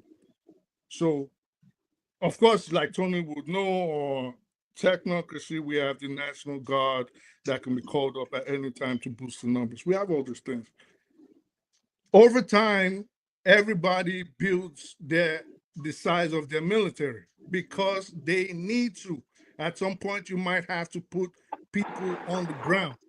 But the reality of war today is you do not need boots on the ground. Take, for example, Ukraine. Ukraine just destroyed 3 generations of Russian B-52s bombers, and well, I think they use Fs. They destroyed them without a single man on the ground, and they destroyed them all the way from Ukraine. They didn't need anybody on the ground. Take America again. In the Mediterranean, they bombed the crap out of the Houthis without putting a single boot on the ground. So that is the reality of war today. You don't need people on the ground. You have the technology, like everybody else is saying, and you can win a war with aliens on the moon if you wish to. I mean, I'm exaggerating, but you get what I'm saying. So hey man, we are getting there, man. Yeah, but you don't specifically need people. But powers like, of course, China, Russia, the United States, India, they have the population. Of course, they need trained personnel in their army. They need it. They have the size. I mean, you're big. At some point, you might have to put people on the ground. But of course, you also have to put very trained people on the ground. You can't just put people in your army and they're untrained and they don't know what to do. Then you're asking for problems. So they need the people. Okay, so what I can see here, you are repeating the same point about them having this in the technology, and they need people because they are big. Nigeria is big too, and they didn't need more people. I slapped the entire 1 billion black population in Africa together, and they still don't match some of these countries. So if you look at, let me finish what I'm saying. That Nigerian military is machinery. Do you not agree with leave him for that one. I think I was there when he said it. That so the point I'm making here is these nations with all the advanced technology and everything they had, even with all that, they didn't even subdue Taliban. They were not able to, even if that wasn't their objective, but they were not able to subdue Taliban after many years in that country. It tells you that technology has its limitations. It's not be an end all of everything, at least at this stage anyway, and it's getting more and more powerful. That's what I said too. My point is that whatever you can use technology to do, one person can use technology to do, 5 people can do more with that same technology. What is happening is that the scale and the for technical term, what they call force multiplier effect of what technology is representing, is increasing humongously. This is what I mean by the dangers these technologies are creating for all of us. If you are saying one person can do all these things you are talking about sitting in one corner, what do 10,000 people do? No, for that. Look at the logic. The logic is that if you employ technology, it reduces manual. That's the logic of technology. Because if whoever wants to win, you know what he's doing. You know what you are doing. Because whoever wants to win just thinks, okay, let's just use one of our people because we have the technology. No, they will use all their people and they will manufacture as many of those weapons as much as possible so they defeat the other side. That's how war works.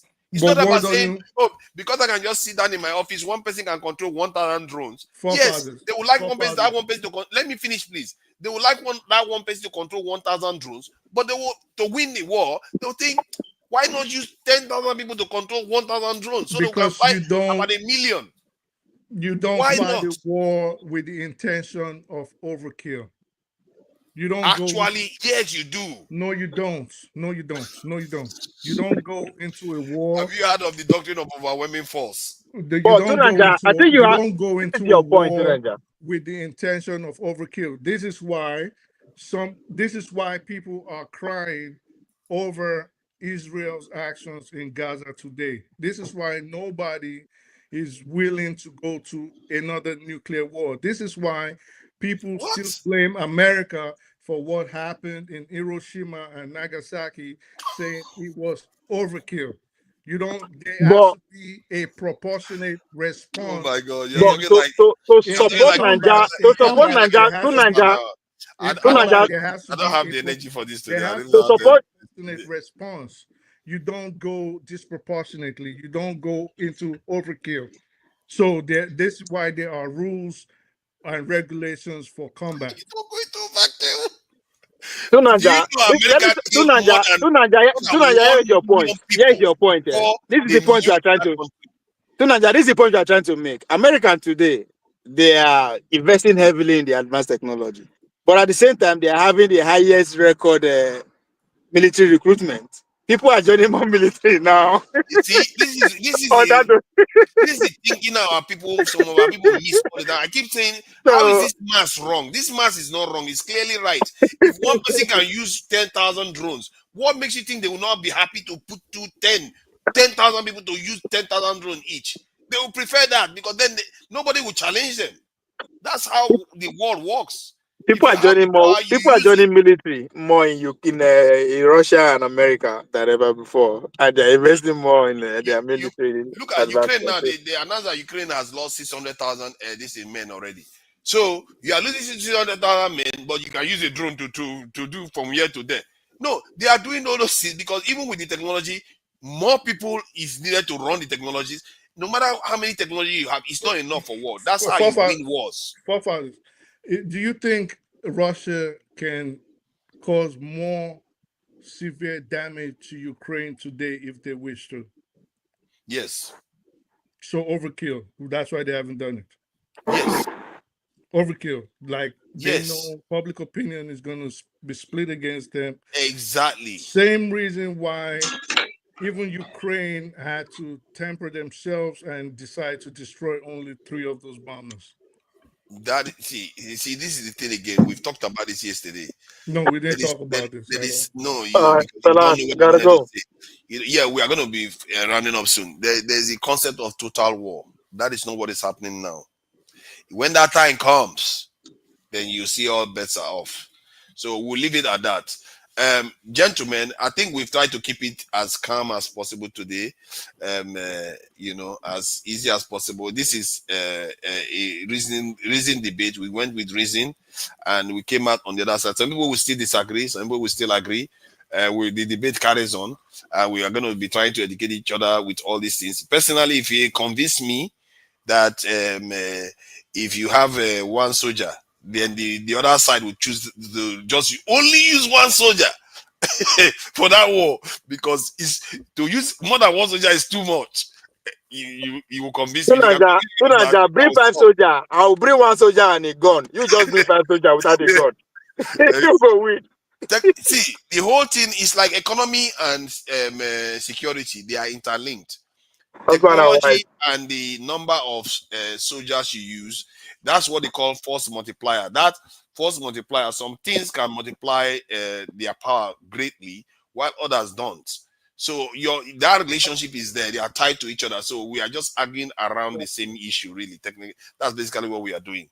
But if we get our ideas down, drill it down, you find out that no matter if you peg one capacity of a weapon and you put one human being attached to it, then if you have that same weapon and you put another human being attached to it, you achieve more power. That's just basically, and that's how human beings behave when it comes to war. They don't say, "Oh, because I have one, I will just stop there." They don't stop there. If they have the capacity to make more, they will make more, so that they win the war faster. That's how people behave.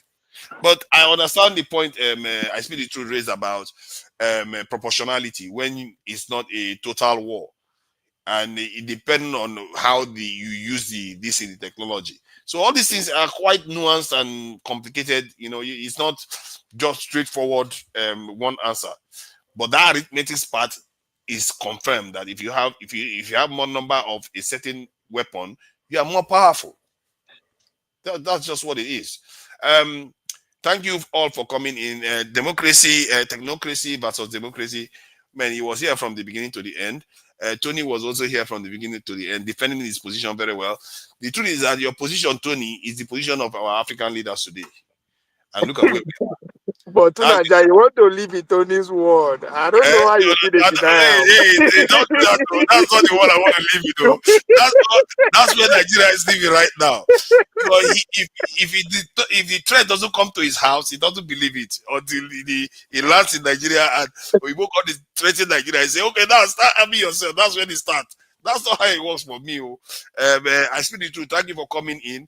And you give me a lot of headache in terms of the way you argue sometimes. Because I argue from experience and I argue from. There was a time, you see, when I enjoy talking to a spiritualist, if it's only me and him, I give him a chance to finish what he's saying completely, then I answer him directly straight, then you get somewhere. But if you are trying to shorten his distance, he just frustrates you. He will not let you shorten it, whatever he's going to say. I argue. I don't argue what I don't know. Never. I never. Okay, that's fine. That's fine. Look at that. This is of course more technology wisdom. Why would you Tunaja, see another Tony logic. Boko X-Man 30 he moved. Instead of me to stand this ground, he took off. And the final judgment on that is we resign, we repent on Judgment Day. Don't repent before Judgment Day. Wait for Judgment Day to happen, then you repent. Because that is to be fair, Tony, that's your analogy. That's the way you describe it. That until we have reason to respond or to our security threat, we shouldn't have to.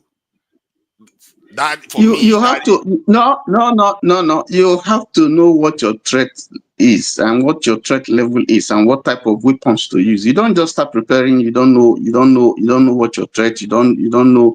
I mean, you don't know the strength of your enemy. You don't know what the position. You don't know. You don't know. So you just can't begin to arm. If you hear say Niger now don't get more weapon, don't get nuclear weapon, what you could do as Nigerian? They never threaten you. They just get them. They don't chop belle for whether they go get nuclear weapon. No, you see him. Russia, we just give them one now. you see, that way of reasoning is why we are where we are. This is why I say his mindset is like the mindset of that our kind of leader, because our leaders don't think that it's needed. I've seen a colonel come and say exactly what he's saying, so it's not new. It's not him only. A lot of people believe what he believes.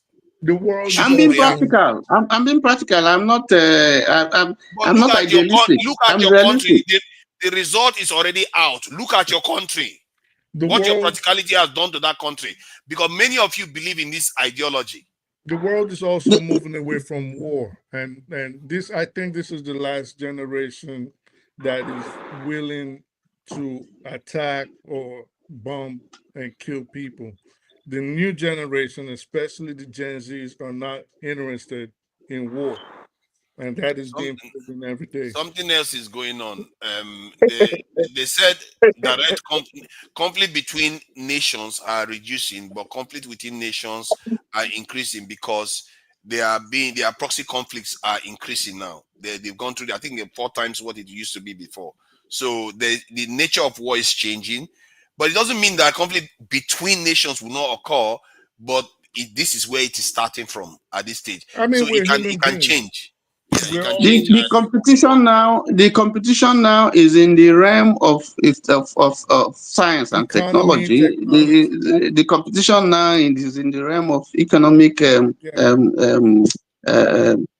rivalry. That's not the military. Those are 2 directions where people are moving away. The ideology of the next 2, at least the next 2 generations, especially Gen Z, a little bit with the millennials, is that of non-combat. So people are moving away from war. I think if somehow we can avoid a 3rd World War within the next decade and a half, we're not going to be seeing that much conflict around the world anymore. At least not on the scale of the First or the Second World War. You know, There's going to be a new When they economic interview world people, order. when they interview people in 1935, they were saying the same thing. They never believed that war will break out in 1935. Nobody I don't believed. think so. I think if you read the archives in 35, there was a strong premonition that there was going to be war, especially with what was going on with Germany. The Spanish Civil War had just started being coming to an end. No, everybody knew there was going to be war. There was tension. Germany was paying all these reparations. Germany had been screaming war since 31.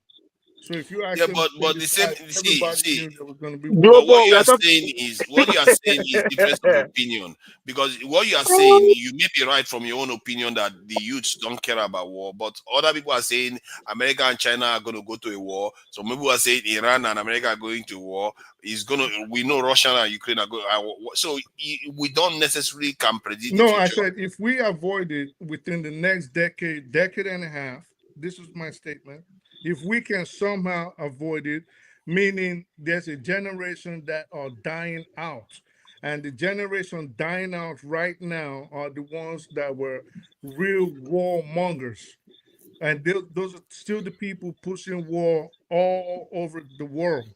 Now, when they die out, the next generation, that is the boomers, then the millennials. The millennials really don't want war. The millennials and the Gen Mm, Z definitely don't want war. So I really wish that's how the world works. Yeah, I wish. I wish, I man. really wish that's how. It's There's not no because century that we never had war. it's not based on generational shifts. What is going to happen is, if like what you are saying, if it happens, I'm very concerned about what you are saying right now. Like if that happens, what you are describing is a new paradigm when the world settles. And when that settles, is a form of new Berlin Conference.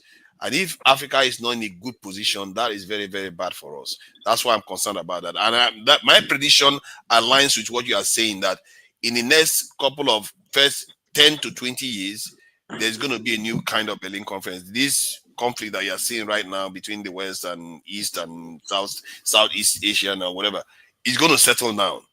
But we need to be in this position whereby they don't use us as the carving this thing like they did with the Europeans did. They use us to just settle their grievances. We don't want to be in History, that position at all. history said at every innovation followed by war. And as far as human being keep innovating, there will always be war. It's I just pray a there's matter done. of how. I pray It's a they should. matter of Why am I how the praying war even? is going I'm to not be even, fought. what am I praying? I'm not even a religious person. But my point is that I'm praying too. My hope is that by that time, we as a people will realize the danger of what we have created. That if we go on like this, we are going to exterminate each other. So they will form. There's going to be a new paradigm. I'm sure something's going to happen before that. Maybe it's a close call to a major world war or something cataclysmic or potentially cataclysmic would be close to happening. If we survive it, the world will repair itself. It could be another pandemic too. What that would mean for Africa, I don't know. And this is what concerns me. Africa needs to put itself in a good position to be able to bargain its way during that time. Because if we are not in a good position, they will use that period. Because that period, all bets are off. All bets are off. There's no human rights. There's nothing anymore. They are just about to redraw the map. And if you are not in a good position, they will sweep you aside. And you are not going to be in I don't any get what you're position. saying. My point is that whenever there is this point of flux in the world, when they are about to resettle the new paradigm in the world, let's say after the First World War, the decision that was made after that time settled the world till the Second World War, Treaty and of after that, Versailles. so when they make when these things are happening, they are basically redrawing the Are war. you speaking? Okay, so this is where you confuse me. You said if we can avoid it, you said if we can avoid it, a close cataclysmic Cataclysmic event. event, yeah. If we can avoid it, then there's going to be a withdrawing of the map. But Yes. then, as you went further, you are painting a scenario where an event already happened, where there's already been carnage and they have to redraw the map. So I'm No, trying no. to figure out And which side of the aisle are you discussing from? no, I'm describing that point where the decision is made, because it doesn't have to be cataclysmic. It could be where we survive it, or it may not be, but it results in that situation, because So a cataclysmic event has already happened. it could happen or it may not happen. One of those two. Because the reason why I'm saying that is based on evidence too, which is the Berlin Conference. Berlin Conference didn't occur because of a cataclysmic event. It just conflict between each other. Then they decide that, you know what, let's settle ourselves amongst ourselves. So it doesn't necessarily have. It's just a But to crystallization of awareness. Yes. Berlin Conference has a lot to do with the fact that the European powers they've been driven out of the Americas. So there's little for them to share. Remember, they were the one contaminating the whole Americas before. So as the advent of America into the scene chased all of them out. So they had to now find a way to scavenge every other place that has not been touched yet. That's what Berlin Conference is all about. But I thought the Spanish colonies and the French colonies still remain in the hands of these colonial powers, even the British ones. So they didn't lose that much in terms of America controlling it. No. They've lost everything. Did America That take was the control final. That was over those the places war from was them? the final settlement, pretty much. No, The war was the final the settlement. question was, I don't know whether America took those, because some of those islands are still under the control of No, the they were crown. paid off. They bought them off eventually. The Spanish they bought what's this place called again? Where the Spanish were occupying, even up to The the Dutch, Haiti. the Spanish, the Portuguese, they still had colonies in the Caribbean. They had colonies even here in the United States. So I don't think. Yeah, but there might be Bought them something to that off. argument. There might be something to that argument, because America wasn't part of that. I think America was America not present at the Berlin Conference? America declared in 1932, in 1923, that any shenanigan performed around the Americas will be seen as a national security threat. But that's 1923. Berlin Conference happened before that. 1823. Okay, that's in America. Okay, the Monroe. Yes, that was Not the when Monroe. America said we are of age. Everybody should leave. Okay, so Those the that were Berlin need to be Conference paid off were happened paid just off. after that. Maybe you are right. The Berlin Conference just happened just around that period too. Yeah, So about 20 to 30 years later. That yeah, was when Berlin Conference happened. so when that Remember, they all fought the German, the Japanese, the American, the British fought over Hawaii. Until yes, Hawaii won, that settled. Actually, the British were happy that the German did not took it. That was the right of the German. Did America participate in the Berlin Conference? No, I can't remember No, America just being European present. powers. Okay, no, so that's very interesting that America didn't because participate. they took over the whole continent of America already. That's Yeah, why they don't need to start engaging I immediately. don't think you can reduce Berlin Conference to the European powers losing influence in North America. Well, America. Berlin That was Conference a was major basically part them of it. splitting up Africa. That was just it. That's the top and bottom of it. yeah, You I take think. this part, you take that part, I take But this but, part. but Exactly. it does have They lost from Americas. It's not only Africa they demarcated. It's not just America. It's not just Africa during that Berlin Conference. We just We keep saying know, Africa. but It's not just Africa. Both it if you go to wasn't. the You Australians, can't if you go just to the chalk. Australians, all those two were also divided at that period, at that Yeah, point. but you can't chalk it up to just because they lost the United Yes, States. because the French, where are they going to go? Where they don't have anywhere to scavenge in America, where are the British going to Where go? did the They went to French even really take outside of the Louisianas in the United States? Really all nothing. the way to the Haiti. These are But the French colonies. They were making bank from there. yeah, but they still had Africa. They had colonies in Africa. They had Algeria. They That's why had they West went and Africa. created So the it Berlin wasn't just Conference that. now. When did they come to Africa? When did the French get their We, version of you guys Africa? cannot start moderating yourself. I have to try to slow this thing down. See, I think maybe Ovie has a point. There's something to be said about something triggering them in the Americas to push them a Just look little at bit the outside. dates. Because the The fact that date. America was not present at that conference may indicate something going on there. I'm not sure. I will check it just to be sure, because I'm not going to take Ovie. But I think Ovie too is a little bit extreme to say, oh, just because they kicked them out, that's why they did that. I No, don't. I said it's a major part of it. Don't forget. America at that time was not the nation we know it as. Not all these colonies we see now were America. It was it was a baby nation. This was a conference between European powers. That's like maybe there's a conference today and Benin Republic wants to get on the table and they're like, yeah, no, we don't think so. So America was coming up, but America is not the America we know it as today.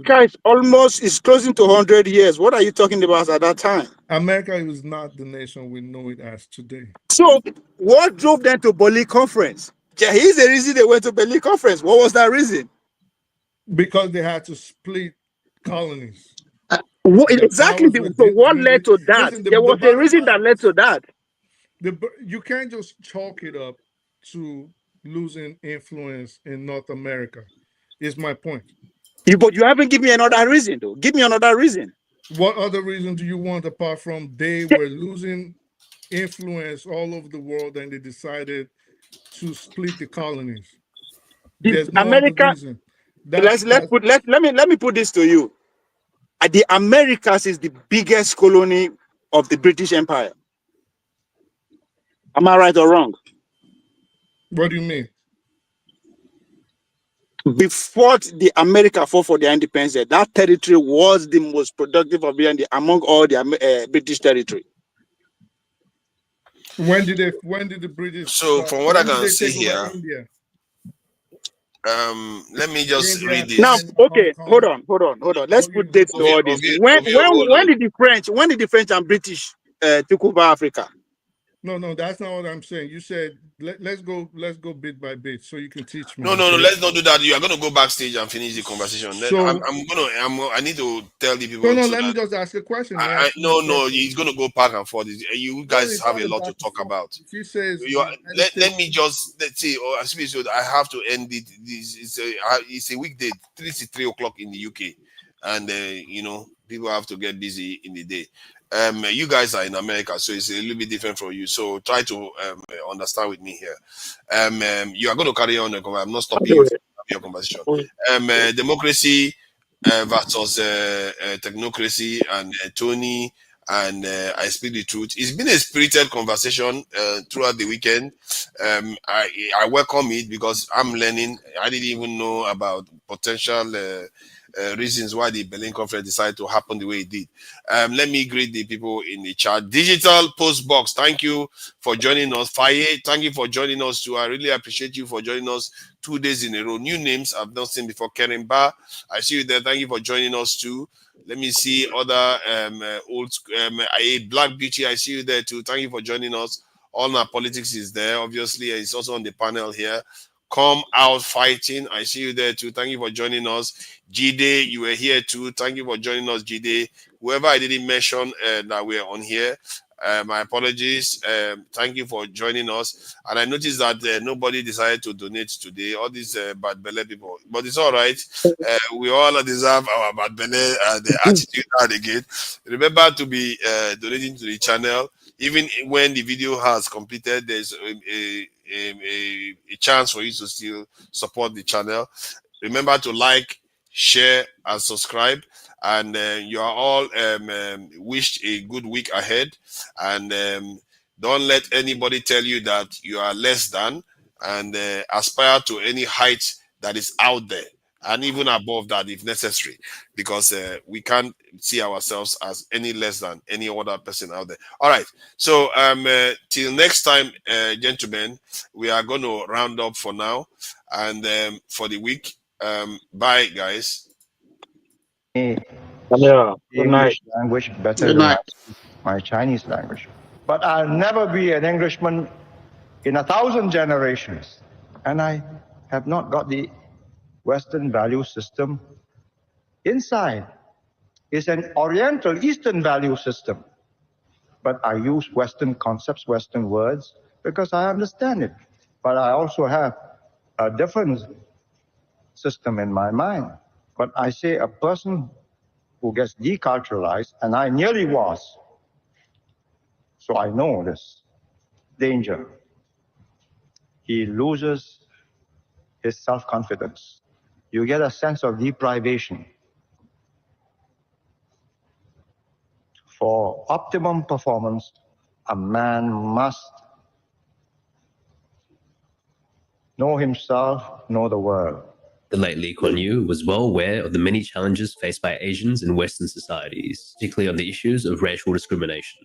Asians in Western countries must swallow their pride from time to time, particularly in periods of economic slowdown, when racial discrimination becomes more blatant and racist abuse and attacks more prevalent. Some Asians complain that in many companies and organizations there is an invisible ceiling for Asian employees. In other words, beyond a certain point, you cannot be promoted. A glass ceiling. So this is a subject of considerable refinement amongst immigrants. They have developed a special vocabulary to describe their problems. However competent the